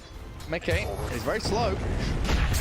Should be able to DP out if he misuses the rolling boulder. Never mind, he's going to drop here. And just standing and fighting, deciding it's more worth his time. Good, think about rotating up top. Help out Boxy to consider these TPs down to the bottom lane as well, though. Ooh, they're going in on this troll, level 5 still, and a level 7 Broodmother. Plenty of damage. Continue that spree. Down the bottom, they do go for the dive. Nisha's here with the Rolling Thunder, and the TP out from Mickey successful. Sacred's first death of the game looks like it will shortly be incoming as the perfect connections from Nisha launch them forward for a kill on the Venno while Mars Arena catching Insania. Dark Margo struggling to contend with the Soul Rip and Decays. The roll is cancelled. Schofield in trouble now. Swashbuckle forward and Nisha looking for this bonus kill. The kick not enough for the double for Nisha. Can he finish off Dark Margo as well? Here comes K1, level 5 troll ganking. Hell yeah. In, but Dark Margo's about to die. Nisha basically 1v3, 1v2 now. Courier falls. Pango Swashbuckle ready for second, and you're right, the regen rune is ready. Stinger almost dying immediately. Wasn't expecting the high ground maiden, the Fairy Fire regen rune, trying to buy some more time, getting away from danger, the spear not landing, but they... Arcane Reservoir. Does he have a point held for Battle Trance? It doesn't look like it. So K1 getting chased down by the Pango and the Undying. He's just dead. That Nisha used with Arcane Rune, and now they want to hunt more. Yeah, Stinger. Dire's middle tower. Crystal Noah. We'll get a solo kill here. 10 minutes of farming before he's really to show how impactful he can be. It's a good. Oh my god, this damage, the poke from distance. Being stolen, the poison is there onto Insania and Boxy. But Nisha with his Rolling Thunder crashing up atop the high ground. Connects on the Venno, the Schofield is in trouble as well. Nisha, he wants multiple kills here, but the sidestepping from Sacred, beautifully done. Stinger into the little pocket, hiding away in the Swashbuckle, doesn't finish him off. Stinger still survives. Nisha now the one in danger. 17-1 and a shield crash to come. The kick in the roll, it's not going to land. Nisha swashes, but still dead to the troll. From mid, into the jungle. And it'll coincide with the Bloodstone of Flesh, as it looks like Beast Coast was initiating on Insania. Very tanky and dying, and Sacred takes the brunt of the damage initially. Finally getting a kill there, Beast Coast. The Stinger pushed to the high ground, well done with the freezing field, trying to zone out the Brood, while Dark Margo being focused by Nisha, chased out. Schofield rolls away with that. Swashbuckle ball, please. Boxy spots out Stinger. Freezing field is there from the Rubik, not enough to finish the maiden off, but the rest of Liquid will arrive. Mickey and Zai pairing up beautifully, and all 5 of them in that northern jungle trying to get in on top of Schofield now. It's a 3-man magnetize after his roll, but there's no follow-up. Yet again, Dark Margo and K1 unavailable, but the spear from Dark Margo, long range cast, they pinned him up against the side, and now he's stuck. Dark Margo can't escape from this. Nisha Insania chase him forward, Spiderlings are there, and a triple for Zai. He pops the pipe on the Spiderlings as well. There's not enough damage to kill it then. Nisha does have crystals to bounce off. He does, and the spear. Oh, that magic damage from Sacred. About 40% HP. The spear into Fadebolt. The swash. Nearly soloed out by Boxy. Surviving though in the freezing field arena. Going to get supports of Liquid. They were over eager. Sacred baited them in. Nisha kept a distance. Underneath the ward has Arcane Rune. They're gonna go on him. Nice try. Catch him. Magnetize on Nisha, but nice roll up. There's Mickey. And a roll up dodging the spear. You're right. It's in. Troll still all the way through the area. Oh, two-man stun. Connects on both of them. Stinger just dead to the Pulse Nova, and it looks like K1 attempting the TP, but Boxy with the lift gets him with the telekinesis. Oh, that's gorgeous from Liquid, finding the catches they need. K1 will try with a Battle Trance now, but he's being chain disabled. Get on top of him with the Pango. The root, the ensnare. Put the gap with, and Boxy picked up that Blink Dagger. We saw it in the action on Troll. Roll on Insania, and then a roll back from Nisha. Sacred getting collapsed on by the Pango. Schofield's dead. This one feels like it might be over soon. Big Boxy now on high ground has rolling boulder stolen. Oh, he does? That's so aggressive. Link south. Does get Arena speared. Nisha Nisha is still here, and Dark Margo, well, he's trapped inside his own arena. He's not the gladiator he thought he was. He's getting sliced and diced. There's spiders and disco ponies and all kinds of beasties and monsters killing him off. But Zai also connects with the rest of the team. Can you imagine being a Roman gladiator? Like back in the day, they would fight lions and tigers. Now you're fighting flipping spiders that are twice your size. Dire's middle tower. That would be very different. I'd prefer a lion. Yeah, exactly. Kick back, Troll Warlord. One trying to spin back to safety as they continue their beyond godlike streak on Zai. This looks like it's over. The dive in behind tier 4s, getting them 2 more kills. Rolling Thunder there onto the Troll Warlord as well, crashing and slaying. Let's get the root in onto Nisha now as he got the saves with the swashbuckle and the heals coming. He will stay alive and K1 dies. Barracks cracked wide open. Complete freedom here for Team Liquid as Dark Margo's Mars, another round, a flurry of disables, takes down the Mars, and GG's called. Liquid continue to assert their dominance here in the group stage of the Lima Major. What a clean game from Team Liquid. And I was told that Earth Spirit, or Rubik against Earth Spirit is a bad hero. I just saw a kick, I just saw a roll. It's Cleaver time! Skadi, BKB, and an Arcane Blink. Kind of due to lack of faith for Skeeter's ability to carry. I mean, you said, you know, Skeeter's been struggling. Maybe Saxa's like, well, looks like I'm going to have to start playing carry. Thinking. He looks pretty dead. He looked like a first blood. Jabs, he'll take.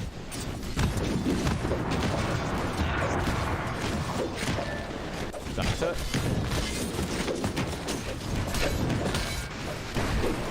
Right, quite nice. Saxa could be trouble here. Just kidding. 23. Try and keep his distance, but indeed, get the kill out of this one, Tundra. Look towards Ollie. Ollie's trying to stand his ground to take down Saxa, but there we go. Gonna try and do something here to get 23 out of this. He just came back to the lane, 23. And he's going to get sent straight back to the base. Ollie as well may be in trouble. They're going to chase him out a little bit. He'll be able to get into the trees, but Saxa, he's spotting him out. There's the snare again. I mean, that's 2 times back to back. Saxa did. Not again. Oh my god, it's again. Oh, he's still level 2. Oh my goodness. Well, Talon getting quite a rude awakening this morning in the top lane. 33 and Saxa, they're just literally trading versus both of them. He might even kill Ali. Saxa just diving down. Okay, Saxa. Probably going to die here, Saxa. But, I mean, How about that again? Oh my god. I can't believe it. Oh my god. What do you do? Where's the recovery? What is possible? I mean, as you say, he has to. And even then, has to. It's the only way. 20 minutes minimum for it to pay off. That's it. Bit of down. Bit over aggressive. Trees. Wait for bottom. The bottom, meanwhile, he's not a hit photo section pulled out there. I should be able to kill Saxa for this. Jab! My goodness, he nearly dies. That's the Zeus. He'll be able to get away. Indeed, with Makoto keeping down towards the bottom. They'll be able to kill Saxa. Go on the support though. Yeah, and with Makoto moving down bottom, 32-3 to continue to farm freely up top. Makoto, got some more. It's a snaking. And indeed, it looks like they'll get a second support out of it. So Makoto starting to get some of the kills. Get the lasso off, but he has been doomed. 9 also running from the side. CQ trying to roll forward on towards 9. 9 able to jump off to the side. They'll lose Q. They'll also lose Makoto. Now 23. Try and get into the safety at the tower, but 9 bursting down with the Thunderbolt. 12 to 5. Honestly, this could be like a 30k network lead game. It feels like for Tundra. If Talon doesn't.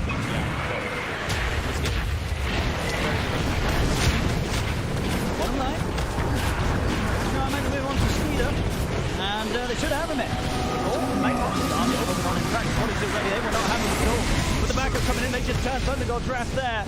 As they'll take out Ollie, Jabs, and Q. The 3 of them going. Not a Doom. I mean, this guy's a good Doom player, if not one of the best. But this is unreal. Top Saxon. Makoto will be able to get. And they might get him in. They might get him. They might. It's a might. And they will. Okay, that's a big kill to get. I mean, 20 go too far forward. Mikado no lasso. Now, Tundra got left. Good point. All of that. Blasted it, my friend.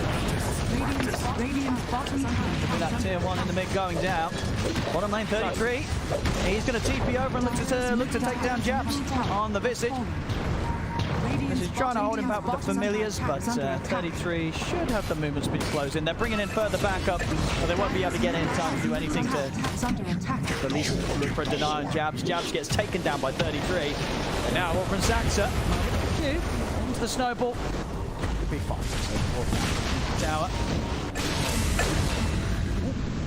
No, include taking down Q. And maybe knowledge. They got the vision.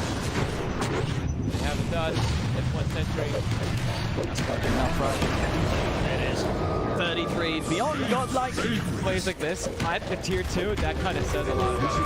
He has no fear. Sox is still continuing to hit the tower. He doesn't even see many heroes on the map. He only really sees the Visage at the moment, and he still has no fear. Ollie, they find him.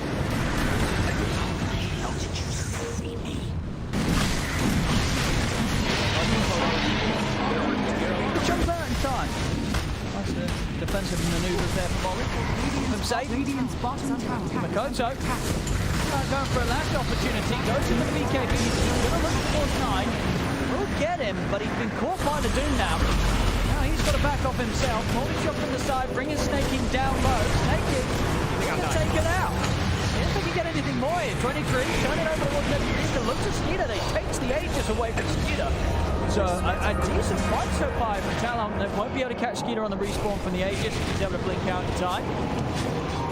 They're finding a little bit of something, maybe more. The sneak dart set up on the Saxa. 23 with another round of the multi-shot. Okay. To be able to bring down the Monkey King. Talon showing some decent signs of life there in a fight where Tundra were the ones with the Aegis. They got on top of 9, right? The Batrider could be able to get on top of him, put him down now. Jab, see if he can survive.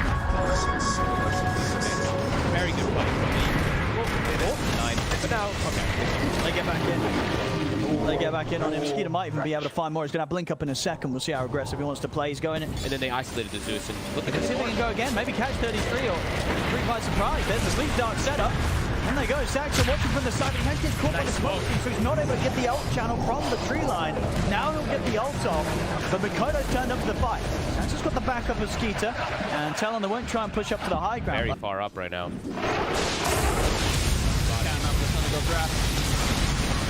Working in the tree line. He has got the fight. Cancel it for TP there. He goes. Jabs is standing ground against Saxa. Skeeter's going to be here as well. Jabs is going to be heavily outnumbered. There's no way out from there. Skeeter will be able to claim the kill. It's a recoming. Birds. Honestly, not too bad. He's making the recovery. Top lane, Q. Nice snowball dodge there from Alex Guy. Kodo coming in as well, but Skeeter and 33, they're still around, so Q will die for his efforts. I mean, I say can't split up if they don't want to hemorrhage kills. If they're grouped up, I think Tundra is good. Straight away with the back line, looks for 33, but PKB as well. 33, just looking to see if he wants to drop the dude down. He's coming to take over the 23, they don't even want to drop the dude. Heal 23, 23 dies. Same for Q. They've got the control on Jabs. 3 heroes dead on Talon. Tundra. And with this defensive ward, look at this spot. Get the catch, he catch. They're full recovery mode, so they're looking for these weird. Top lane. He's in trouble, a lot of trouble, and the painful sort of cherry on the top there being that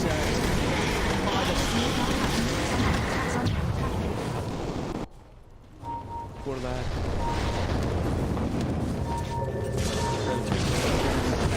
Down bottom he can, he's into the trees, he finds Jabs. Able to cancel the TP, take Jabs out. More kills here for 33. He's up to 13, 1 and 10 this game. Just 28 minutes in.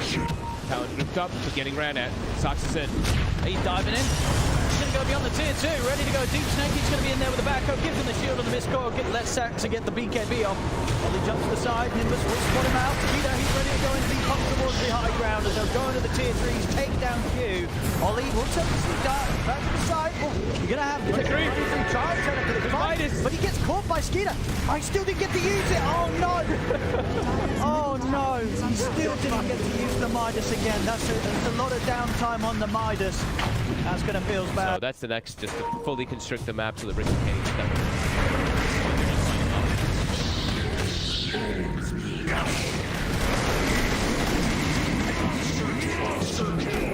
Wait, did he get to use his Midas? No, he didn't. No, he did. Oh, no. He's gonna get the Midas. He's going to get the Midas in. Time for the final fight. Talon. What do they do? Makoto! He's going to go straight in. The lasso, but the lasso gets removed immediately. Now put the BKB and they've got to run now, Talon. Tundra chases straight towards them. Skeeter gets the grab onto Makoto. He's out for 50 seconds, no buyback. Off to the side, Saxa. Found the control here onto Q. Roll away. Skeeter will be able to set up and 33 to take yet another kill. Here's the Doom. Now they'll look towards the mid, up to the high ground they go. Tundra, 2 heroes dead on Talon without buyback. See if the 3 of them can do any sort of hold.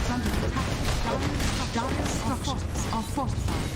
Radiant structures are fortified.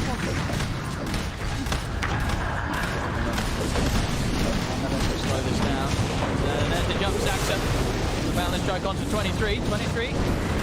Get out of the Nimbus. Skeeter, he's able to jump in, gets the gap closed onto the Drow. And 23's out, Ollie's down as well. 23 does have buyback, and Makoto will be back up.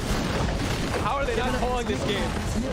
I cannot believe that they have to use that. This to be so painful. Oh, Saxa. Oh, the shield there, Q. But there's no follow-up damage. Q goes down, the buyback comes out from 23. And Makoto jumped again by Skeeter, another buyback. This time from Q. Makoto does not have buyback available. They're on to a second tier 3, second set of racks. Racks up. The jump, Ollie. He's gone. He's gone for good. Q as well. Support to the side, but he'll snowball straight back in and blink out. He will survive 25 seconds until they have Makoto and Ollie back in the game. Top racks are gone, and they'll call it. They'll call it. GG is there as Tundra will take this game 1 with a start that they tried their best to recover from Talon. But this is much safer to not die over and over and over again. Like this. When you I'm Elder Tiger. I'm just gonna go 1-4-1 if we play right. So there we go. Jabs. See if he can run away from this one. The tombstone's down. And Jabs, he cannot escape this. He is gonna start to recover. The lane was pretty rough. Got the stack. Doesn't mean he's taking them away from him. And Snay is actually waltzing in to sap some XP and even block some damage. And probably die. Makoto, he'll head over towards Snake King. Get up another decay Snake King, and does have 9 backing him up as well. Snake King will die. Gets some kills in return. Mosquito's turned up also. Dog will slow down 9 here, catches him with the sleep, but Makoto, he'll die for this. So Snake King goes down. Well, See if they can maybe make a play onto 23. That's a 36.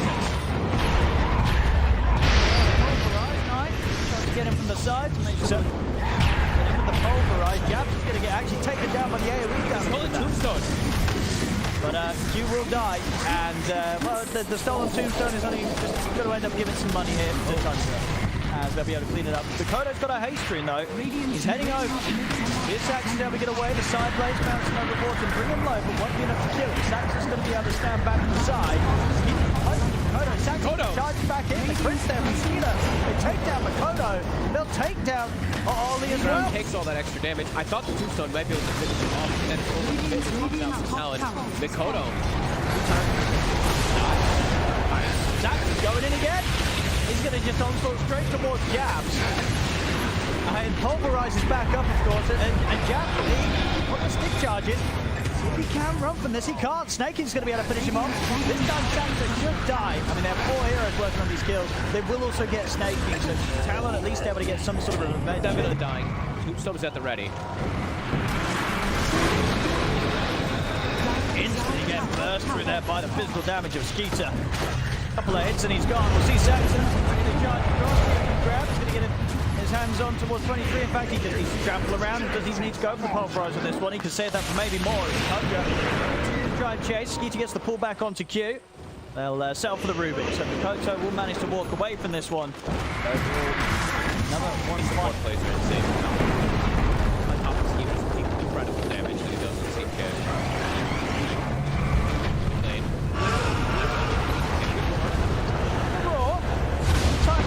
The ultimate 9, not under too much threat at the moment. He's going to be able to turn with the light strike, step back.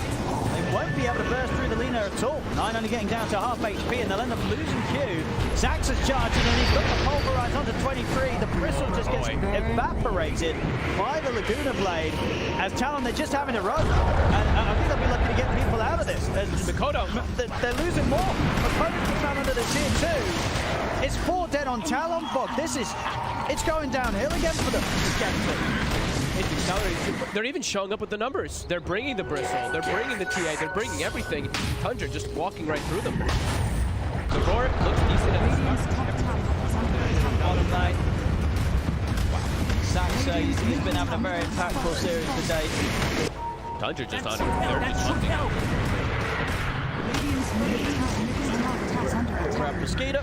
They're killers. Look at this. They see the Beastmaster for a quick second bottom. They immediately He's going to charge. He steps out with the roar. But Snakey still gets the tooth, and they will kill Snakey. Can they do anything about the CK? Skeeter quickly takes down Q. The stun out towards Ollie will be able to dodge the ETO. He's going to get another kill from this. Ollie goes down, he's not even done. They're diving in beyond the tower, but he's got the black hole if he wants to pop it here. See if he needs to. He will do anyway. Just to rub extra salt in the wounds. They drop the ultimates, black holes, Laguna Blades. 23 goes down. They know this is going to start being. They see nobody showing up on bottom lane. I mean, Sax is going to check. They already know. Talon, they do try, but sort of drastic moves here. Life Execration does catch on to Mikoto. That's Mikoto dead. Completely destroyed. Sax, he's in up on the high, but it's pulverized. It's just smashing them all in. As they pound Q into the ground. Ollie's going to get taken down. There's no escape for 23. This is just a complete slaughter now, Fog. And it's a team fight. It's a team fight. Full agony. I mean, and at the start of this game, it looked like it was, if it was going to go any sort of way, it looked like it wasn't going to be as rough as game 1. But 19 minutes in, we somehow found ourselves in a position where this is rougher than game 1. It actually is rougher. Like the supports.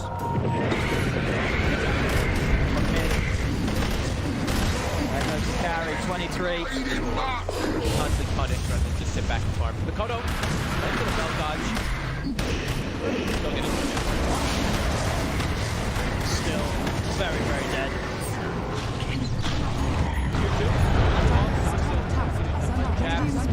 Found him. Jabs does hit. He might have to use the roar if he wants. Well, he will have to, I think, if he wants to stand any sort of chance of being able to run him. Try and hide in the trees. They're going to get him. As he'll accept his fate there. Jabs. But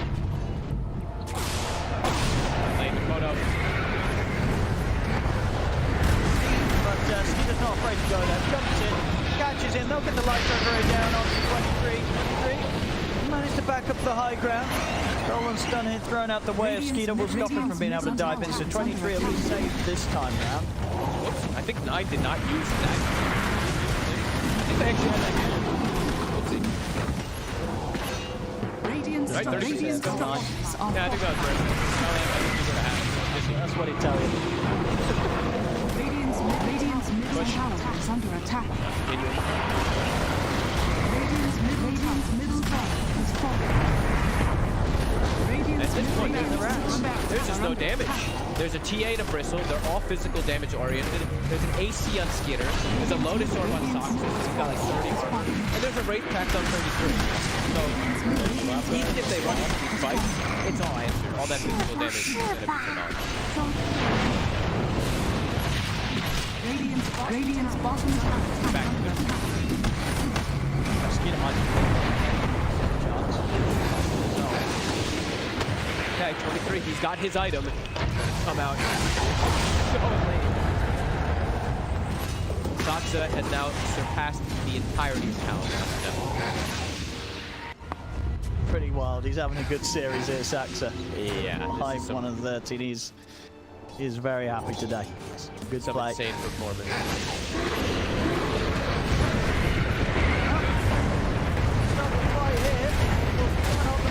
Saksa's already closing on the back.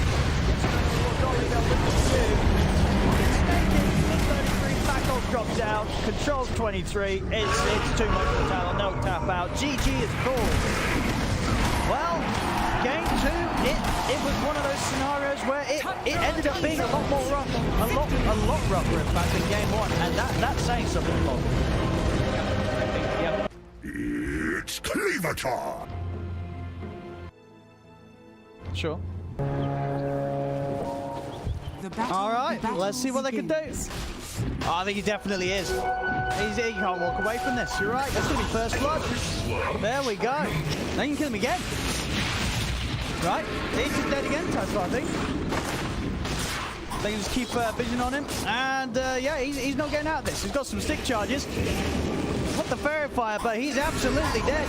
Another kill in. Shiro. And why you smile.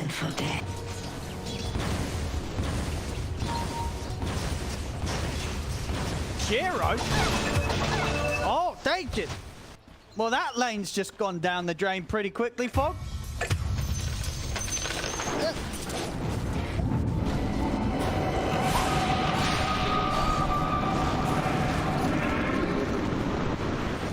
Lying there, but drop the tombstone.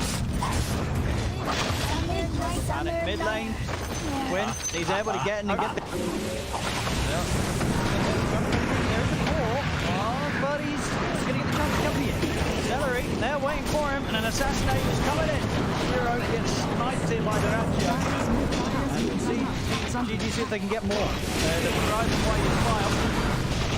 And they'll take him out as well. So Gaming Gladiators finding 2 easy kills. I'm going to say, got Dream Coil in 5 seconds. 5-6 seconds. We'll see if that allows them to turn things, but kind of hard. He's more than ready to keep on battling. They can go for an 11. He has to use the raw to try and save himself, but the shrapnels are out for Durantio. He goes down. It's a 5k lead here at 9 minutes in. This is a...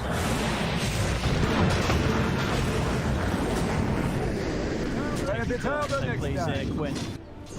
The opening stun. Nothing to say. We'll have to use the Dream Code to get a chance to get away, but Celery's waiting. Has the ult. He's dead. Time. Would you look at that? That is catch Quinn. Running for silence. They've got enough damage. They don't. Ace the distance, but we'll be able to hold him back with destruction. They're also sort of in a moment of panic. They throw down the Dream Coil with the investigation. And Planet was able to help. That was dodged by a...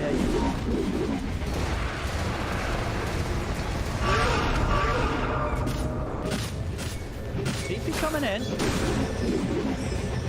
Should be dead. And he's even good. A tofu.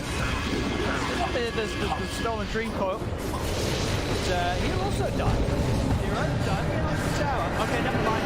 Never mind. Ace is here. He ain't dying. Tofu. Backups arrive. Shiro and old 11 that are dying. I said, what happened?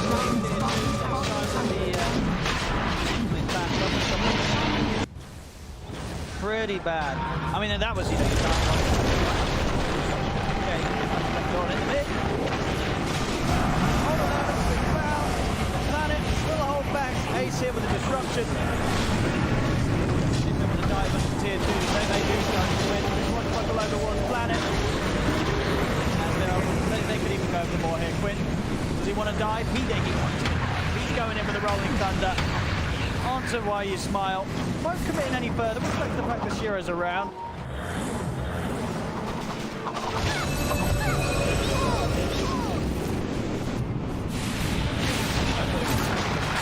Catch on Why You Smile. I guess it was. They're not causing any issues. He's 6-0.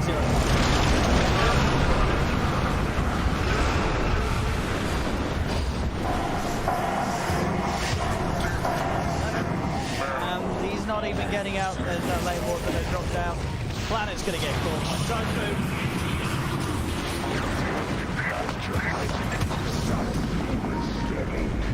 This is, as I said, one of the more brutal ones that me and you have got to do. If Shiro had got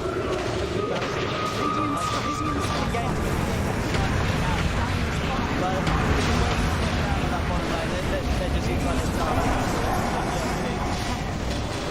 And lose on 11 again.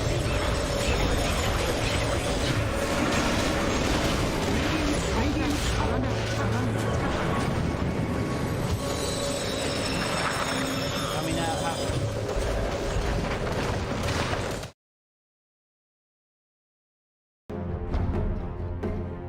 Talon Esports turn to ban.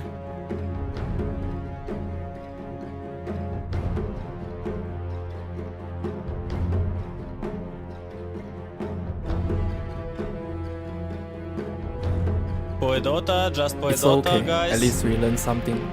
10 seconds remaining. Radiant team ban.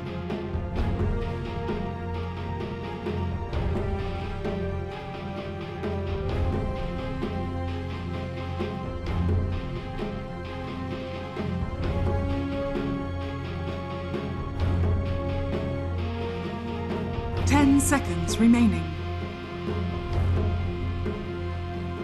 5 seconds remaining.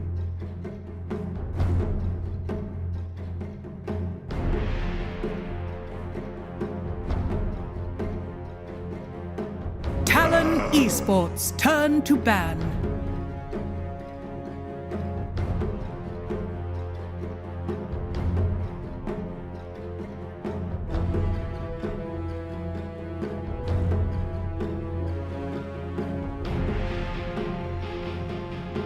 Seconds remaining. 5 seconds remaining.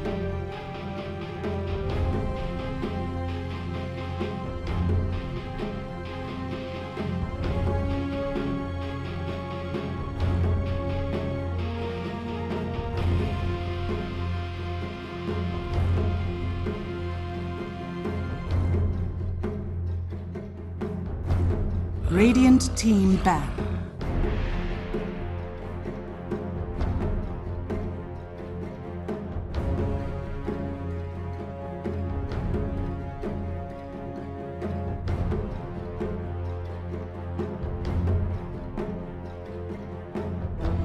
Seconds remaining. 5 seconds remaining.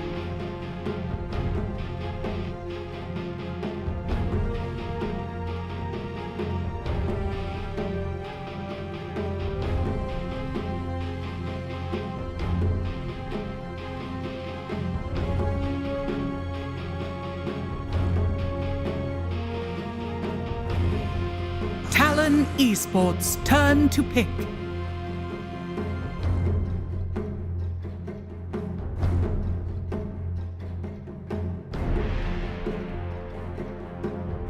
Radiant team pick. Brood mother.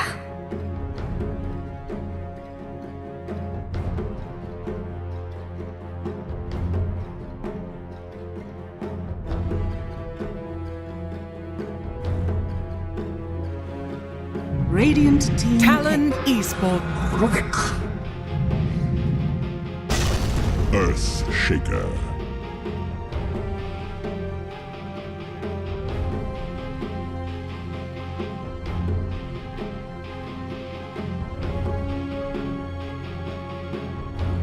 Seconds remaining. 5 seconds remaining.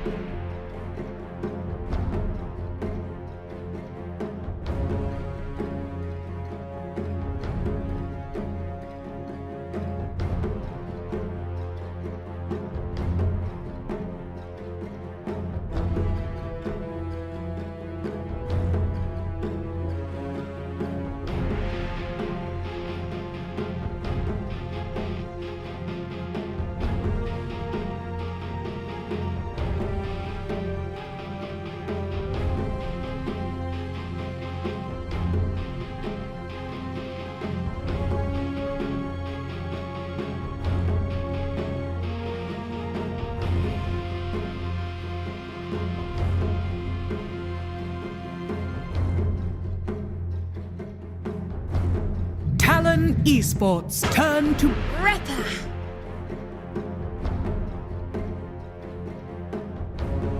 Radiant team ban.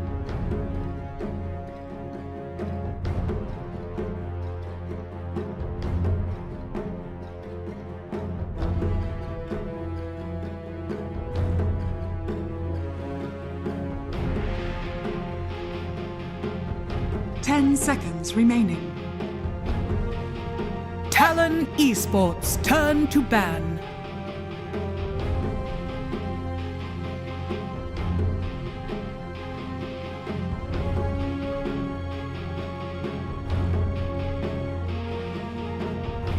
Yeah. 10 seconds remaining. Radiant team ban.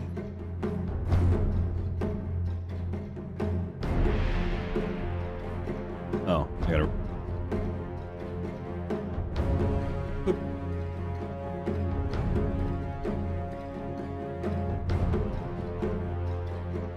10 seconds remaining. 5 seconds remaining. Talon Esports, just for you. turn to ban.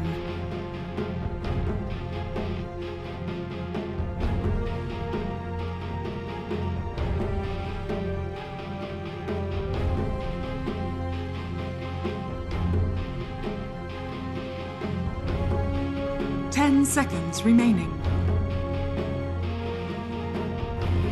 5 seconds remaining.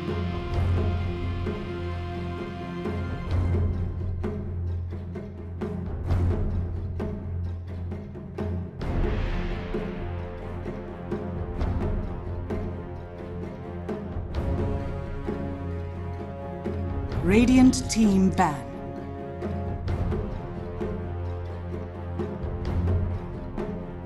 Yellow.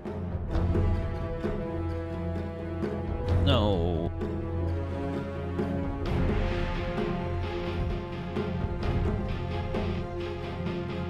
Seconds remaining. 5 seconds remaining. Radiant team pick.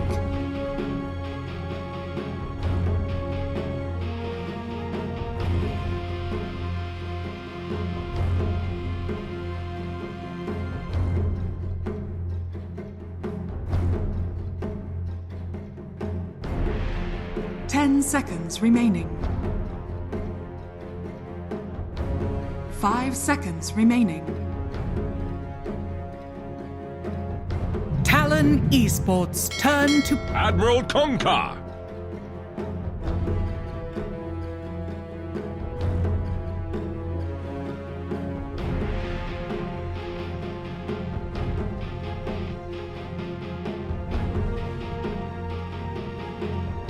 Seconds remaining.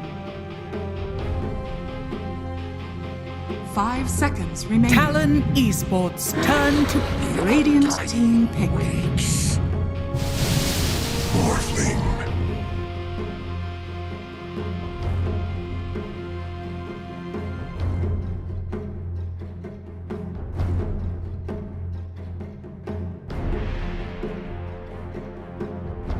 Seconds remaining. 5 seconds remaining.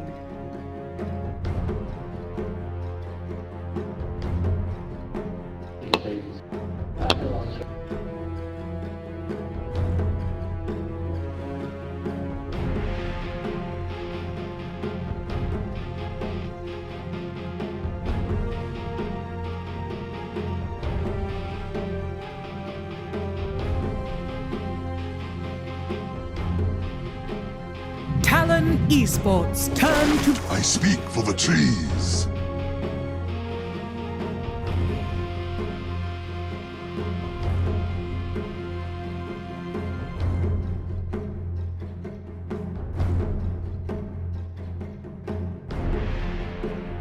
Seconds remaining.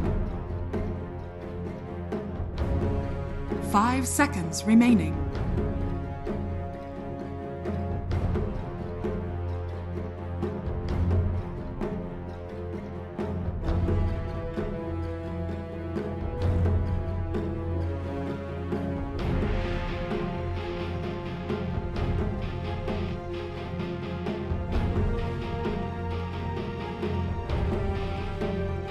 Radiant team ban.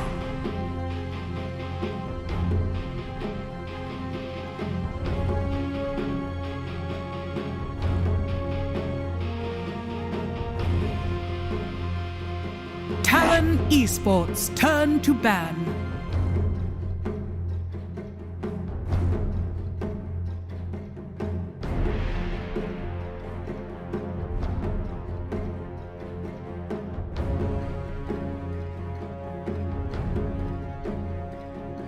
Seconds remaining.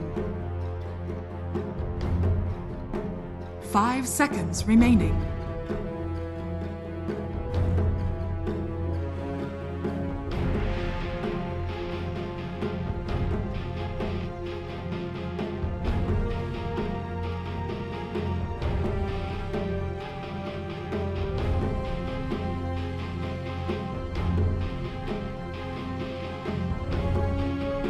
Radiant team ban.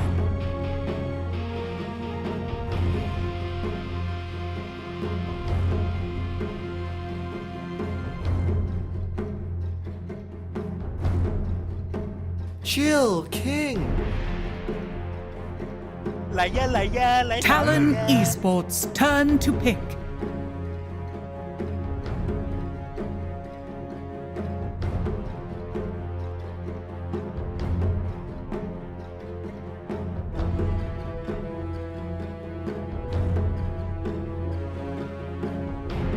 Seconds remaining. 5 seconds remaining.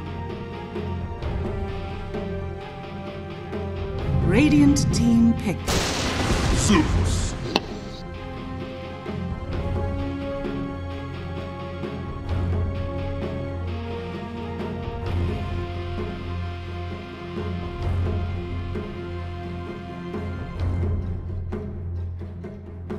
Seconds remaining. 5 seconds remaining.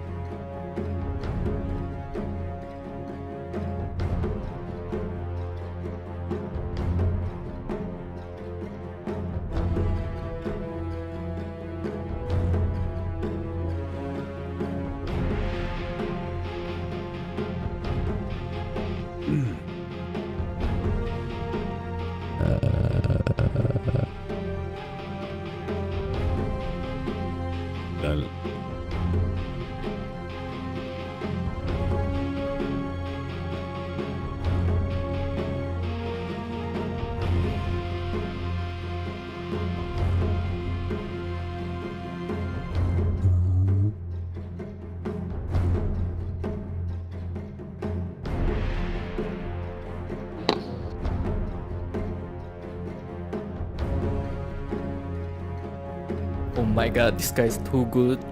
Oh my god, this guy's too good.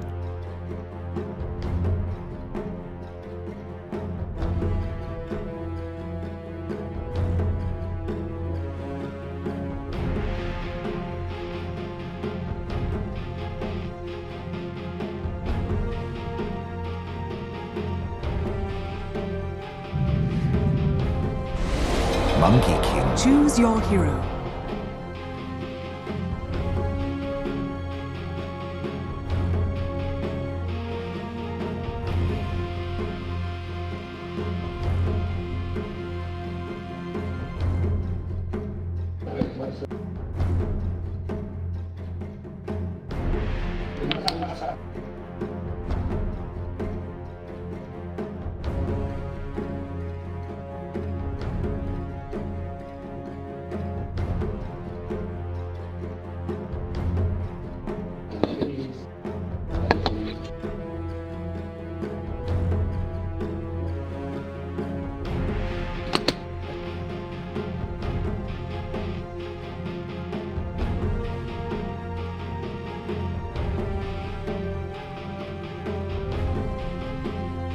Oh my god, this guy's too good.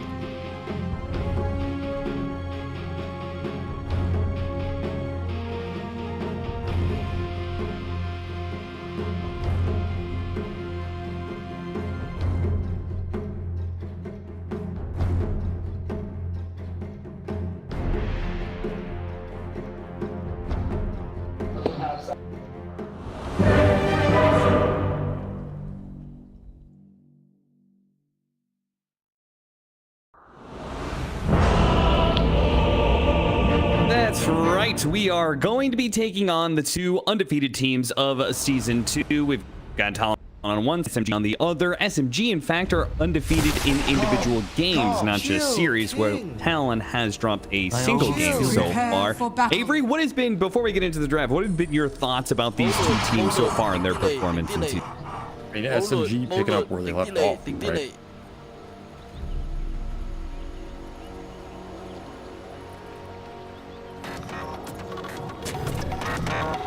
It's okay. At least we learned something. Oh my god, this guy's too good.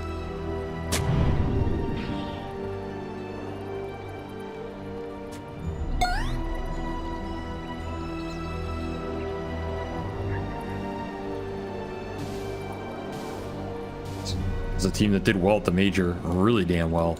So now they kind of know they're good. And that goes a long way, honestly. It goes a really long way, especially in these interregional matches. And it also creates an aura of, like, oh crap, we have to play versus a top 3 major team. Like, you know, nobody else in this region has that kind of resume at the moment to instill some fear in the enemies. Sure. That's something that Talon has been using pretty damn well. But SMG, a lot of momentum there. I'm guessing based off of what you're talking about, though, it does sound like, even draft aside, you are favoring Talon. The battle begins. In this match, yes. I think if it was like the first match of the season, I think that's when Talon looked the shakiest to me. You know, maybe they're a little jet lagged, maybe they're not taking it serious because they just got off a tournament high or whatever. But at this point, I think they're kind of back in their groove, so I would definitely favor them. Nice block off here. Q is going to be taking a bit of damage. Actually went for the Acorn shot level 1 with the Blightstone. His Acorn shot did get buffed up a little bit, scaling wise anyway, with the later levels. I've seen a lot more people favor this ability lately with Hoodwink. It's good. I mean, Zero always does it.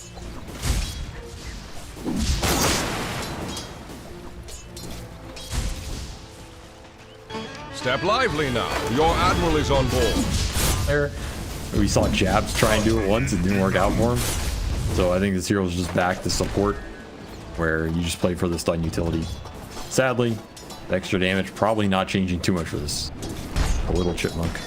Dire's courier. He's going to just be trying to create as much space as possible for Jabs, but so far it's really not doing much. Afu's been totally answering him with multiple fissures now and pressuring Jabs as much as possible. And they do kind of need to win the lanes, right? They chose this Monkey King in part because of the matchup against the Broodmother, even though, you know, the panel did say it's, you know, a little bit of a bait. It's not actually the be-all, end-all of Broodmother counters.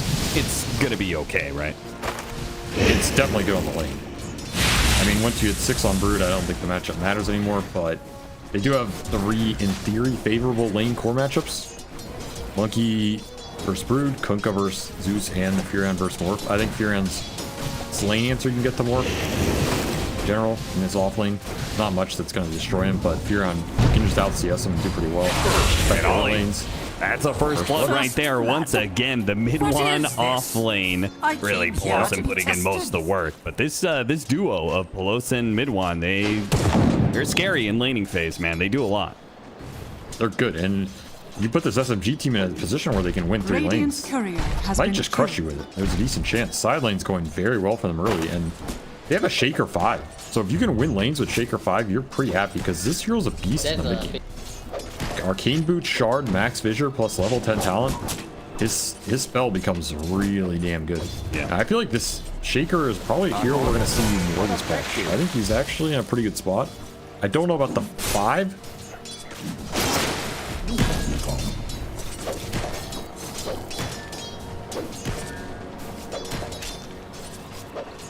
Oh, damn. I just saw Makoto use his Heavenly Jump to because it does the slow, the attack speed slow, in order to mess up Moon's last hitting for the flag bearer creep. That was pretty cool. I remember what all these spells do, and they're dead even CS, which is also kind of interesting. I think Moon should have a CS advantage on the early waves, but Kodo just playing with the top 3 land confidence, you know? Yeah, seriously. I mean, I know I was listening to Quinn's post-game interview, and he was talking about how he felt like at Lima, the remaining teams were the top 4 bids of that tournament had great things to say about everybody who was left, Mikoto included. Well, of course he's gonna say that. I mean, you know, he thinks he's a top 4 mid, so he's gonna be, oh, well, everybody I'm gonna play is the best in the world. So then when I beat him, I look really good, you know. So oh, he was trying to hype up the mid lane because, you know, like in that way, the mid lane is the reason why they got top 4 in the first place. Yeah, exactly. And therefore, meaning he was the reason they won the tournament. Yeah, it's basically Loki way of saying I'm the best player in the world, and then even if I lose, I lost to the other best. But if you say everybody else is trash, and then if you lose, you lost to trash. And if you win, you beat trash. So either way, you look bad. I know these tactics. They're classic North American tactics. Here, I do think Mikoto looked like the best mid at that tournament in some of those games. He was just going ham. So yeah, it was popping off. I think he found some personal confidence at that land. Like whatever happened with the team, and I expect him to carry it over because I think he plays best when he plays very aggressive and you know, he just jumps. He just makes the jump, the leap of faith with all his spirits and all these heroes. Maybe not with Zeus. I don't know if you want to aggressively jump with Zeus. Maybe tone that back a little, but we'll see. We'll see what kind of heavenly jumps he pulls up. Speaking of jumps, Chidori, nice little cool play there. Leveled up tree dance in between hits there from Talon in order to, he probably wasn't going to die, but take a little less damage. All 3 lanes still going SMG's way. Even with a greedier support duo in terms of the laning. Like, generally you're not going to see Undying Hoodwink lose side lanes. So this just speaks to the core matchups and little help from the early execution. But I would expect these to get a little better for Talon over time, and especially Brood. Brood kind of just takes over between 3 and 5 because she out-regens you. Like, maybe Monkey can sit here and trade, but I don't expect the Shaker to have much more impact long-term on this lane. Dire's middle tower. Jumping on the queue. Oh, and they managed to cut down the tree. Beautiful play by Chidori, knowing that one tree was going to be what Q was going to play off of. Preemptively cutting it down, making it so the Q's Bushwhack dies, and getting a second kill for SMG, currently 2-0 with a 1,000 net worth lead. As you keep saying, winning all the lanes, and that continues to be. I don't think this bottom lane should be going that good for Afu. I really think Q just got outplayed.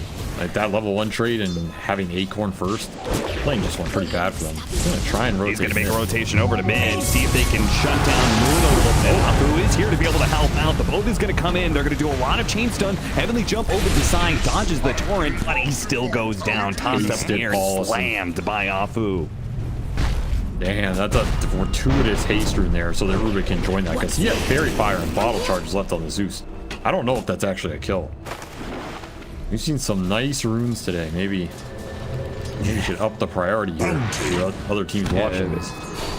Haste runes really coming in clutch, especially. Yeah, there was a time I remember where mid players were complaining about the 2-minute double damage, you know? Oh, yeah. They eventually got rid of that. Maybe 6-minute haste. That's next on the menu. Get this. This rune skews too much at the 6 minutes. You gotta push that back. Then mid players will complain about 8-minute arcane rune. We'll push that back. And you know, sooner or later there won't be any runes, and everybody will be mad, but they'll all be equally upset. Yes. That's the next patch. To make Dota just a little bit more formulaic. Yeah. That's like, see, I always hate the power rune because you know I like the chaos that it has, you know. It's an objective that pops up, you gotta play around it. You know what's coming. Yeah, exactly. It's a skill issue, not an RNG issue. True. Otherwise, what you want a game where it's everybody's gray blob versus gray blob, and they throw gray blobs at each other, and it's perfectly equal. I mean, you know, you gotta have a little gamba in your life, a little uphill miss, a little rune RNG, a little Roshan timer. Radiant's middle tower. Once again, Avery bring some spice. Avery opting for gambling first and foremost. No, I'm not promoting gambling. I'm just saying some variation. He's dead. There's some variation for you. Nighttime Fisher range. He just got him outside of the vision range, and they just chained it up, and 23 gets picked off. SMG are really cooking now. Structures Let them cook. Are scanning. Are indeed. Still, I would expect them to be in this position off the lanes. Maybe not this good. I don't know if you'd expect to get the morph kill like that with an early tier 1 like this. 22's got TV back in here, but this tower is dead, I think. Pulling back Q, he's going to get picked off as he's trying to secure power runes. Does manage to take it away from Gunka, but at a hefty cost. Now 23 is just going to get harassed. There's no tower. Afu's behind him. He's going to get blocked. Oh, Afu barely off the mark there. Probably wouldn't be able to kill him. He trapped him. Oh, no, he turns around. That was a little scary. Turns into the Rubik and cut it a little close there. Q's going to come in, try and help out. Does manage to snag mid-1, and maybe 23 can help finish him off. Oh, jeez. Once again, he turns into the Rubik, almost dies. A Fisher narrowly misses him. Afu now on the run. Moon is going to try and help out. He's going to quickly kill the high ground ward before he dies. Finally does get picked off. Q's going to also die to the bring back Step lively now. Moon. Your admiral is on board. I mean, Makoto got the kill, so he's pretty happy about that. 23 lives, I guess he'll take that considering he was in a pretty bad position with his tier 1 dying in it. The whole time this happened, maybe Jabs was the real winner. He didn't have to go to anything, and he got an empty lane. Radiant's bottom tower has fallen.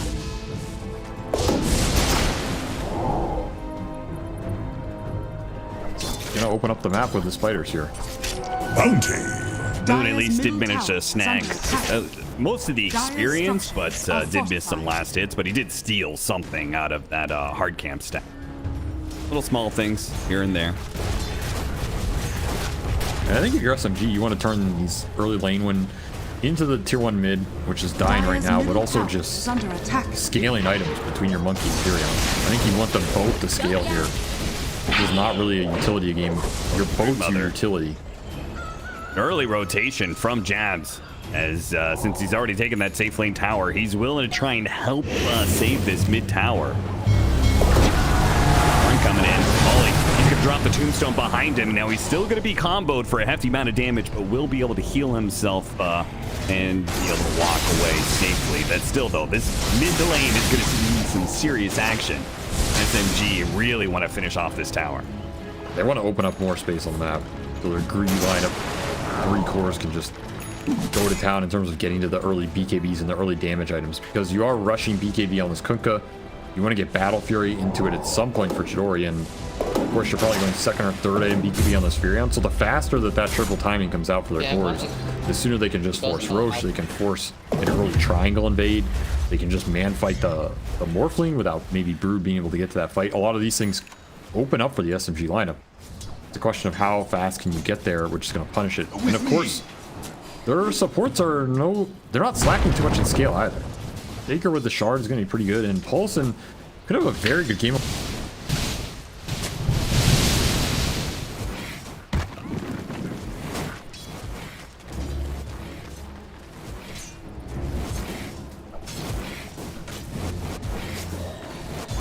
Yeah, I'm surprised he hasn't done that already.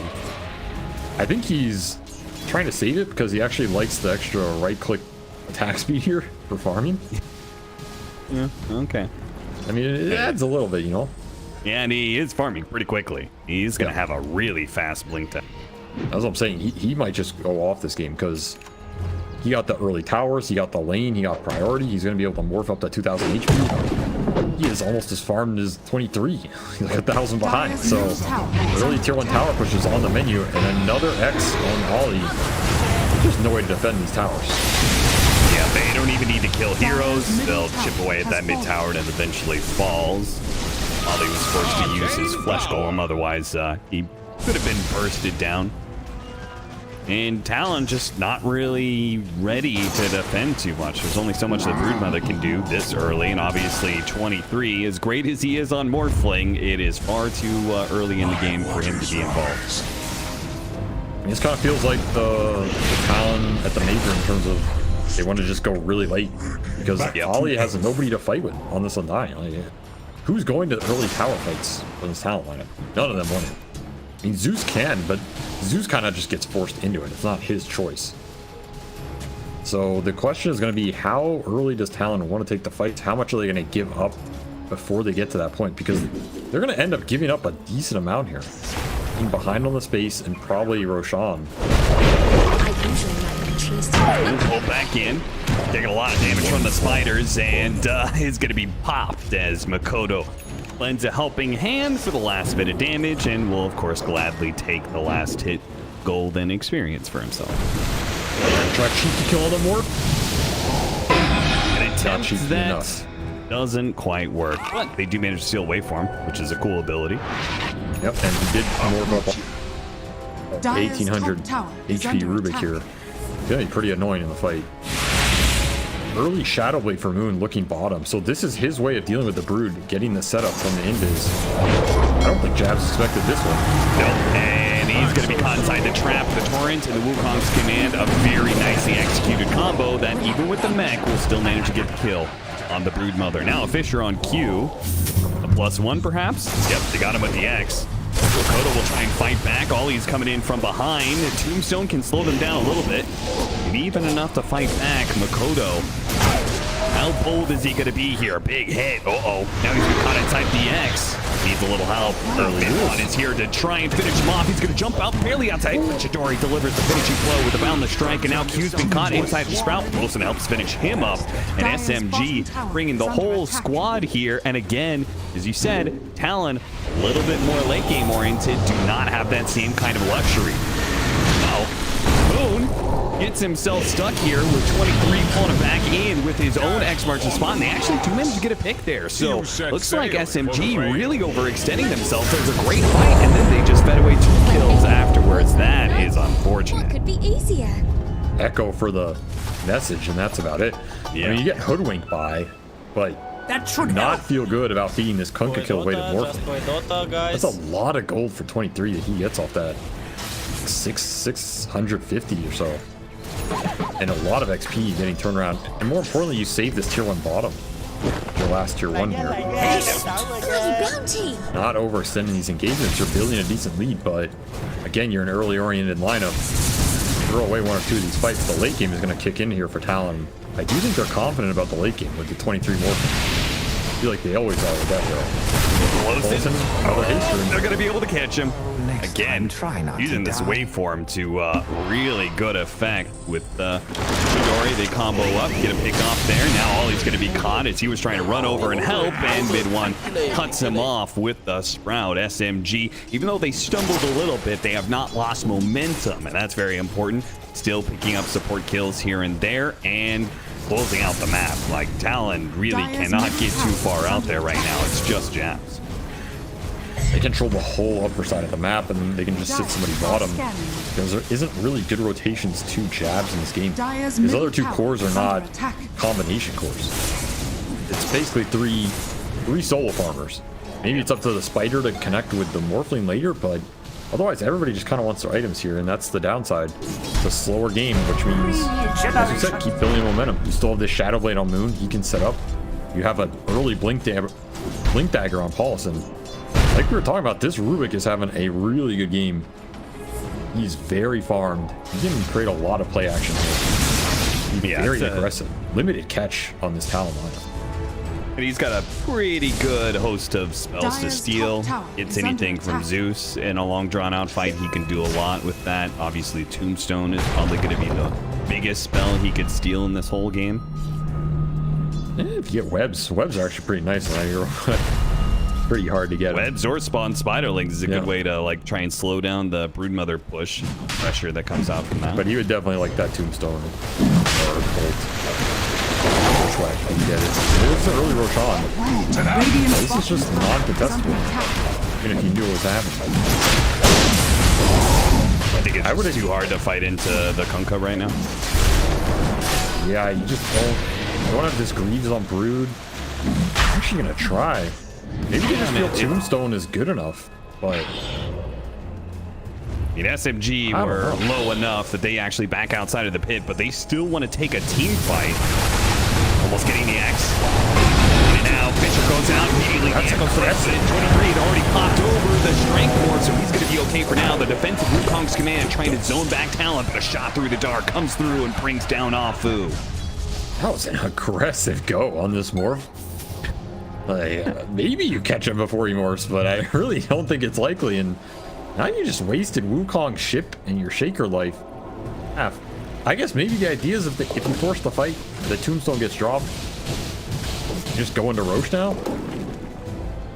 So maybe you just give up a life, but you get the bigger one in return. See if they commit for the play. still have to kind of respect how you set these fights up though, because a lot of your damage is the Furion and the Monkey. Which means it's this Wukong, it's when mid one feels confident enough to just TP in and start right-clicking people. If that doesn't happen, your poke is... It's not amazing here. You already have a pipe up on this roof. Jab's opting to go for the magic defense instead of the early Greaves, so... Tankiness on this Talon side. The seeds of fortune. Like out sentries. Just trying to get control of vision around it. They're going to jump for it and go for the Zeus. Oh, no. Dodged it for him. The telekinesis throwback behind Chidori. No one jukes does this his to own me. teammate. That is very awkward because now they've given away a dominating kill streak to Makoto when it should have been the other way around. 700 gold to Talon's way, and also just the mental damage, the self-inflicted mental damage. It's like an alchemist concoction going off right there. Yeah, you just boundless struck yourself in the face, basically. What happened? This Monkey's trying to get to BKB, and these BKB timings are really important. Yeah, especially when that's a tough blow. Talking about building up momentum and everything. You don't want to. You can ill afford too many stumbles in this game. They've already stumbled like twice now, pretty much in situations that I will forgive that mid team fight. I think you tried to take something, you tried to catch the Morphling by surprise, but the bottom fight now, that one really awkward screw ups, and SMG they may pay for it if they're not careful. Moon's gonna clear out a host of spiders as Jabs continues to play around this area again. Roshan, all about Rosh. Talon are just delaying it because they can't really do it unless they win a clear fight. So they're kind of happy just stalling up the map right now and getting their Orphling farm, getting him to the items which will allow him to commit in the fight. You probably fight with the Manta here because there's not a lot of threat as long as he gets Morph off. But Scotty's going to be the big window for 23. If he gets to that third item, very different type of engagement here for SMG. He's just going to out-man fight you during that period. And you know, those types of mistakes, like that thing top, they matter a lot in terms of the mental momentum. Ooh. 23 forced to stop his TP here. Into the Furion, tries to go for a teleport out, but it gets caught, and there it is. This time, the Echo will put 23 down. Let him cook.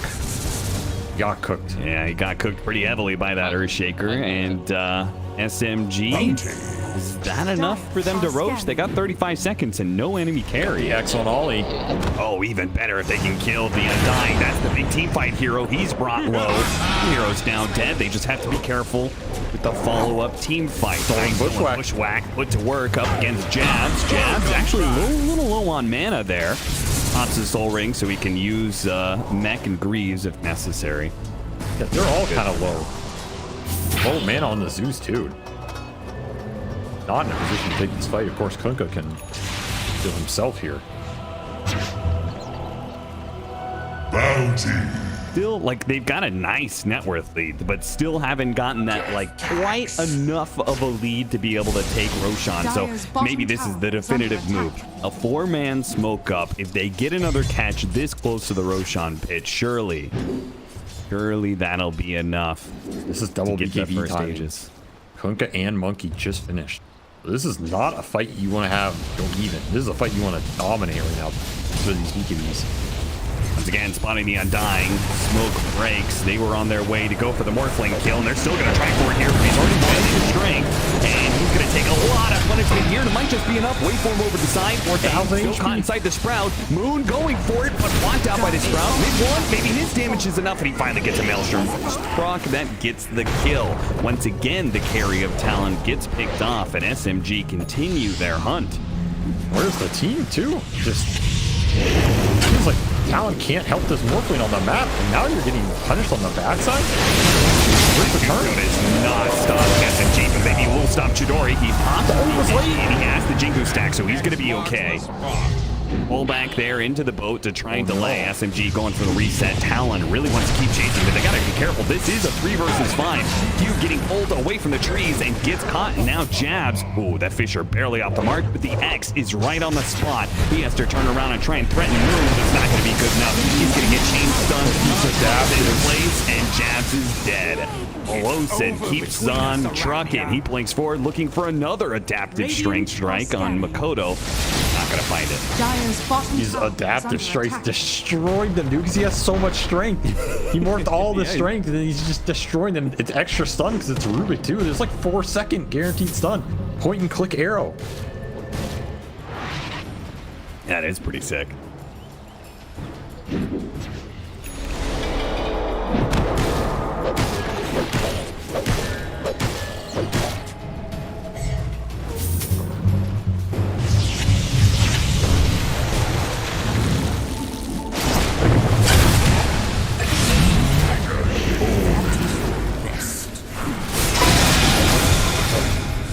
Inside the game, Tombstone out after a pickoff on Q. They'll deal with the Tombstone. So one support dead, the other effectively neutered.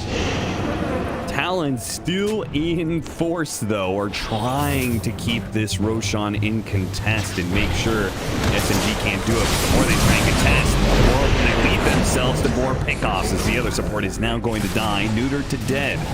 Ollie falls, and 20-7 now with SMG. A 12,000 net worth lead will finally go into the pit. They're getting way more than Roshan out of these fights. 5 or 6K between these two fights. They're just getting everything. And they didn't have to necessarily use BKBs for an engagement like that. They're just poking them down. What is Talon's engagement? It's pushback. That's it. There's not really any other clear tool to let their cores go up when you start outputting the damage. You can't really start poking on the users because X is outranging him here. Monkey can just jump on him and BKB take the fight. So you're getting outranged on the poke. SMG don't have to commit. And then at the same time, you can't really turn because your stuns and damage are a bit limited right now. I mean, Paulson has decay and he's stealing even more strength here. This is more. He needs more.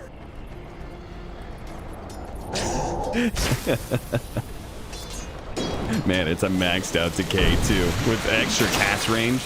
That decay is actually super easy to land on multiple heroes in these fights. 13,000 net worth lead. It continues to grow and grow, and it's only going to get worse because SMG are pretty well set up at this point to start taking some tier 2s, take the outposts. They're going to start with top for now. Boone is going to make sure that the mid lane doesn't get pushed in too heavily by using his X. easy spiral latch. I mean, you do have to be careful here that you don't get Makoto can leap in and yules him. And then in theory he's stuck on this X, but again, even if that happens, he just BKBs and walks it off. Until you have this Scotty on morph. I don't like your latching heroes, and 23's decided to go BKB instead.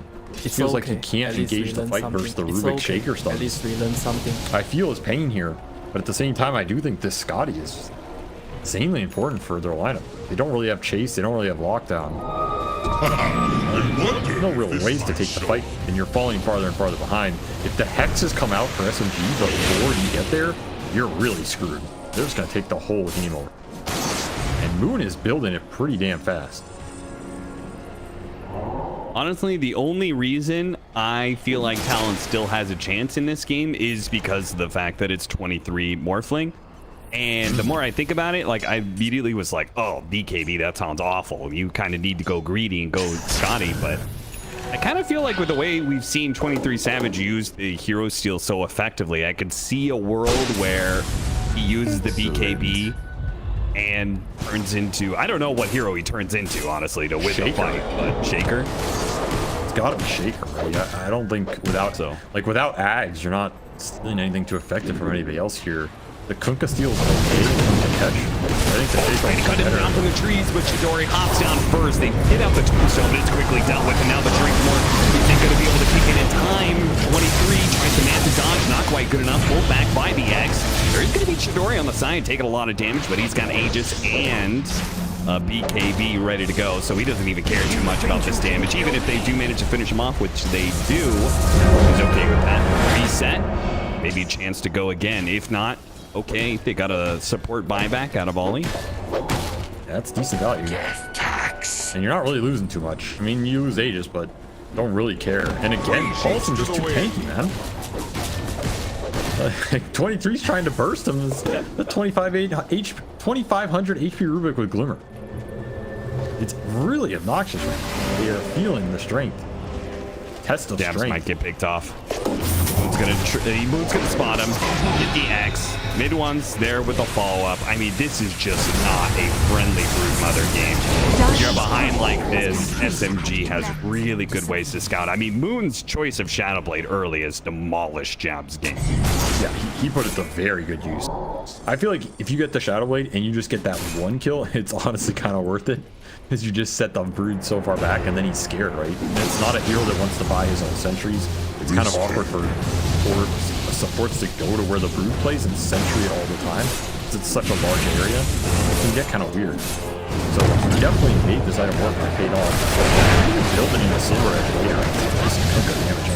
Jeez, they almost managed to cut through that strength morph faster than he could gain the HP thanks to the Wukong's command. It was actually a little close there, but 23 does manage to get away, and back to the fountain goes, but SMG just building up more and more of a lead. I mean, this is feeling like an insurmountable lead. Time 20,000 in 30 minutes. That is very impressive by SMG. It is quite a lot, yeah. Very good rate of accumulation here. Nature's Prophet definitely helps with that one. Ag's build is going to clean up the map. Going a second hex of his own, so you're going to have double hex here in the next 5 minutes. If you don't win a fight soon, I don't know if you're going to win it after that. I just feel it's going to be too hard. You have Ags on Makoto, so a little extra mini stun catch. You have some first, I think 23 finds the Shaker, finds the Rubik. Might be able to kill him now. Also pretty important for providing extra vision between the Zeus bolts and the ult. You want to prevent this Glimmer from saving somebody. You want to prevent this Shadowblade from saving somebody. This damage and the jump has to sync up. Because again, there's limited jump stun from Talon. So you gotta make it count. KB done for 23. This is their fight. This is their way to in back in the game if they can find some pickoffs. Set the map up for next Roche. This has to connect many of these. SMG, just nipping it out. Standing high ground. They have the successful scan on the high ground. The Talon knows where they're at, but... Want to run up there? No, I don't. Tower is under attack. And SMG knows a way to be able to force them. Force Talon to make a move, and that's just hitting the high ground in top lane. Forcing the TP back, they're going to show. It makes everything a whole lot more clear. Radiant's middle tower. Oh, really? So deep. Wait, does he see him? Oh, lightning bolt. It spots him. We got the bushwhack on him. Jeez. That was so aggressive. That was a very bold move. Mid lane, though. He managed to catch Jab, so hey, it's a 1-for-1 exchange still for SMG. Radiant's middle tower is under attack. I don't understand why either of those players were where they were. Radiant's I mean, I kind of get what they were doing, but it's just kind of a weak death by Jabs, and then Afu just... That was just not... I don't know. That was a bold play. I respect it.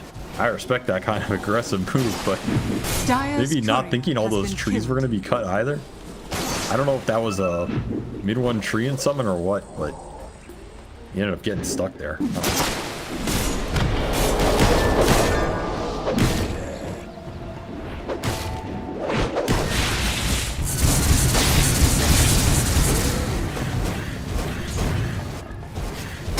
Soon.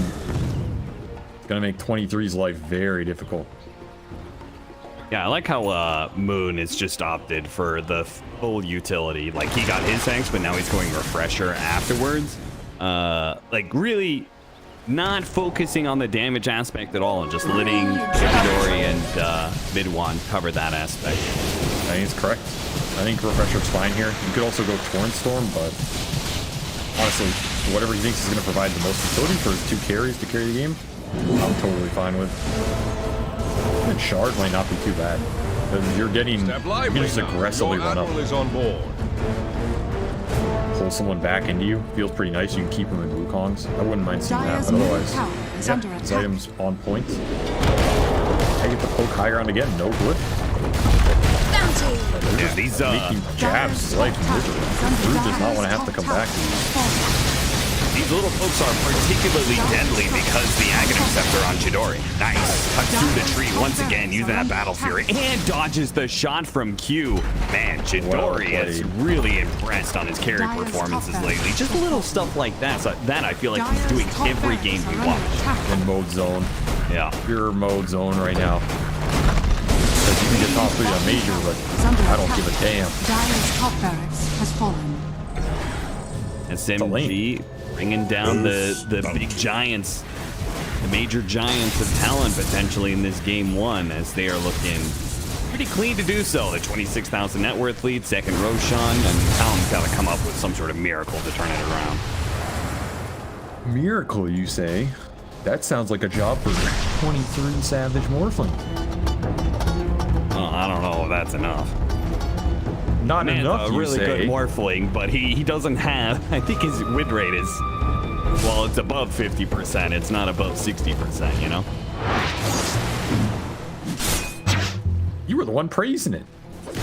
Yeah, it was. Well, you know, I gotta give a little bit of hope. You're just a giant debate. You believe in a player, you believe in his hero, you gotta stick to that, man. You can't stick to your principle. Well, that's called being biased. There's too many biases. I can't keep it. Nice Crystallis for 23. I mean, if he turns into the Earthshaker and chant totems and hits somebody with a crit, yeah, that's cool. It'll do at least a quarter of their HP. Then something will happen. He'll do like 50% of Pelosin's HP.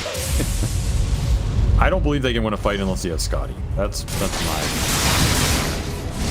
So just don't fight for Roshan then? Is that your suggestion? Oh hell no! You ain't fighting this Roche. Okay. I don't think there's any way you can take this Roche fight. You're just walking in division. Someone's gonna get insta hexed by Moon, and the fight's pretty. Trying to catch Q, and they got him. Lightmare immediately turns around, uses the sharpshooter, trying to bounce himself into the second set of trees, but there is no escape from SM. Colin Dark shot here for Olsen, so that's a lot of extra bursts that can randomly come out. The range is off the screen, man. Game is fun. You have to actually put Rubik out of your monitor to be able to see him. Okay, all right. Wait. That happens with that Hex. Out of nowhere. RKO's cooking to the ground. They gotta take are still gonna fight. Oh, he just got one shot. Oh, he's locked in the cage. Man, Chidori, he managed to get off the Wukong's command. The armor is there. He crit him. No way. Great. He's out. No, he's not. Die. Jabs finish him off just before his TP completes and just as his BKB wears out, but Jabs is still on the run. Mid-one, the second carry is still plenty strong enough to be able to win the rest of this fight. Jabs throwing some spiders around, throwing some webs around, trying to get out of vision, but they spotted him again. Now the teleport coming in. Mid-one, he's got a Gleipnir, but he actually gets hit by the scythe first. No way Jabs gets out. He ran back into him. Juka waits him down, but he runs back into Afu and finally will fall. I mean, that was actually a crazy good fight for Talon, but That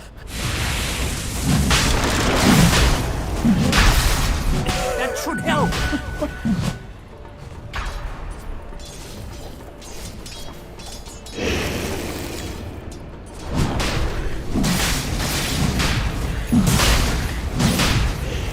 I just win the game off that fight. Sure. Yeah, they get Roshan for themselves. Yeah, that's crazy close. I mean, they're down 30k now, but that felt like a fight they could win off the surprise Hex on Moon. Just not expecting Brood to have that. Double crit numbers that popped up there. Is that the Boundless Strike hit and his regular hit? Was that double crits that actually got him? Oh, okay. Now that makes sense. Dodge so much there at the end, I think the was just stronger. Immortality. They get that Roshan, but 23 did bottle the double damage. So which is worth more, Avery? 2 lives or double the damage? Honestly, the DE probably. Yeah. I feel like they put this Aegis on the Furion, but I think the double damage on Morphus is more valuable. It's basically the highest value double damage here on the game. outside of maybe Terrorblade in certain situations. This hero's just insane with DD. It has the waveform power too, so you pop DD waveform in, really just gets evaporated. To the deeps with you. There's that shard. Moon putting it to use. Dory might not know what you're leaping into, son. Gotta be careful with that one. He especially. Maybe not be the one jump in. Let Mid-1 do that work. They're gonna get something off on Jam. But here comes 23 with his double damage, but he immediately has to walk away from the Wukong's command. He can't really do enough damage to Chidori. He was even trying to do a little bit more to the monkey. Maybe they can address Mid-1 a little bit. No! What a dodge echo away! Dodges the echo, turns back into an Earthshaker, has an enchant totem double damage hit. That is a lot. You gotta be careful. Chidori's jumping forward. He managed to get out of the sprout, but Makoto's gonna be caught, and that is even worse. He has that one jump. No, he got pushed back by the waves. Right as he waited for the jump, he got pushed away. 23 is now caught inside the sprout, turns around. Oh, he crit him. He killed Chidori thanks to the double damage. The crit's going to work. We need a little bit of time. Waveform is coming up, but he's leashed down. He tries to manta out of it. He's still stuck inside, warping his strength, but he's running out of time, and he's running out of health. He will fall SMG, even if they lose Chidori. Mid-1, the secondary carry of this game, will pull them through. Still has Aegis on top of it. Swift just going to work, and Makoto had A on there, but there's nowhere for this Zeus to run it. There's too many pullbacks. Even a Hex on Paulson at this point. The raw network here from SMG. There's way too much to overcome. DD, yeah, it helps, but win the cage match versus Chidori the second time around. But Chidori is not the carry at this point. Damn, now you're just styling. He TP'd in. They were so ready for that. Hit him with the torrent, push him back with the waves. 23 is getting an opportunity to maybe kill the support. As no, the sharpshooter isn't quite enough. They still have to commit a little bit more. He turns around, shoots the squirrel back in the face. They get a pushback on a Mid-1, and we still have Aegis. He still has Satanic too. He is going to be a tough cookie to crack here. It's Steel Furion, so he can TP back in. Yeah. You have numbers advantage. 2 dead for SMG. I think 23 is probably going to look for something here. Mid-1's going to TP away. He's got the level 25 talent, though. There's just so much control on SMG. I mean, I'm surprised that Talon are even anything in these fights, to be honest. Yeah, I feel like they should just get rolled over. Yeah, they're down 40,000 gold. Making this game look close in a way. That's a 23 buyback right there. So that's kind of the nail in the coffin. You lose Morph, game just ends here. You did end up getting the Torrent Storm on Moon as well, so the old Scepter doing a lot of damage. They get a Force Staff and Heavenly Jump out. He's gonna be okay, but they still get the X on Ollie. So they might still get the pick off. Yeah, they're gonna pull him back with that wave. Now Moon is gonna take a lot of damage. Oh, off the shot from 3. That was just enough, so they trade the Undying and still keep the gem. Ollie very quick on that one, actually sent his courier out. How the hell was he in range for that? I do not know, honestly. That was a sniper, not a shotgun. Jeez. I mean, again, they're down 40,000 gold and they're getting trades in these fights. This is absurd. They should not be getting anything. This game should be over. Yeah, you know what? It feels like one of those like old school like tower defense or hero defense sort of deals where they're putting up a fight and surviving, but it does feel inevitable. Like the system is rigged against them. Like they're going to lose the game. It's just impressive how long they can hold out, you know? You're saying they're bleak wage slave mobs in a harsh capitalistic environment that gives them no escape route for their soul. I mean, this is supposed to be a time of escapism for our audiences, not to remind them of daily lives, Avery. Damn, Mid-1's gonna have a nullifier soon. Unlucky. Okay. Unlucky. What can you do? You live in modern capitalistic society. I'm sorry. Somebody actually said this earlier today. It's just like, well, you should have been born into generational wealth. What can you do? Yeah, you should have been born into like the exact year of, 89 or something. Like 1 month. Everything before or after is terrible, but that 1 month, what's wrong with you? Just SMG, man, very impressive game won by them. And they didn't win it yet. Yeah. But I would, okay, even if they lose it, it would be impressive if they lost it. But I would still say their performance for the last 43 minutes has been impressive. No, it's been pretty good. I think they messed up some of these fights because I think this game should be over in theory, but you're at a 40k gold league. Tiny complaints, and now you're smoking with multiple hexes. Ollie is gone. Nice catch. They get even more. SMG is just so fast. Once they start clicking, You never bam, bam, they're able to jump for more and more and more. They catch the Zeus. Almost get jams too. I mean, 23 is debating Scotty or Divine Rapier. Going back between the two. We'll settle on Scotty. Dyer's Anyone middle says, tower is under get the hell away from my shop, son. Kicks him back. You did say that Scotty was necessary. You got the hex on him. The hex. Is there enough damage? Burst him down fast enough. They got him. Crits, double crit. Oh no. He got double crits. Double crits plus sharpshooter with a boomerang on top. That's burst on burst. That's just a bad. Again, that's just a sloppy death here. In a game, you should just be closing it out. Yeah. Okay, okay. I think this is two sides of the same coin. Their aggressiveness gets them, you know, like some of these pickoffs have allowed them to thrive, and the pickoffs turn into more pickoffs. But at the same time, that same aggressiveness does seem to feed away some random kills. I mean, we saw it in some of their other games too.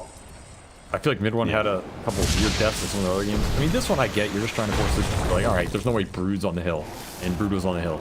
You know what happens? But you gave Scotty to Morphling. You're 40k down, but honestly, if he gets some good crits, you find the right target, the fight is winnable here. It really is. I mean, it looks like about 8 minutes ago it was 9-9, 99 to 1. Now it's 98 to 2. So doubled your win percentage. Guy has slowing him down. Oh Jesus, that telekinesis. That is a throw and a half. Oh, Olsen's working as a quarterback part-time. You don't have Fury on. You don't want to force his buy in some garbage fight. Yeah, I think better. SMG are thinking the same. Maybe the reason they want to take that, though, is they have double damage on Tajori. Level 25 Wukong, basically 6 slots. His turn to double up.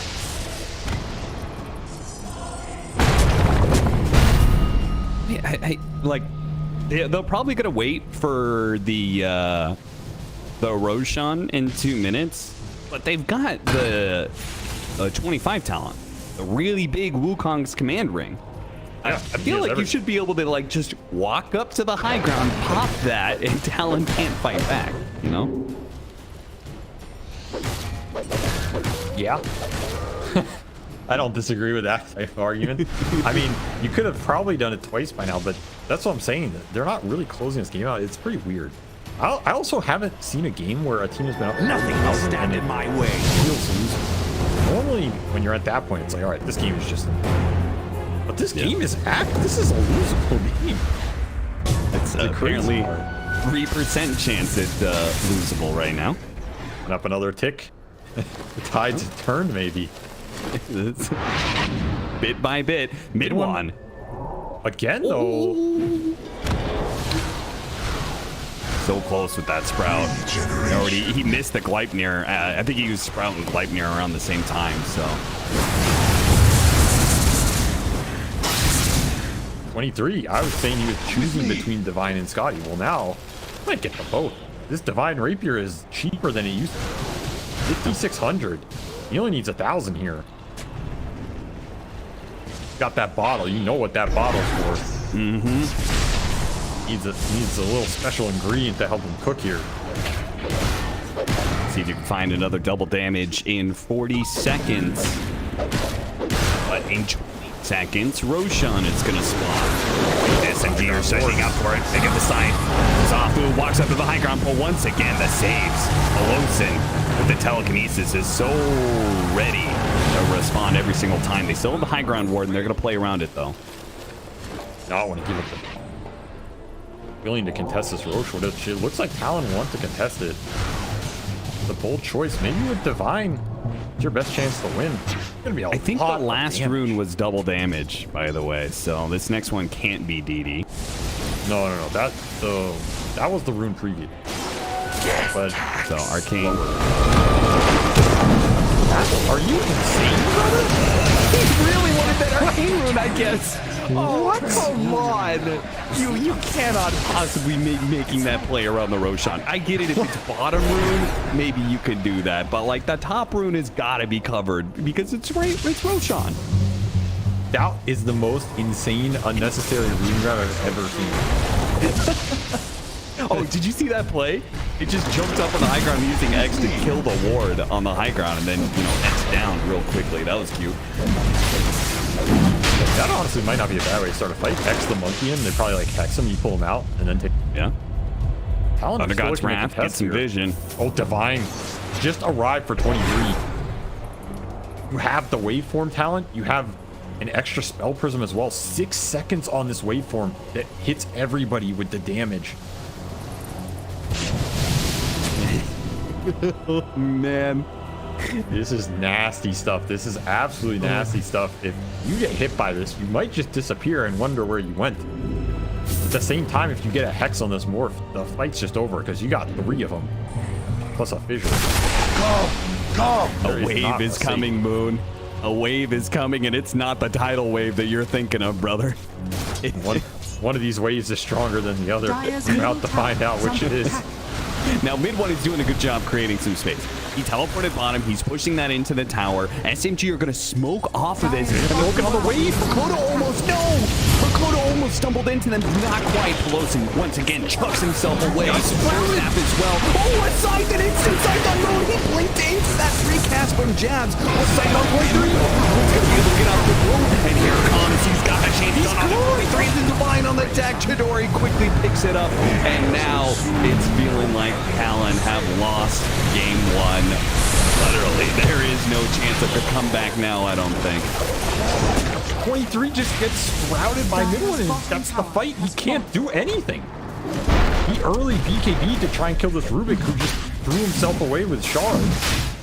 And suddenly, waveform didn't get anybody. You're stuck in sprout. Your team does not have the ability to help you. It's push stats on supports, but their lives are hard. Divine Rapier. Holds a Chidori. He doesn't even feel like he had to do much to get it. Now an Aegis on top of an Ags on top of a shot. I mean, who is all this going to? I don't even think they did inside. Anyone has an empty slot. He thought he was going to get something, but he got nothing. Oh, and he's going to catch Jabs. Greaves goes out. No firing response. He is able to get away, but the push is coming.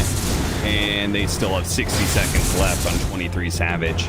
And eventually, SMG is going to figure out that he left himself short on gold from buying that Divine Rapier. You got to start poking here. You got to start poking hard. Divine Rapier Chidori with Aegis. Monkeys aren't the same as they used to be.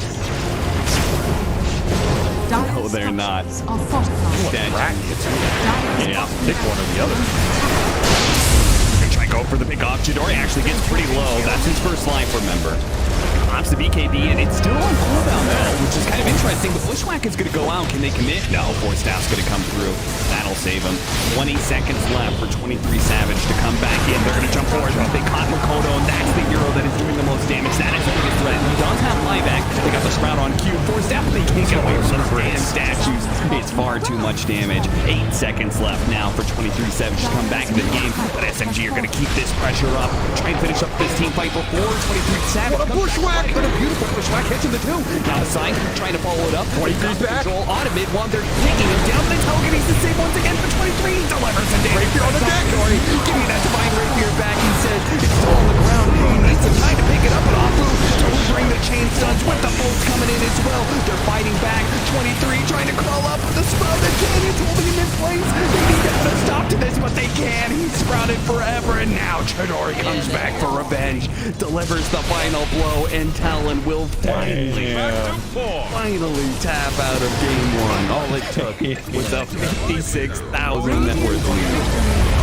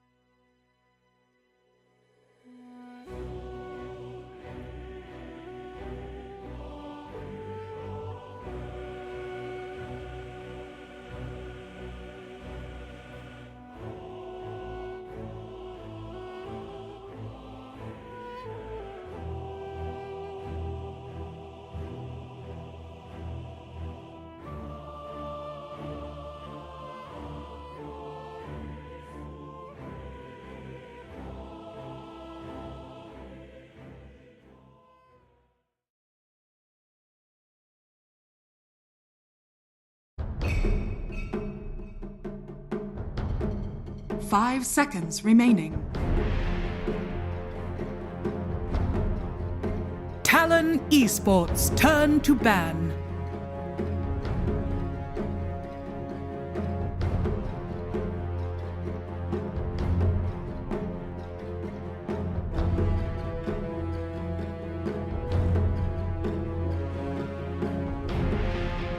Seconds remaining.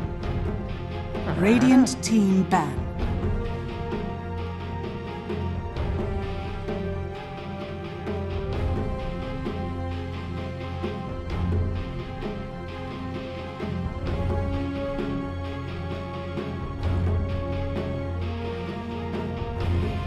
Seconds remaining. 5 seconds remaining. Talon Esports turn to ban.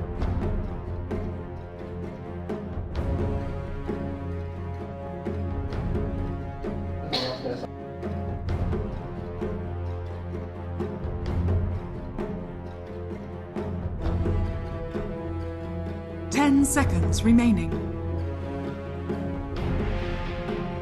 5 seconds remaining. Radiant team ban.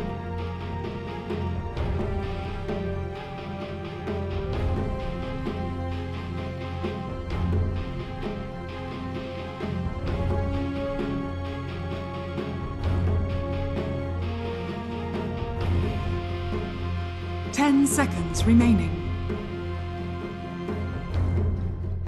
5 seconds remaining. Talon Esports turn to pick.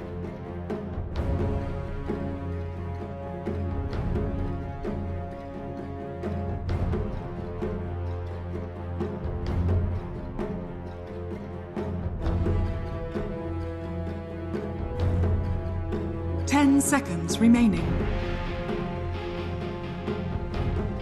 5 seconds remaining.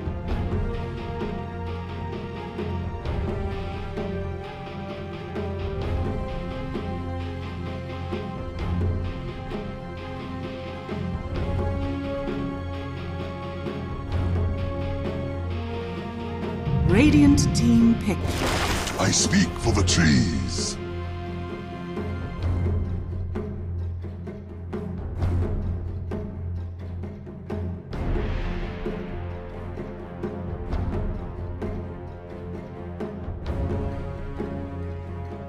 Radiant team remaining. Talon. Beastmaster. Rubik.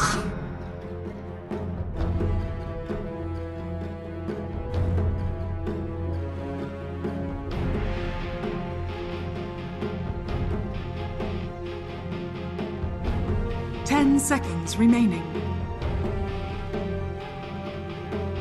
5 seconds remaining.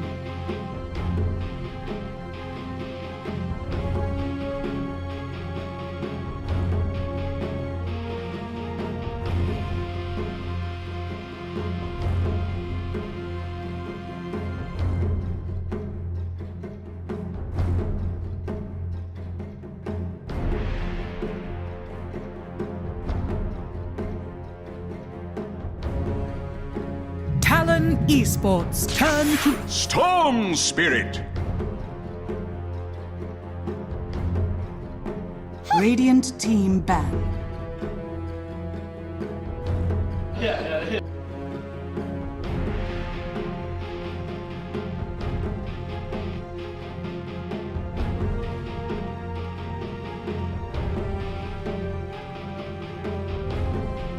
10 seconds remaining. Talon Esports turn to ban.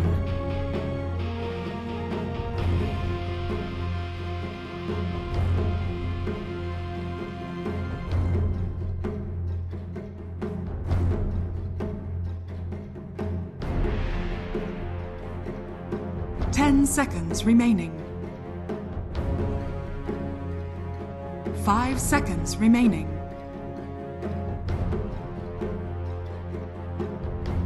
Radiant team ban.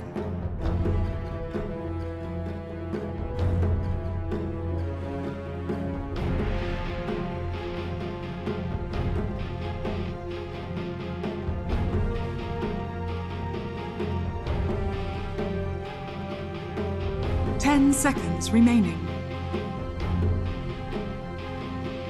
5 seconds remaining.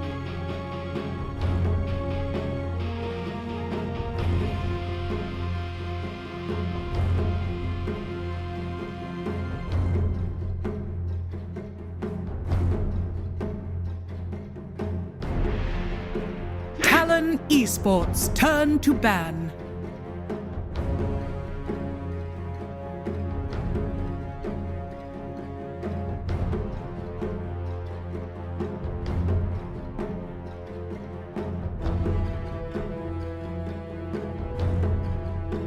Seconds remaining. 5 seconds remaining. Radiant team ban.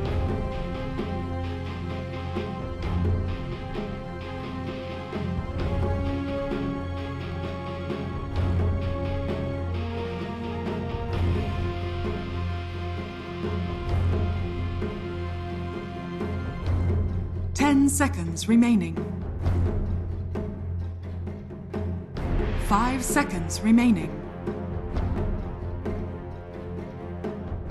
Radiant team pick.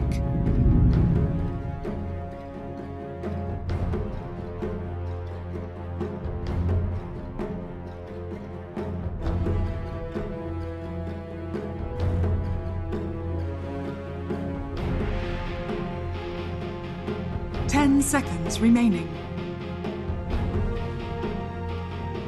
5 seconds remaining.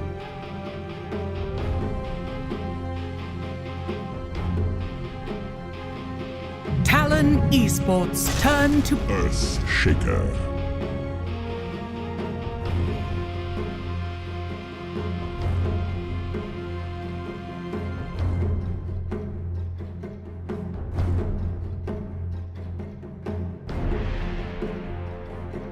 Seconds remaining.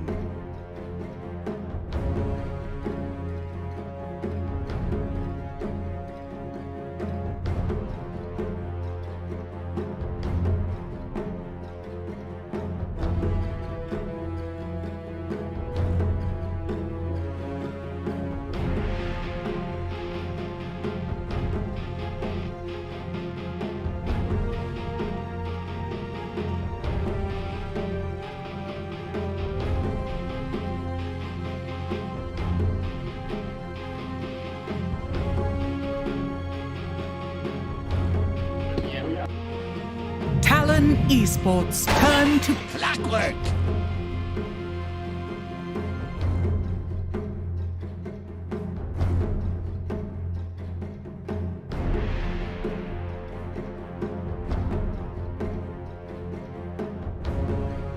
Talon 10 seconds remaining. 5 seconds remaining.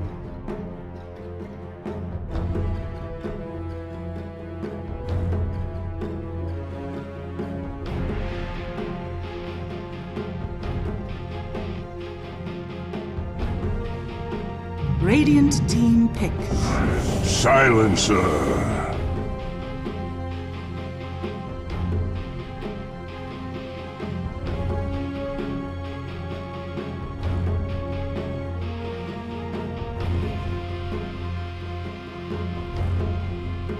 Seconds remaining. 5 seconds remaining.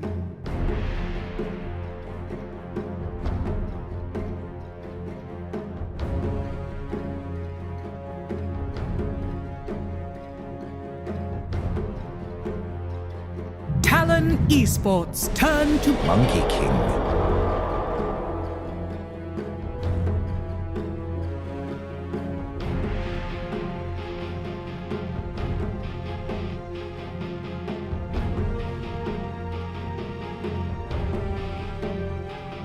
Seconds remaining. 5 seconds remaining.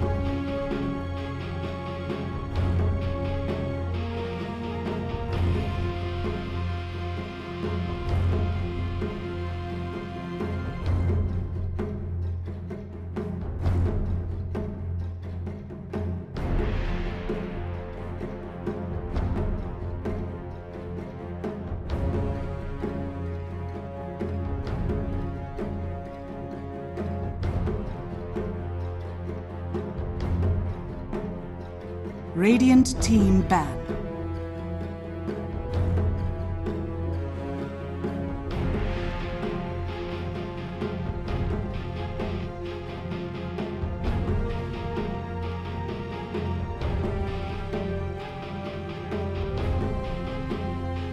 Seconds remaining. 5 seconds remaining.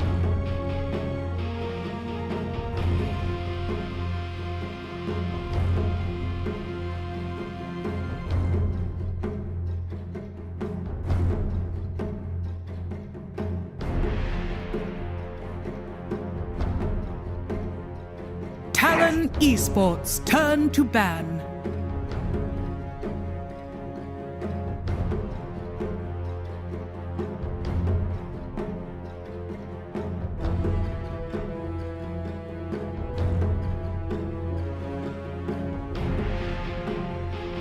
Seconds remaining.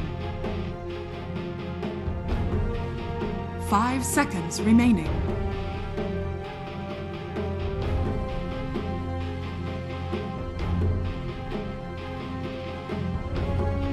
Radiant team ban.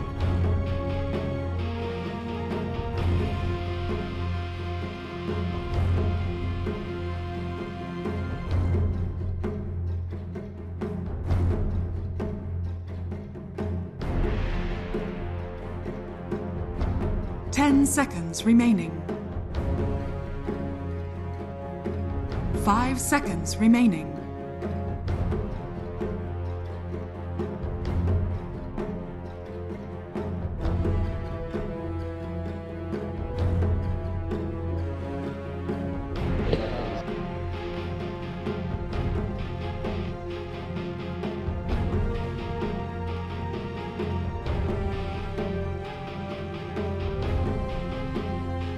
Talon Esports turn to pick.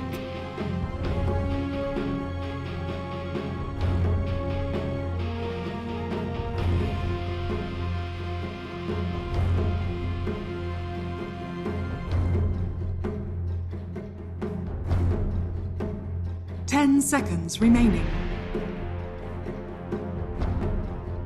5 seconds remaining. Radiant team pick. Night Stalker.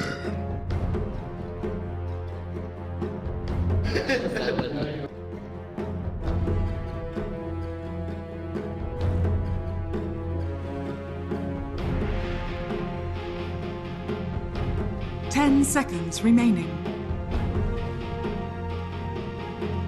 5 seconds remaining.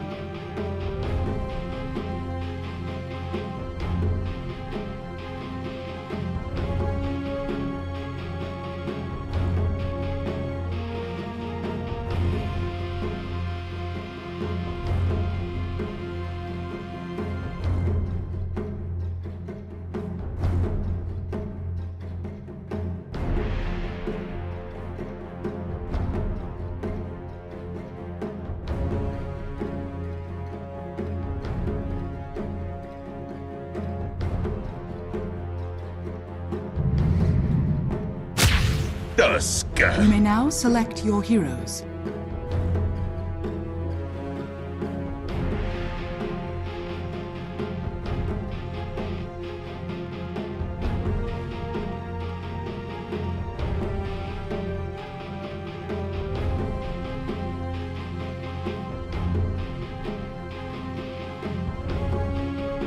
Hmm?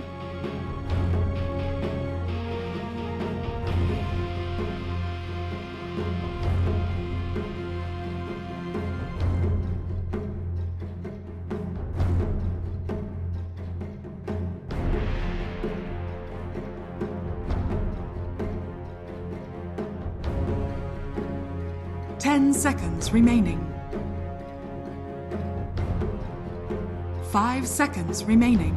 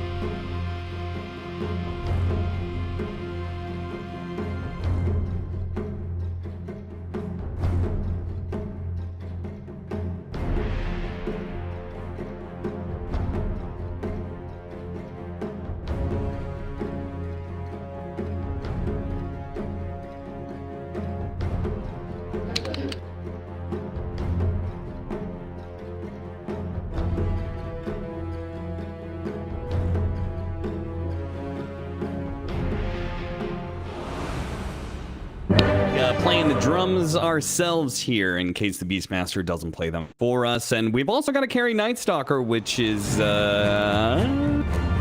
questionable. Good. How do you feel about it, Avery? Okay. How do you like 3 Night Stalker? It's okay. At least we learned something. Prepare for battle. It's okay. At least we learned something. Chill, King. 冇หลุด冇หลุดถึงที่เลยถึงที่เลย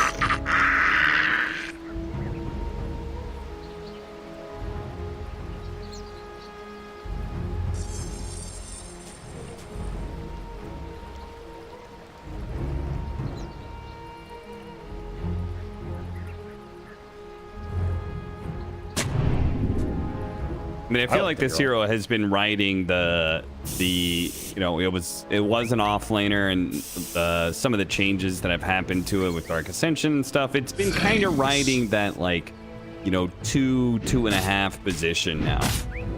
So whenever I see carry Night Stalker, I'm always a little interested. Always kind of down with it. I think it's a fine role for the hero. I think when you have Furion, especially, you can kind of pick a lot more. Because you always have oh my god, this guy's too good.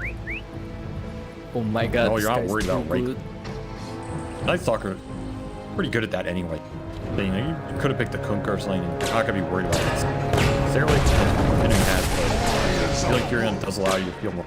The battle begins. And maybe help you keep the tempo up. Because I think the downside of this, the Night Stalker versus Summon matchups, are that he can just abuse if. If it's daytime, East just forces the Roche. If you ult, there's a standstill, your ult wears off, he just goes in Roche. Play Dota, just play Dota, That's always been the downside of NS for Summon. Quickly.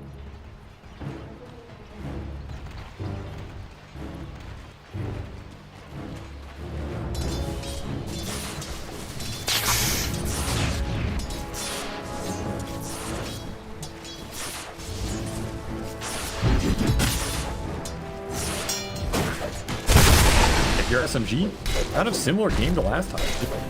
Use the downtime for Talon here. So map and take it over quickly off a good laning phase, and should be in a decent. Well, we'll see if they can own the laning phase like they did last time. Definitely was a crucial part of their victory. I mean, this one's harder for sure. Don't have matchups that win in the side lanes, especially. Do not get destroyed level 1, so the off lane's already going to go better for Talon. The NS is not going to get pressure top. Not that type of hero compared to the.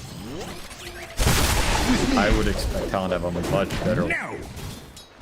That type of game plan for SMG with the monkey in a favorable matchup is not going to be there.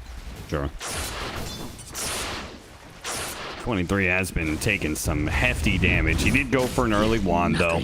Early wand plus another 3 branches. That is a build and a half right there. Interesting. I feel like sometimes you'd see on these strength safe. It's like the stick healer build. I don't know if you do it on carry NS. Kind of the stack the stats, get the last hitting go, get to your helm, armlet. Standard safe lane NS build, so you can stay. Radiant's courier has been killed. Rush it. Depends if you want to go phase boots as well, but that's pretty much what 23 is looking for here. And they want the safe lane to be strong because they are playing Silencer and Abuser.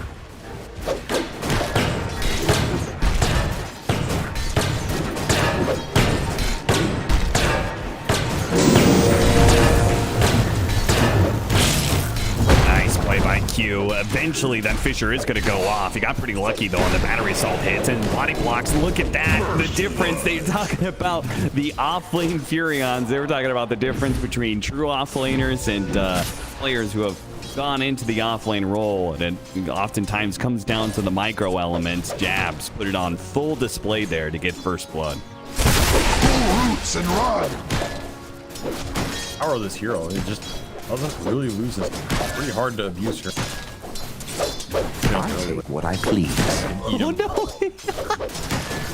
I think he accidentally denied the bounty rune. I think he was going for the cog kill, and instead he hit the bounty rune. I don't think I've ever seen that before, but always something new happening. Dota. You know, sometimes these things happen. You know what that is? That is an argument for right-click deny, right there. True. True. You can't deny a bounty rune. You can't deny Aegis if you deny. Huzzah! Saying. Technology. Buy it every time. Have you ever accidentally denied a teammate when you didn't mean to, though? Does a right click deny? Oh, yeah, I could see that happening. I just say intentional regardless. Alright. Fighting over the runes. Moon, Makoto, back and forth. Fairy Fire gonna be popped. He still has no Makoto. Well timed on the disable there. Stops him from being able to pop his bottle, which he had the water rune, and I think he might have won that as the Tusk if he just got the bottle off. Very close. I mean, Makoto still at Fairy Fire. Oh, Jab's tough one, but Jab's just getting Yeah, he's going to be run down underneath tower, but Chidori is going to be stuck underneath the tower here. Afu's taking the shots until he passes it over to Chidori. Chidori is going to try and hide away to the trees, but eventually will die, so not that bad for the exchange there for Talon. No, honestly, you're pretty happy whenever this clock gets a lot of extra early. Because this hero can take over games if he gets a really good start. It's just kind of hard to get him that start. Lanes sus. Honestly, these types of trades, you're not too sad. And I think you'd rather have the monkey die Furion as well. Furion just has a way better game progression and game flow, time state than Monkey does. Monkey is a hero, especially in the Furion matchup. He wants to play aggressive, he wants to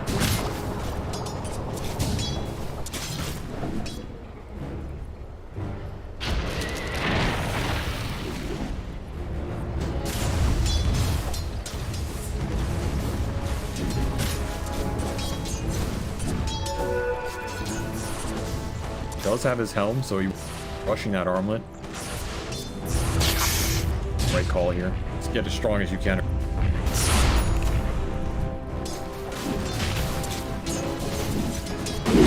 don't think it's too bad because you have a silencer, so giving silencer type of game.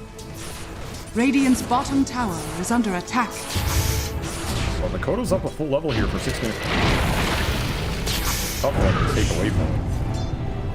Oh, nice 2 curse. Bottom, Garen. Very nice. Talon doing everything they can to make sure Makoto's set up for a success after already set himself up for a success off of that kill in the mid. And this is a guaranteed silent gank. Pretty free with the hate. Kind of telegraphing it. They also have a ward on Makoto. Just dangerous on the map right now. Just got his treads delivered, has a haste rune. You just TP'd either of these things. Of course, probably instantly.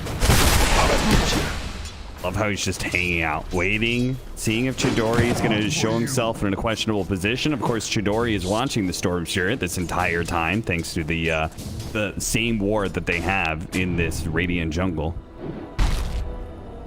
Afu has actually got to scout out the one placed by the Storm Spirit. Good read. Afu's done a decent job of seeing these moments, protecting his. Probably can't save him. Only other route is to just end the kill after. They got that going for him. Slowly progressing his Master Dawn. Probably when you want to make a move to that lane, kick the Nth out at his game roll. Could be Chidori even. Monkey King is not a bad carry at making that move. Just a question of does he feel confident this bottom? Not. He's kind of left alone down here for a long time. Abs is already level 6. A lot of early move potential for Talon between this haste, and here it comes Makoto. He hates bottom. Dory, I wish you the best, sir. Yeah, he does get a really nice stun off, but even if he could jump into the trees, Makoto very likely would be able to chase him down anyway. It's going to be Q who will get the last hit, so probably a little bit of disappointment there from Makoto, but now it feels like they're doing the same thing to SMG that happened in game 1, right? SMG using the Nature's Prophet was pushing down early towers, and Makoto is going to try and use his influence as the Storm Spirit to exert that same kind of pressure. Talon lane just set him up for success. Now all 3 Talon cores ahead of the pack. Getting solo to be a silencer mid. Tower has fallen. Type of game flow they want, where they're going to make all their heroes. Because mid one is going to have them. They stack.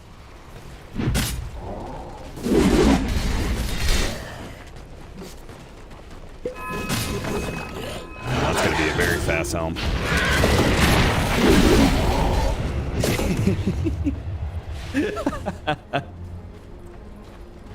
Oh, I'm telling you, he's going crazy right now. Yeah, well, no, I saw the slight twitch on the right side of his mouth that indicated a very small sense of satisfaction.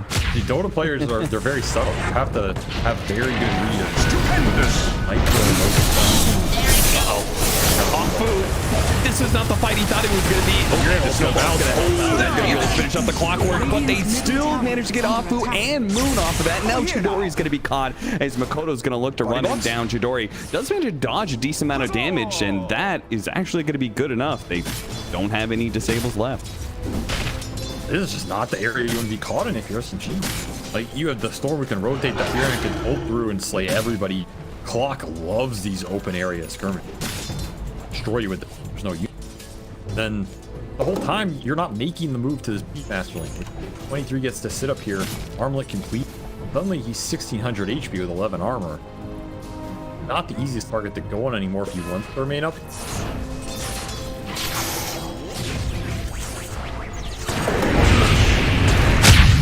Enisol running in the river. Oh yeah, that connection is coming. They want to be able to get this one kill and turn it into more. For your life, Mid one. He's going to be slowed down by the Void. Gror goes out and actually pushes 23 to the side here, and maybe they can actually still kill Q. Cogs actually pushes the Rubik over to the side with the silence out from Ollie. They'll collect the kill on a close, and they actually got Afu on the side there as well. So Talon just running over him. Radiant's game already middle feels out of tower control. is under attack. What's your comeback here too, right? Not a lot of delay. There's not a lot of outspan. None of your cores are really good at defending towers or defending areas. You're better at playing the aggressor and running at the enemy. That's what I'm trying to do. Then out man fight them. Lost a lot of base here early. These towers are healthy for Talon. It's not like mid one can just go and start chipping. You have full HP tier 1s here. Pretty good early ult and nighttime usage for all. Yeah, he's got some downtime now, but you gotta make the most of it. I don't think you have a choice right now, Garrison. Yeah, they got some moves going now. They pick off Ollie. That's good. So they use the strength of the Beastmaster like you were talking about. Put some pressure on mid, but they're going to be... Oh, the instant echo and the enchant totem hit was pretty nice. The snowball goes out. Unfortunately, they're still stuck in the cog. So even if they kill the clockwork, they're both dead. That's a hell of a hook by Q. You take that every time. Double cog onto your tower where, again, your 2 mobility cores can easily... And you're delaying this...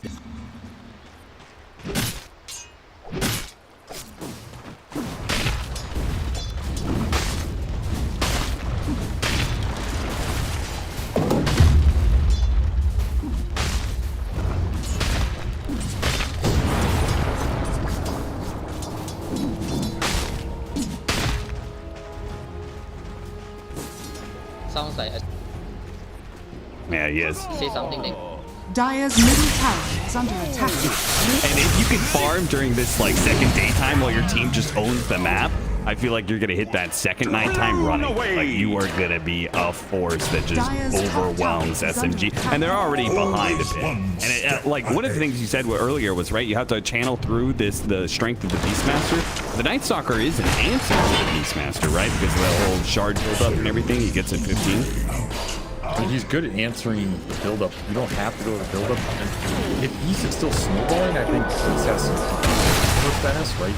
Sure. Momentum game in the Roshan and this type of thing. But this type of games, yeah, it's debilitating. Because now you can't get your strongest item in terms of power spike. You have to go for other aura. The other auras are delayed because you're going for them because you're in the behind them. This map is going to be a nightmare to play. You have Furion and Storm, so 23 his ult threat is not just him. It's Furion can in Storm jump, even block an instant win, and then you have Global on top for all these initiatives. I mean, look at Q. He has no fear here.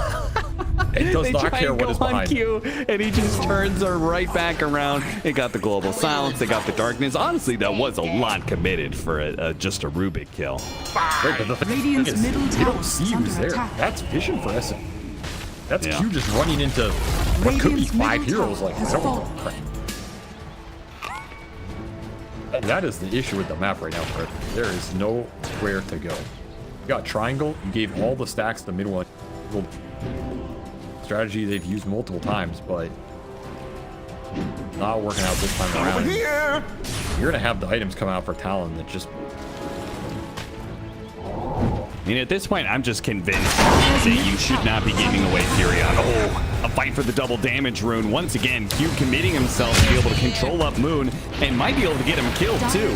There's no help coming in. The snowball to delay things. Q's going to pull him back as fast as possible, and Moon is going down. Another intelligence stolen away. Plus, Peloson's going to be caught by Makoto, and we haven't even hit into the second nighttime. It's coming up in just 30 seconds. This game is hard. It's about to get a whole lot harder.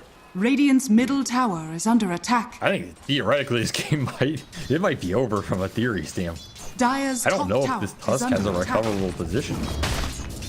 Really rough. Gee, I mean, Dota Plus agrees with you. It's 90-10 right now. So you are not over-exaggerating when you say this is, from a theory standpoint, it is over. I mean, that's why I like to say theory, because I'm not saying the game is over, but pretty dire very quickly here. Even the extra insteal is just, like, look at Moon's mana pool. He doesn't even have...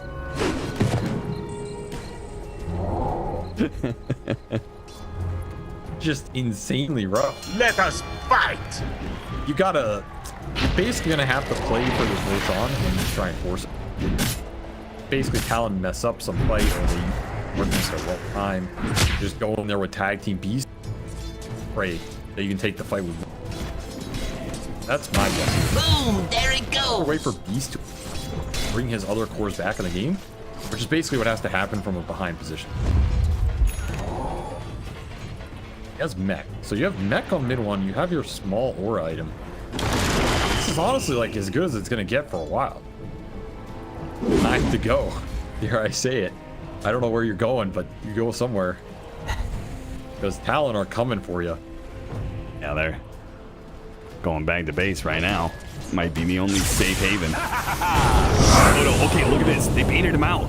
Oh no, but the global silence in response, and he's still gonna die. Oh, there was a beautiful idea, but the global presence of the silencer makes the difference. And now Moon's gonna get picked off in the mid lane. The silence is gonna wear out here. He gets a chance to snowball. Or he's gonna snowball too. Nothing really gets him away from this Night Stalker. Yeah, there you go. Dota, That's what it's looking like.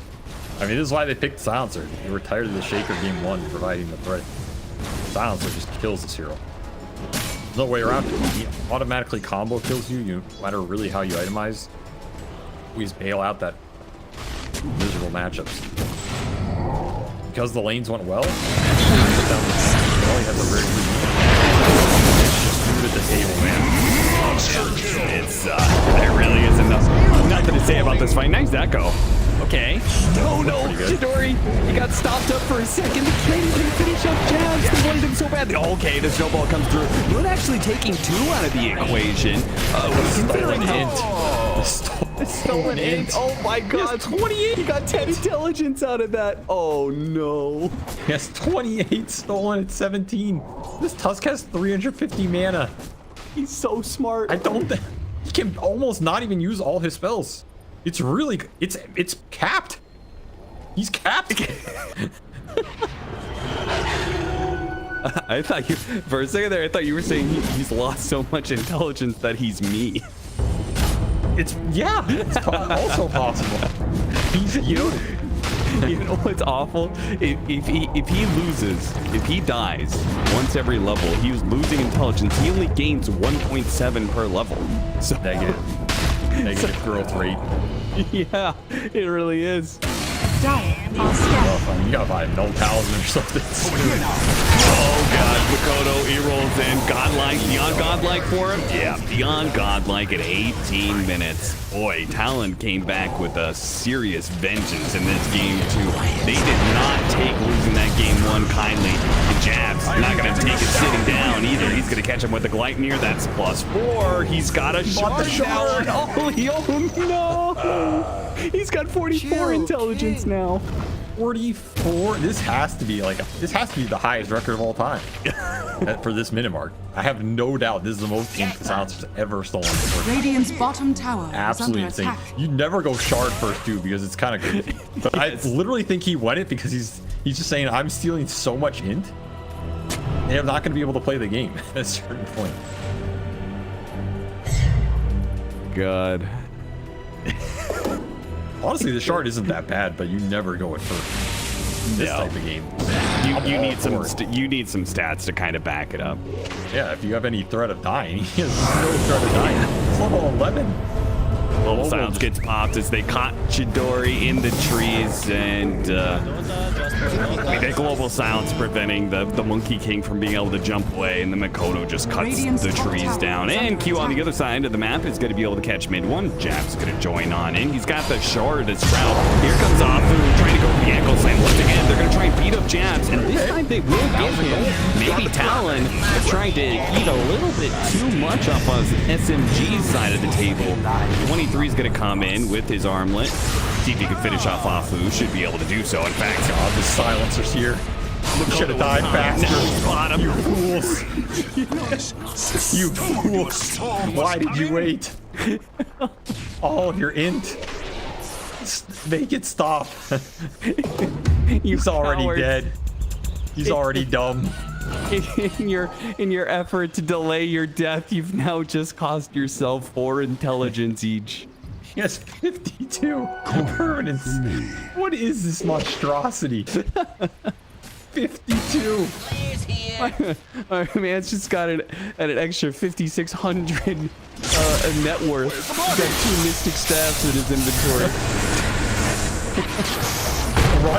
Run, Moon. Your mana depends on it. Oh, dude, Ollie should get a Blink Dagger next. That's what he should really get a Blink Dagger, Boots of Travel. That way he could always be in the fight. You're just going to win the game off this. You can't play. Look at Afu's mana. He has 360. You can't even... There's one more fight. If you lose more int on these heroes, you don't have enough for your spells. You're just permanently lost spells. You're gonna be buying mantles, and not because Amar gave them to you. You're gonna need them. Stupendous. An absurd game. Moon's got 55 mana to spare if he goes through his whole combo. Earthshaker's got like 30 or something to spare off of his full combo. Absolutely brutal.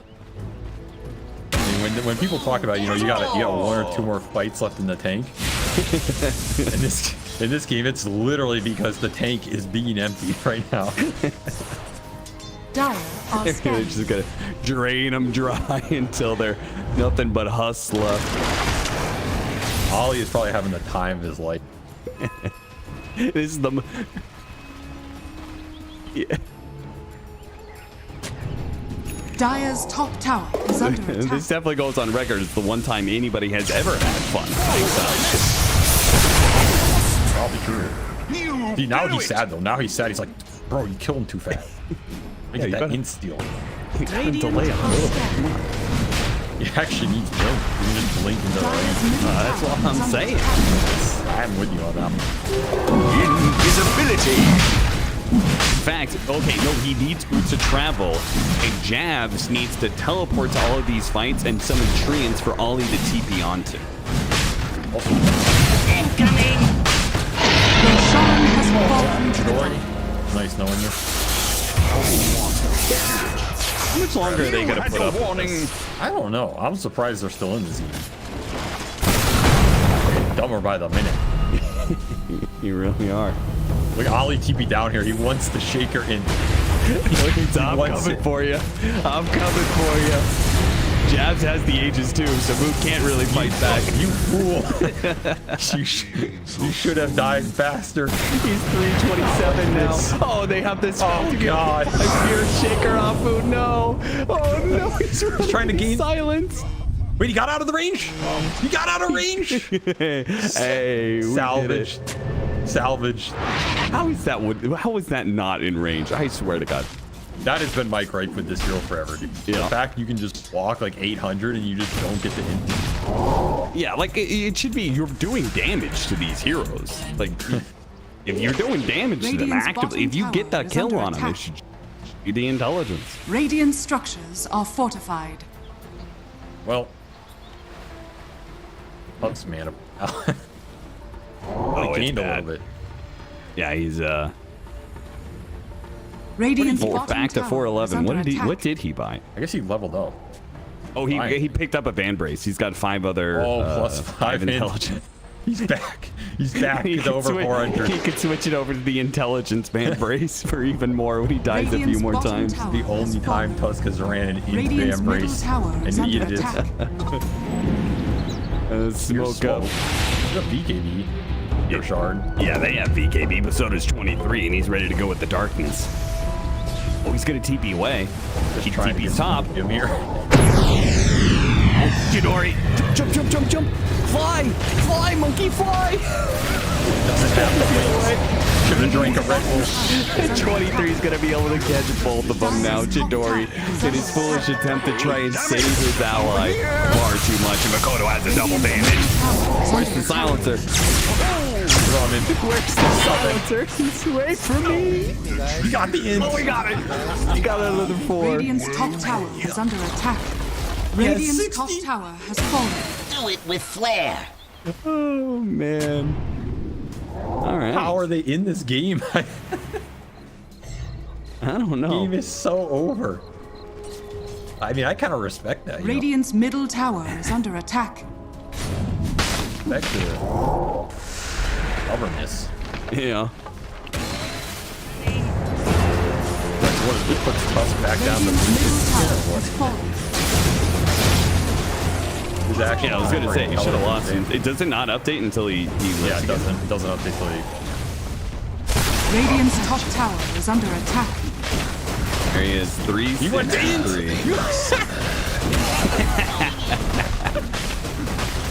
Oh my God, he's thinking about it, dude. He knows. He knows he's gonna need to have the int one on.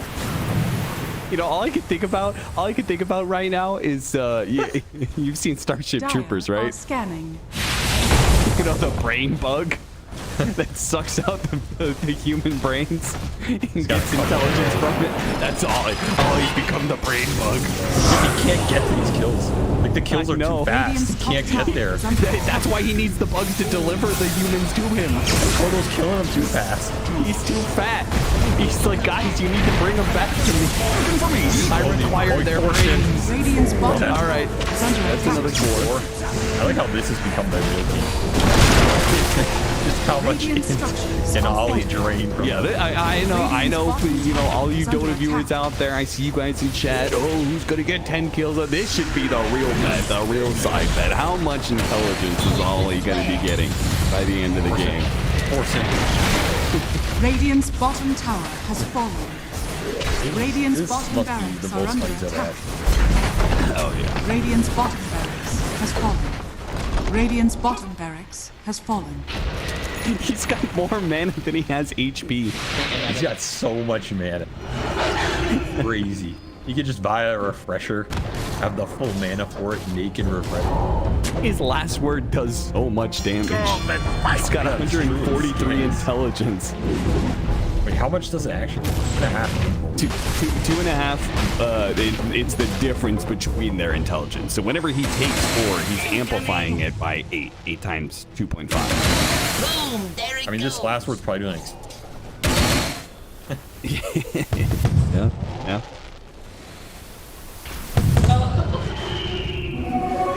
Oh man, Agony Scepter clockwork, so they cannot get away from all this. And again, the downside is these heroes jump so far that he can't get in. He can't get in. Should have bought the blink. Should have bought a blink dagger. KB. For what, brother? No one's gonna touch you. They're all dead before you even get in range. 23. I mean, just fall in. Throw the towel. Monster kill. Oh my god. Radiant's middle. I mean, what's left to talk about in this game? There is nothing. He has stolen all the Irma silenced all of us. Radiant's top tower. Alright. They found it. Radiant's top barracks. It took them a while. They lost so much intelligence they couldn't figure out how to use the keyboard anymore. Esports victory. Alright. Well, that was a game.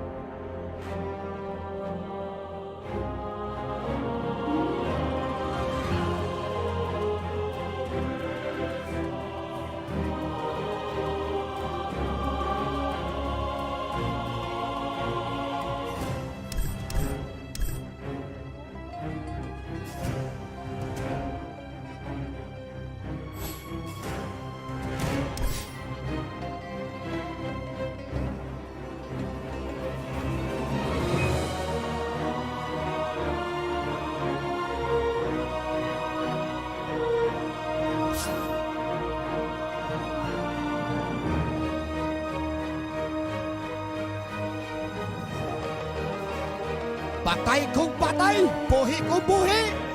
Oh no! This cannot be! Diyos Ginoo ko!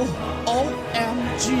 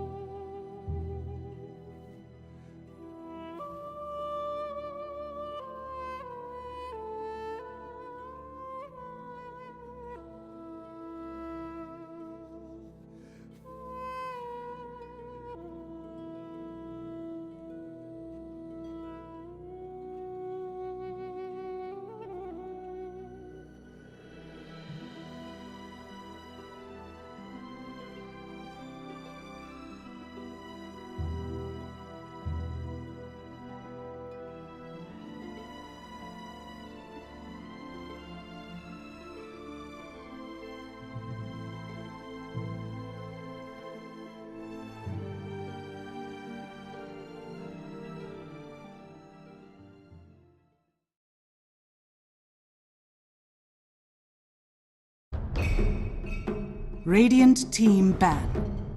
Entra hasta la parte de arroz.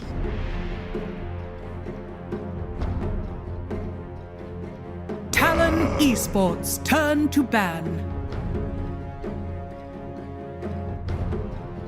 Radiant team ban.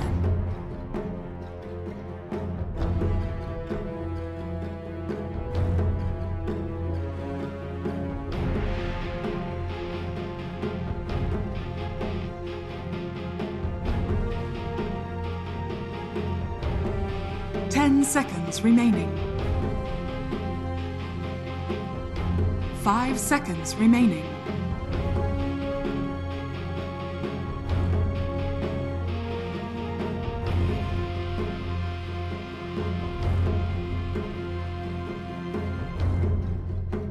Talon Esports turn to ban.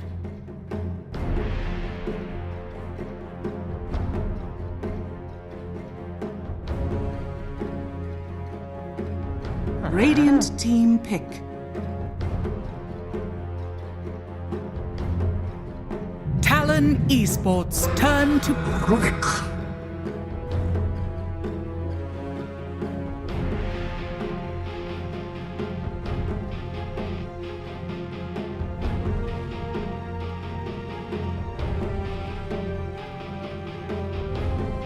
Ten seconds remaining. 5 seconds remaining.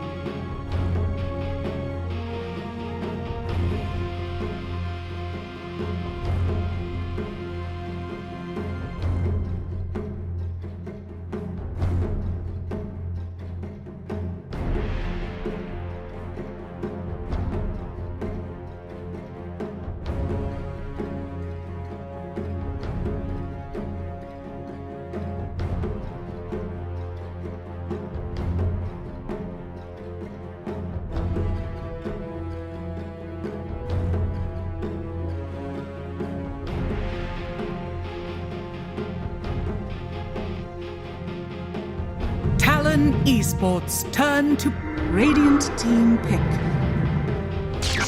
Storm Spirit!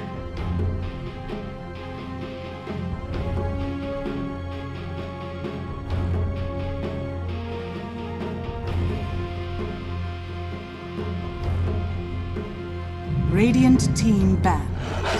Beastmaster! Talon Esports turn to ban.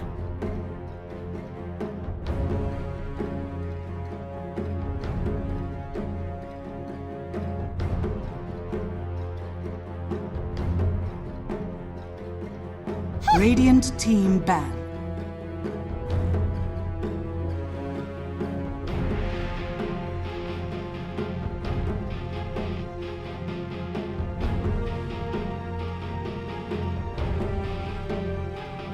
Talon Esports turn to ban.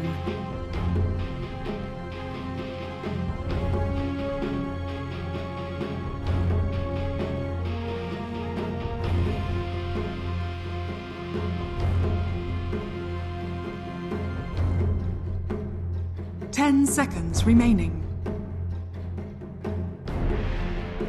5 seconds remaining.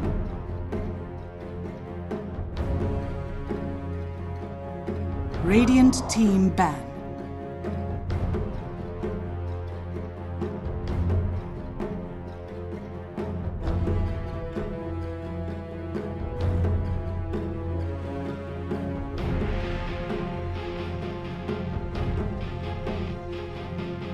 Seconds remaining. 5 seconds remaining.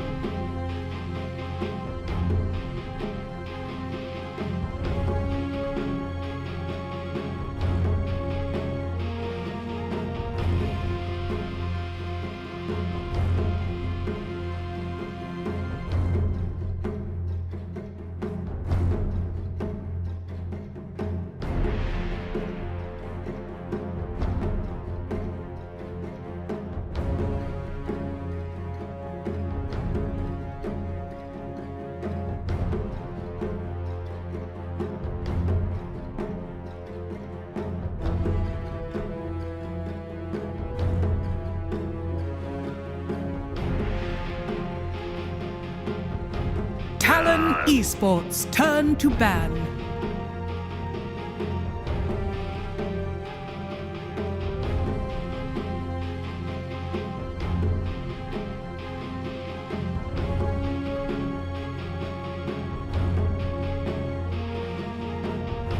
Seconds remaining. 5 seconds remaining.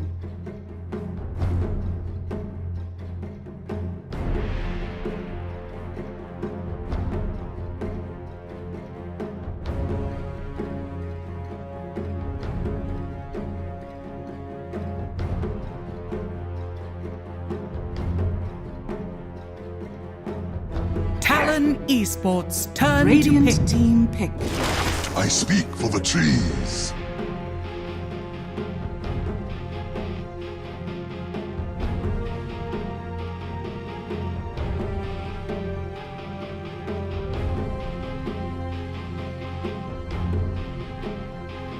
Seconds remaining.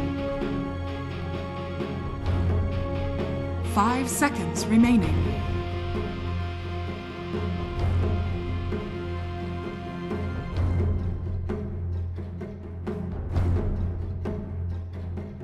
For who?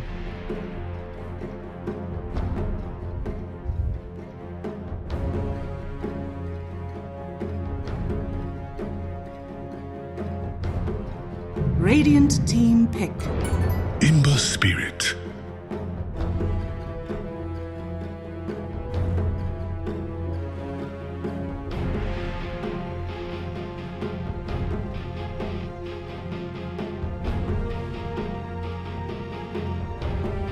Seconds remaining. 5 seconds remaining.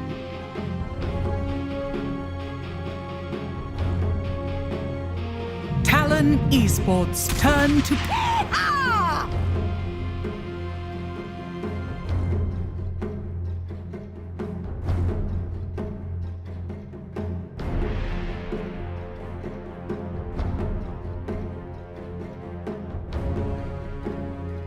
Seconds remaining. 5 seconds remaining.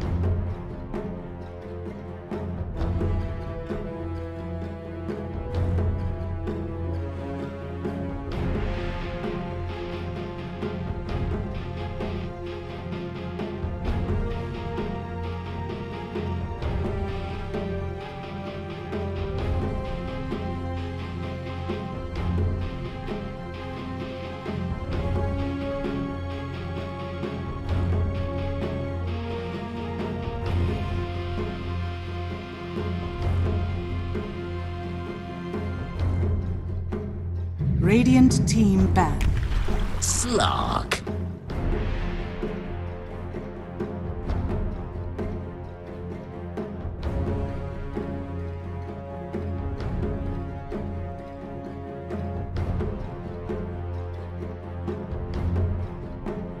Seconds remaining. 5 seconds remaining.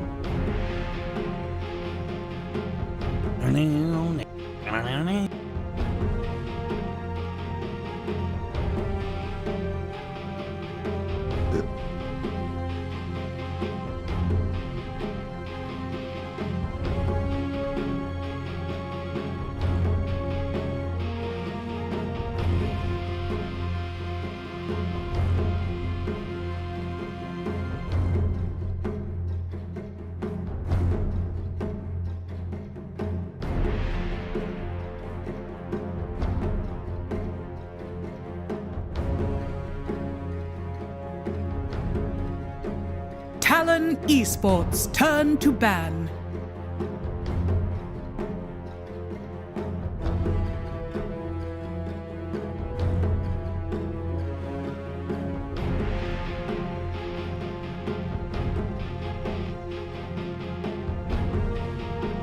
Seconds remaining. 5 seconds remaining. Radiant team ban.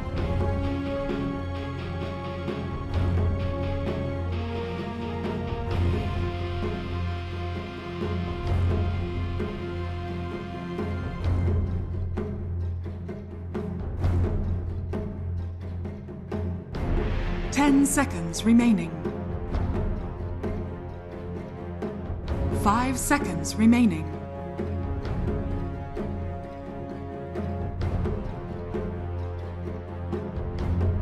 Talon Esports, turn to ban.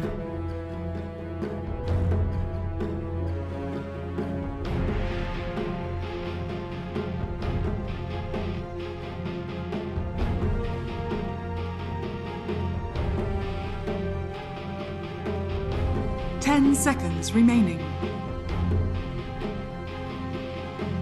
5 seconds remaining. Radiant team pick. Dawnbreaker would.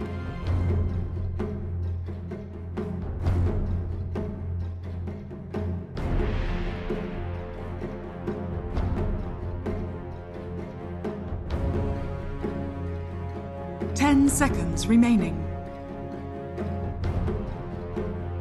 5 seconds remaining.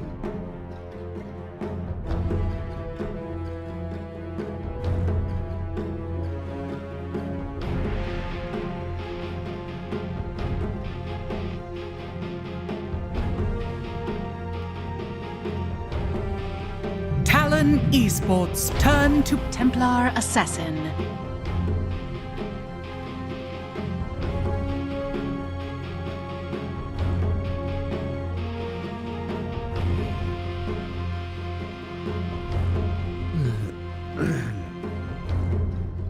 Seconds remaining. 5 seconds remaining.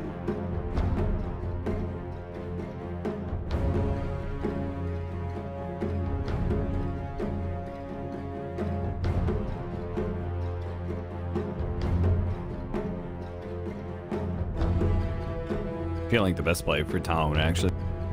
Nature's probably 5 and it's more team fight and use.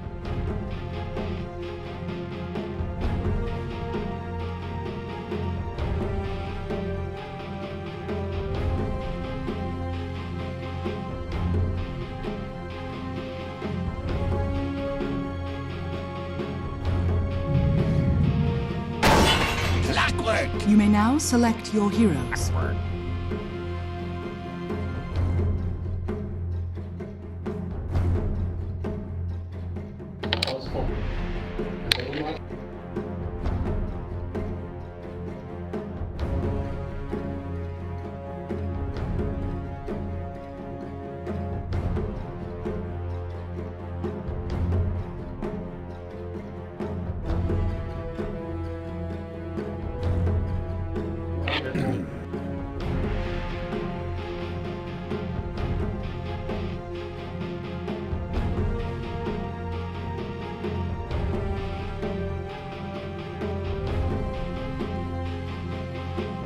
Seconds remaining.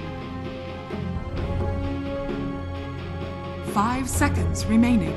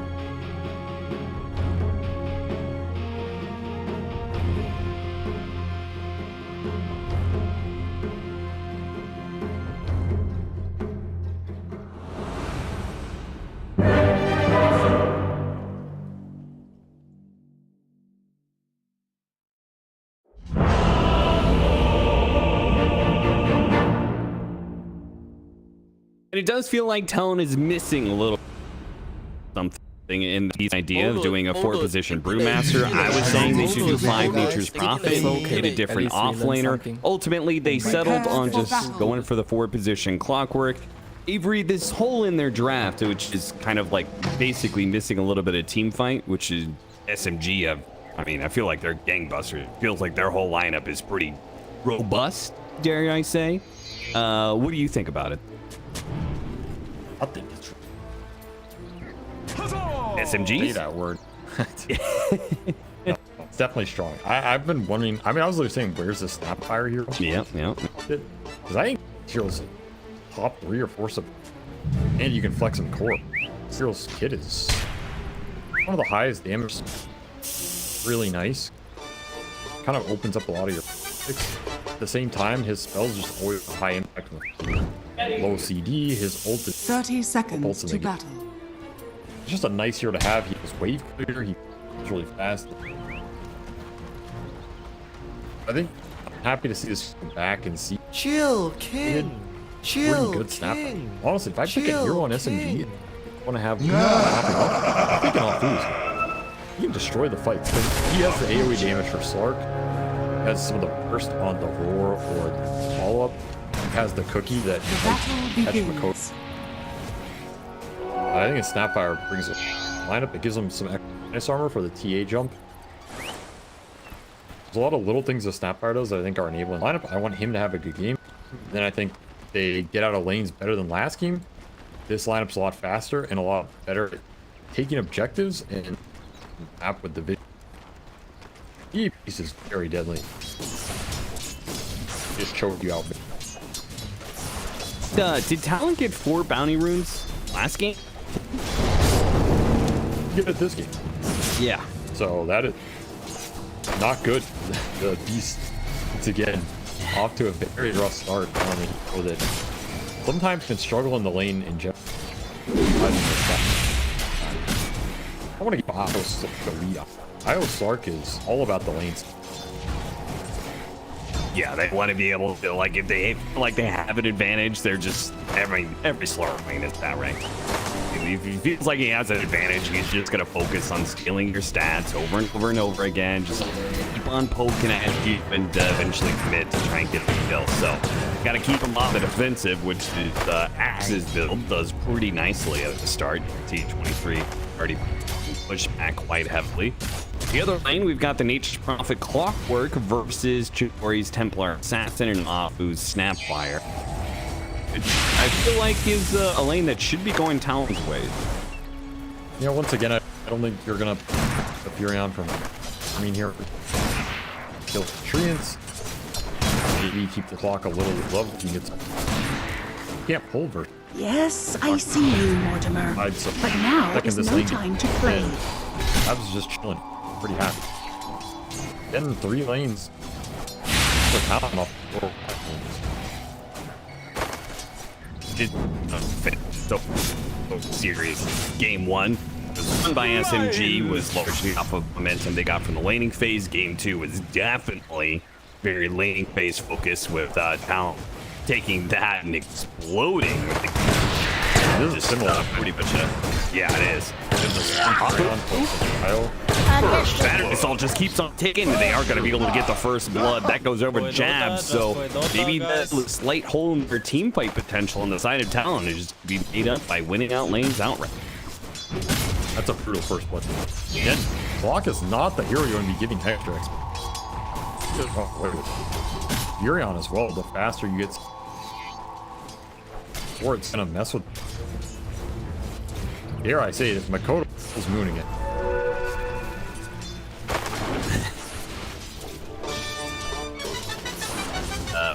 He's able to do that right now. He's doing very well. Yeah, geez, 16-5 compared to the 13-1 of Moon.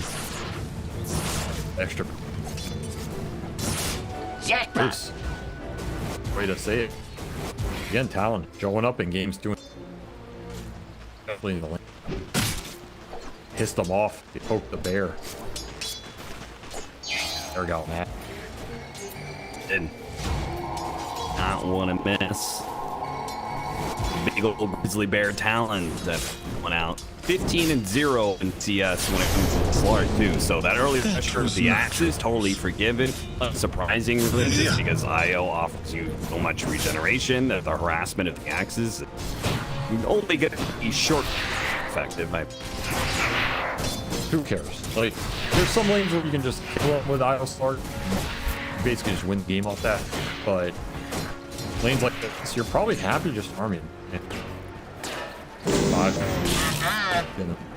the lane ever goes super or the slow.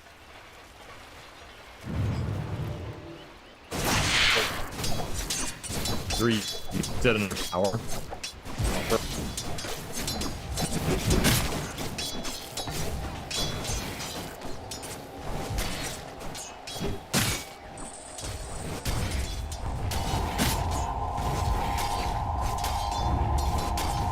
The bear is gonna take that other game. We saw what can happen when you kill a bear. Yeah, it certainly pops up. You feel bugs. No cocaine bear on your hands. Moon. And a little bit low. I was so waiting for you to Makoto. make that joke. This is so obnoxious, but at least Storm Spirit has pretty high base arm. So it's trade, it could go either way. See who oversteps themselves. Makoto's 11 magic 1 charges, 9 magic charges. Let's go for it. Let's see. This time he does get off the stick. Remember the bottle exchange last time. Oh, I had a feeling it was going to kill him, but Spirit Fire bailed him out. Still, Makoto was getting the better of this exchange. Pulling his head in this lane. Once more, he's going to be 6.5. Ember the base, he's going to be stuck at 5.5.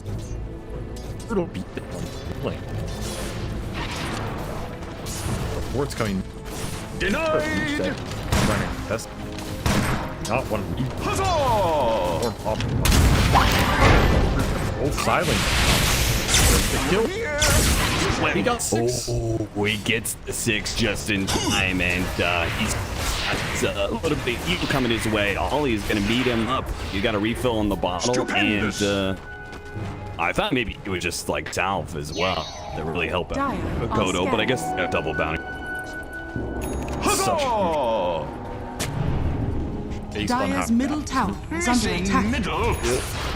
How are you losing silence? Rough solo XP as well. E3 is at mid one top. Missing He's a middle. little behind bottom, but The rune of regeneration. on once. Now low On the top lane, lands the bounce on the flows in with the zip in from Makoto, easily picks one, and he's got Arcane for this. Easily gets the second one. 23. No fighting now. 1 permanent agility out of was killed. gotta Yeah. all this in one.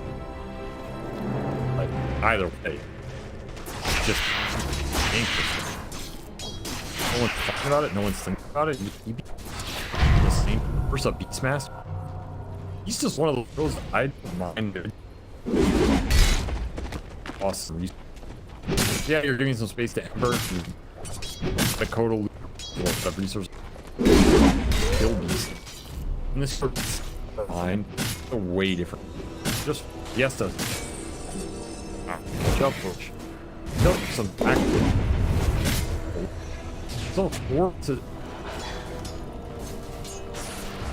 It's funny how like both the cores in mid and top they rely on the same hard can.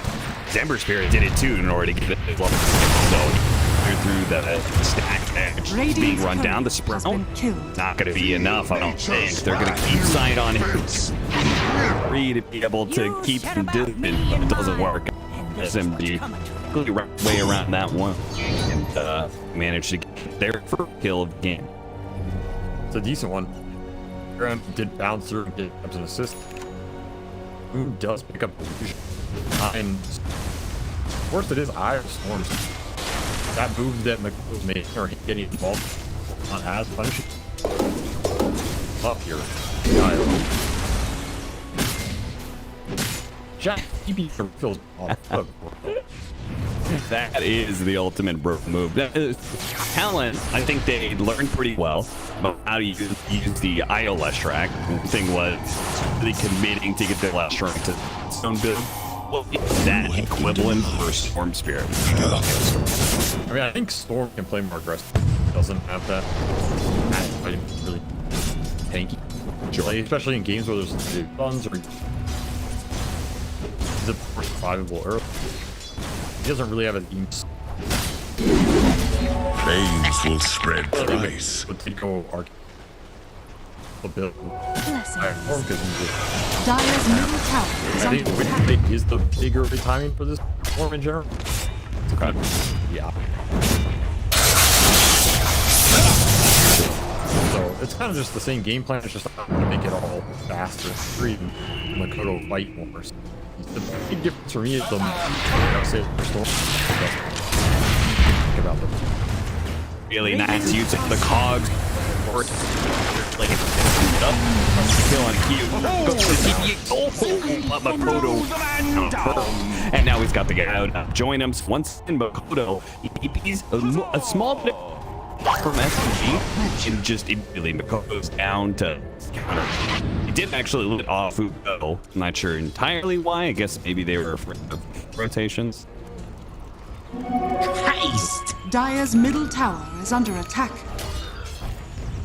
Low for now. See, oh, Radiant's bottom tower is under attack. Dire are scanning.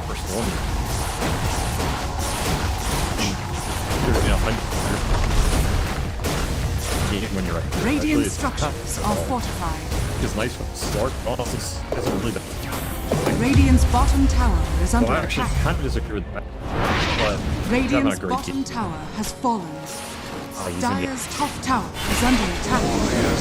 Radiant's middle tower is under attack. I mean, that's just. New life will make its way They are amongst your bones. pace, and it is beginning to look a little bit like you too. that is huge. I have a very similar draft. Pick this back. Talon's I feel like they're pretty happy about that. First, if some better tools going for you, damage the M and you trap it in pretty. Now I want to become much of a lead early. They need this game to work. They've got the cookie. The cookie doesn't work. They feel kill Ollie here. Jump one doesn't feel great for an ultimate smoke rotation plus committed. Yeah, they wanted Makoto.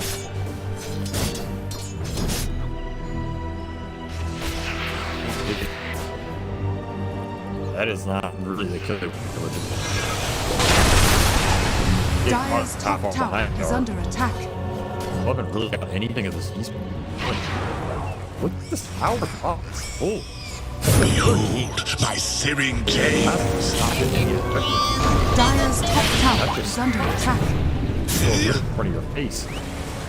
Try and hit him with the cookie, drop it tree, but they missed. And he's already got a bigger game. He's got working towards a fast Phantom Seeker. Beastmaster almost getting Dire's caught top there, tower but is under attack.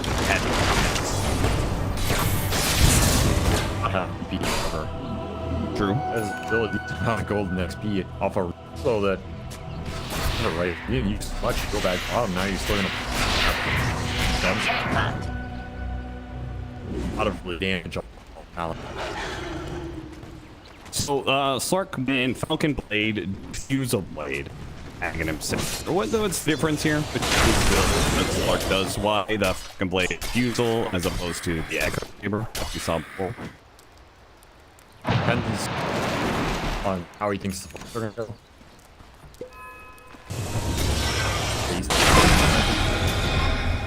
I think it's pretty balanced.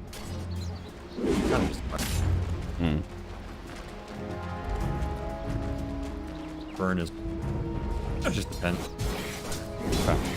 It's also with an IO, so when the attack speed was higher, like the Oh yeah, I like that point quite a bit. That makes sense. Overcharge. Chained in searing heat. Starts to go. About the mannery. He's gonna die to the kisses. He uses the hook shot and different maneuver. Does end up dying. Hey, he does a little damage. What's that fusel?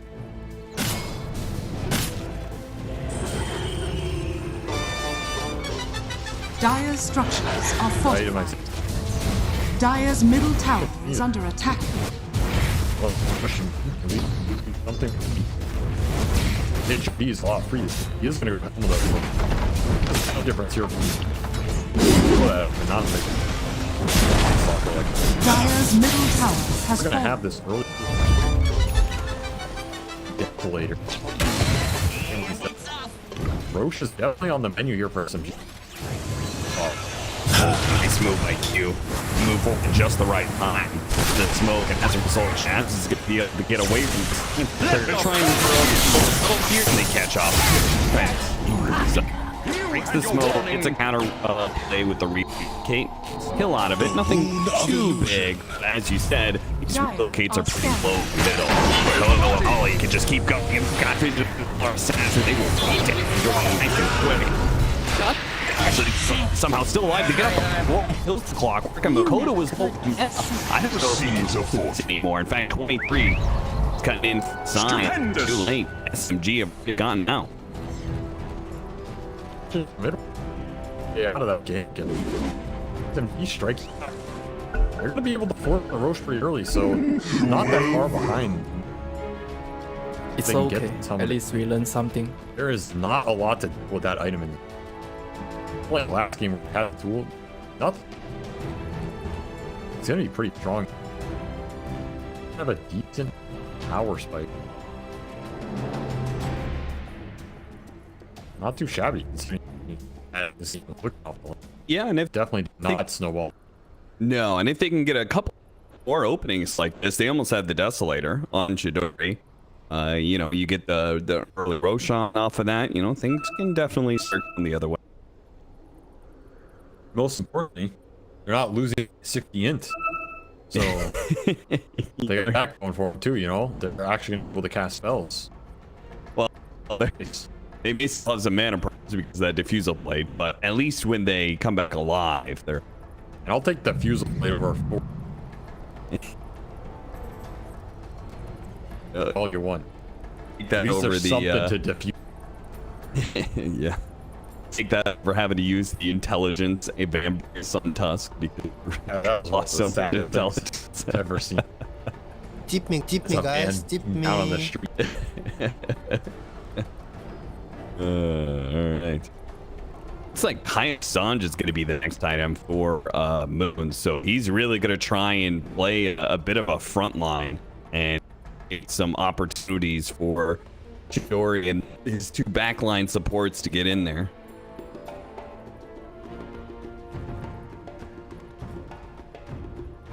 It's not. It's a very big. Especially when you're playing. I don't want to just. Like Sage Kaya into Ag, something like.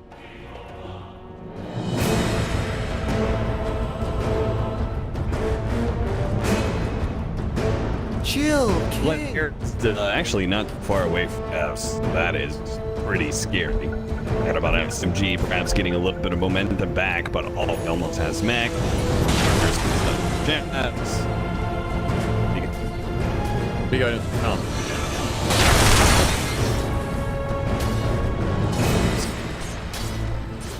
Yeah. Well, if they roached themselves, right? Some of the code, then. Yeah.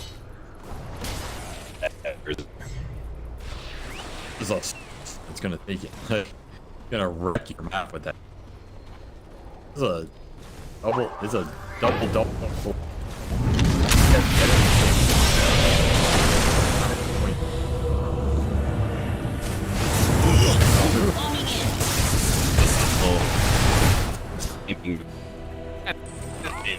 One hook. The last 1.5 seconds to chain it in comes. 5 seconds. Radiant's top tower is under attack. There's the Deso done. I'm over here! Oh, and Dory's actually going to go for early shard. I love that idea against this spirit that's causing issues. Dark as well. Which one was a surprise song? Not dark. Wow, Radiant's bottom tower is under attack. Radiant are scanning. Dire's top tower is under attack. Dire's structures are fortified.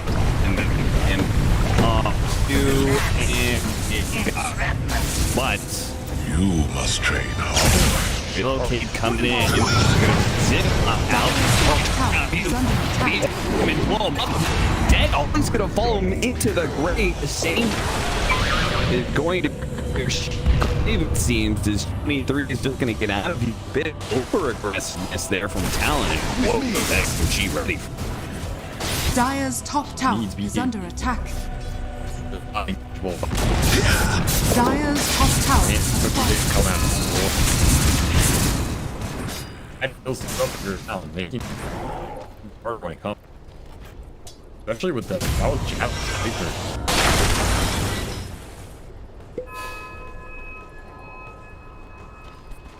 They keep on checking the game. They're like, oh, somebody blocked it. Well, it wasn't a war. It was a Treant. Activate that ancient. That can be really good. That's also a PA line.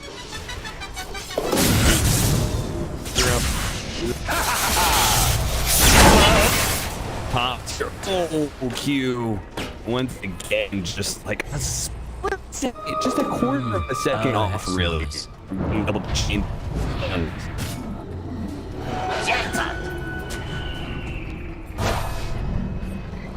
Hello for mid one.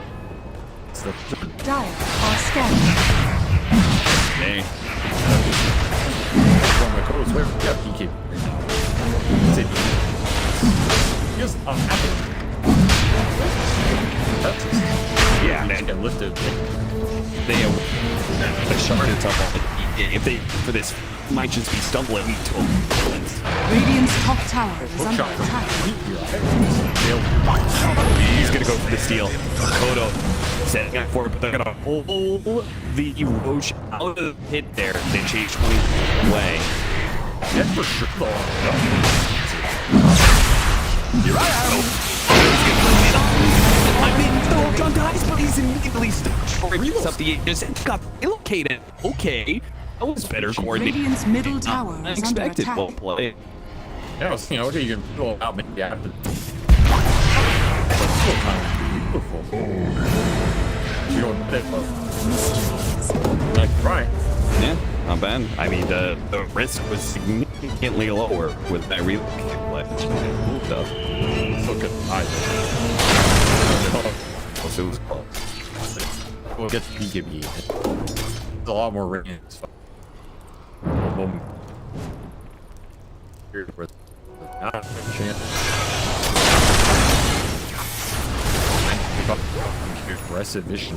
Huzzah! At the same time, I'm back this game. Carry on and do it with flair. Radiant's bottom tower is under attack. Game where he is doing stuff because he really wants to act in the sector.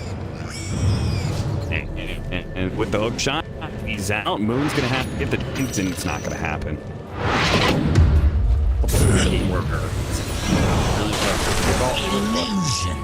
You have to be careful how in the map because your lanes are being shut. You want to down car.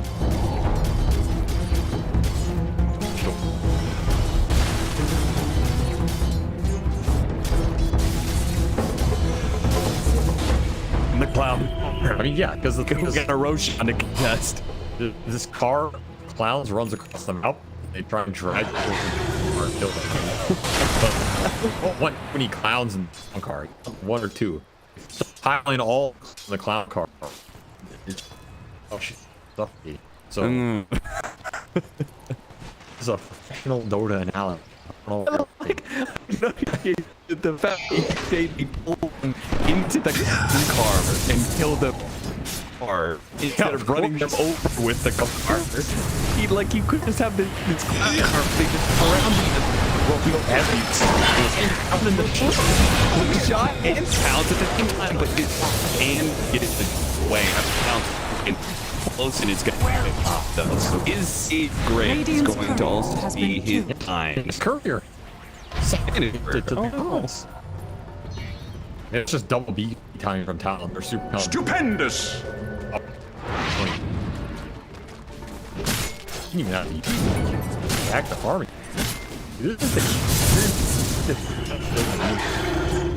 That is the. I think it wrote the.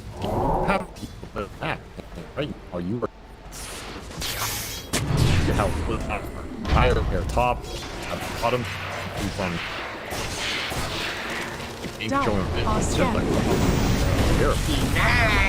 We're Chicory right now.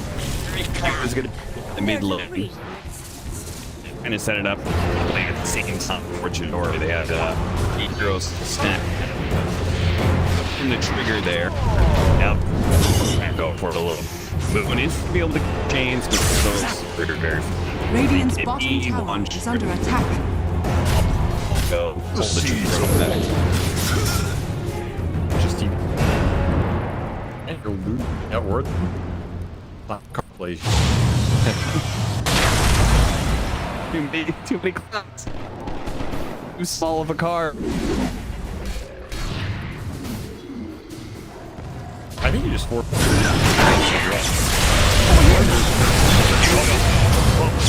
That's a jump in.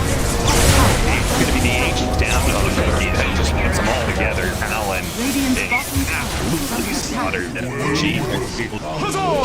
Nice for the reference. So the game was kind of hard for SMG because they were losing so much. Wanted to commit. Talon were actually the ones who found the opening. I don't know. Just getting caught on. Yeah, this board. Initiate on. You have to get these on Talon. There's no damage all they can come out. You're the one. Hold on.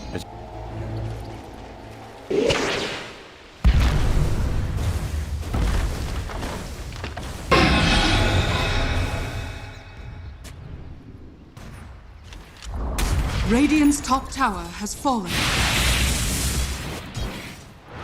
And that has been the biggest issue for SMG, and it's also Talon's problem.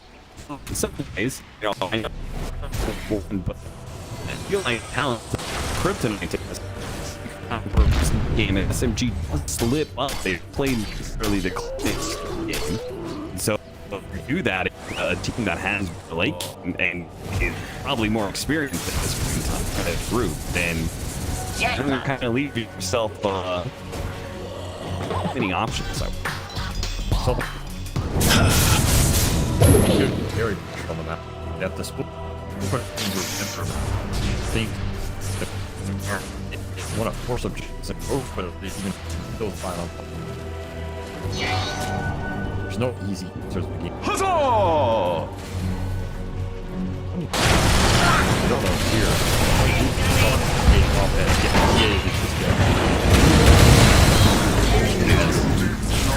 And it's against this initiate, this global didn't even use the real to be able to do that. Block Furion, Stark with an Magnum Scepter. I mean, they are able to just map so quickly. When they find somebody, boom, in an instant, there are multiple heroes there.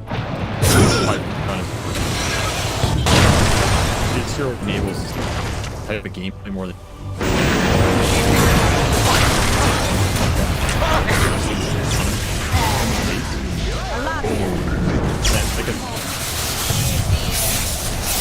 Run. Radiant's top in there. tower It's gonna chase after 23. Doesn't fine. He couldn't actually burn the man quite quick enough. So 23. Actually, well, bad horse. Radiant's top tower Okay, is under attack. Does still have. He barely gets the damn title. He's barely back. How the Cassie? I mean, they finish him off.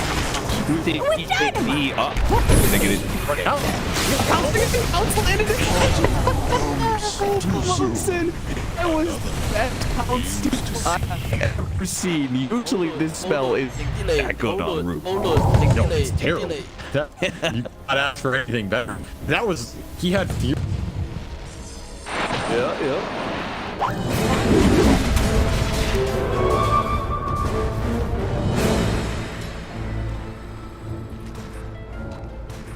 That was also gem. I think they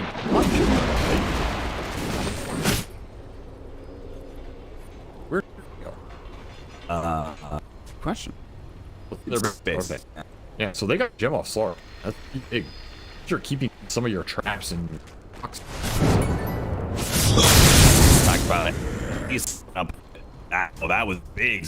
Oh yeah. Not with Dyer's middle tower staff, you can be outside of the closet and some farther away. Hard case. Not a big enough for staff to go girl to get you outside of the photo. Until he's the real going through once again. Ollie, perfect time on these relocate in mech cities. Just you can eat. It's the only reason it's close. He has destroyed. Yeah, it's.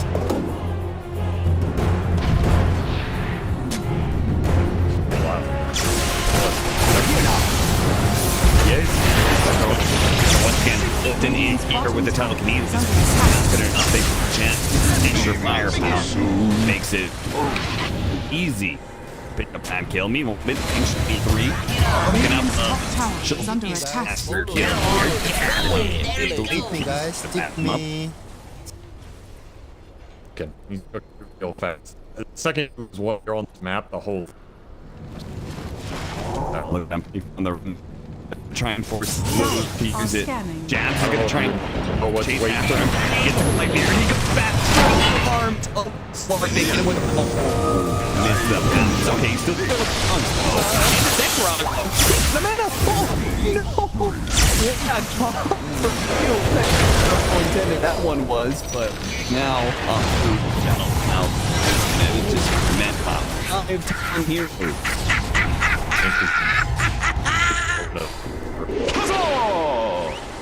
Boons me. And stealing all of it last game. Now diffuse. Radiant's middle tower is under attack. Quick.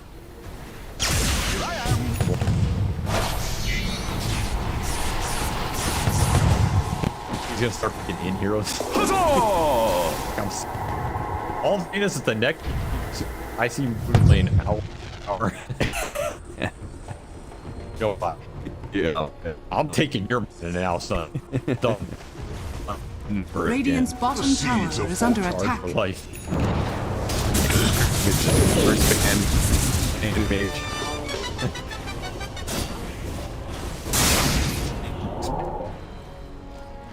Can do now.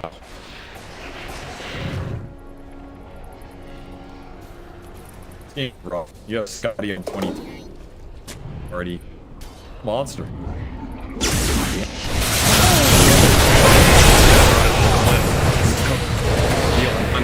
Top mid one from for Aura. Oh, John on his side. Hit the start. Cannot do the damage fast enough.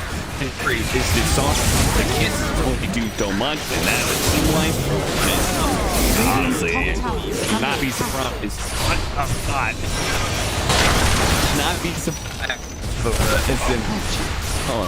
Radiant's middle tower is under attack. No, Mech is. Even two similar lineups, depending on how they function. Means just you got executed.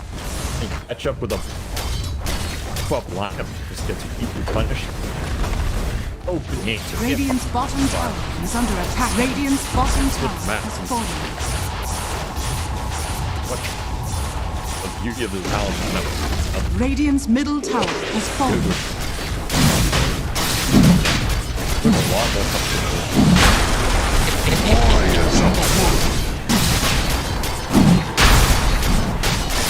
That's really figuring stuff out. They are just more Dota, just at this rate they are going to be Dota, just play Dota, guys.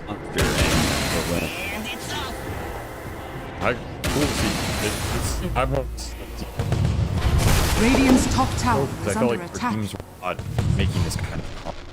There was progression, right? If like regression, you did 2 Radiant's steps top forward, tower has and then fallen. you know we have a break or something, and all of a sudden the whole scene would shift up, and the team would. Radiant's top tower is under attack. To see a team that like now everybody's gonna play versus Talon, and they know these guys are gonna break 80. Radiant structures are fortified. Kind of force everybody. Radiant's top tower is under attack. Radiant's top tower is falling.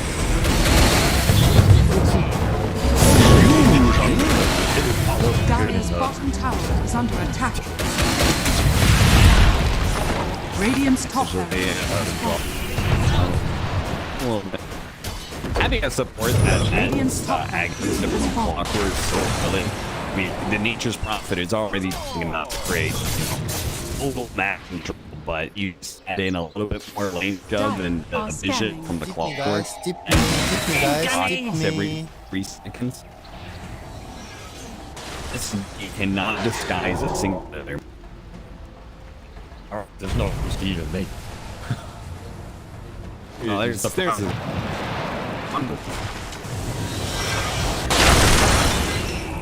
Is it shift enter?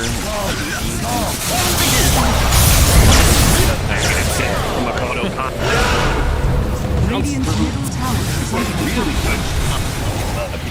Wait, he actually died. Of course, he ages. Round 2, SMG still does again. They got the console. They finally finished the guns flying back. Still, taking those combos, trying to finish off the ages down to the sword. Catches mode and does finish him off. He does not have a ball. Just the run for having buyback to this point. SMG rampage. Why not? Yeah. Talon Esports victory.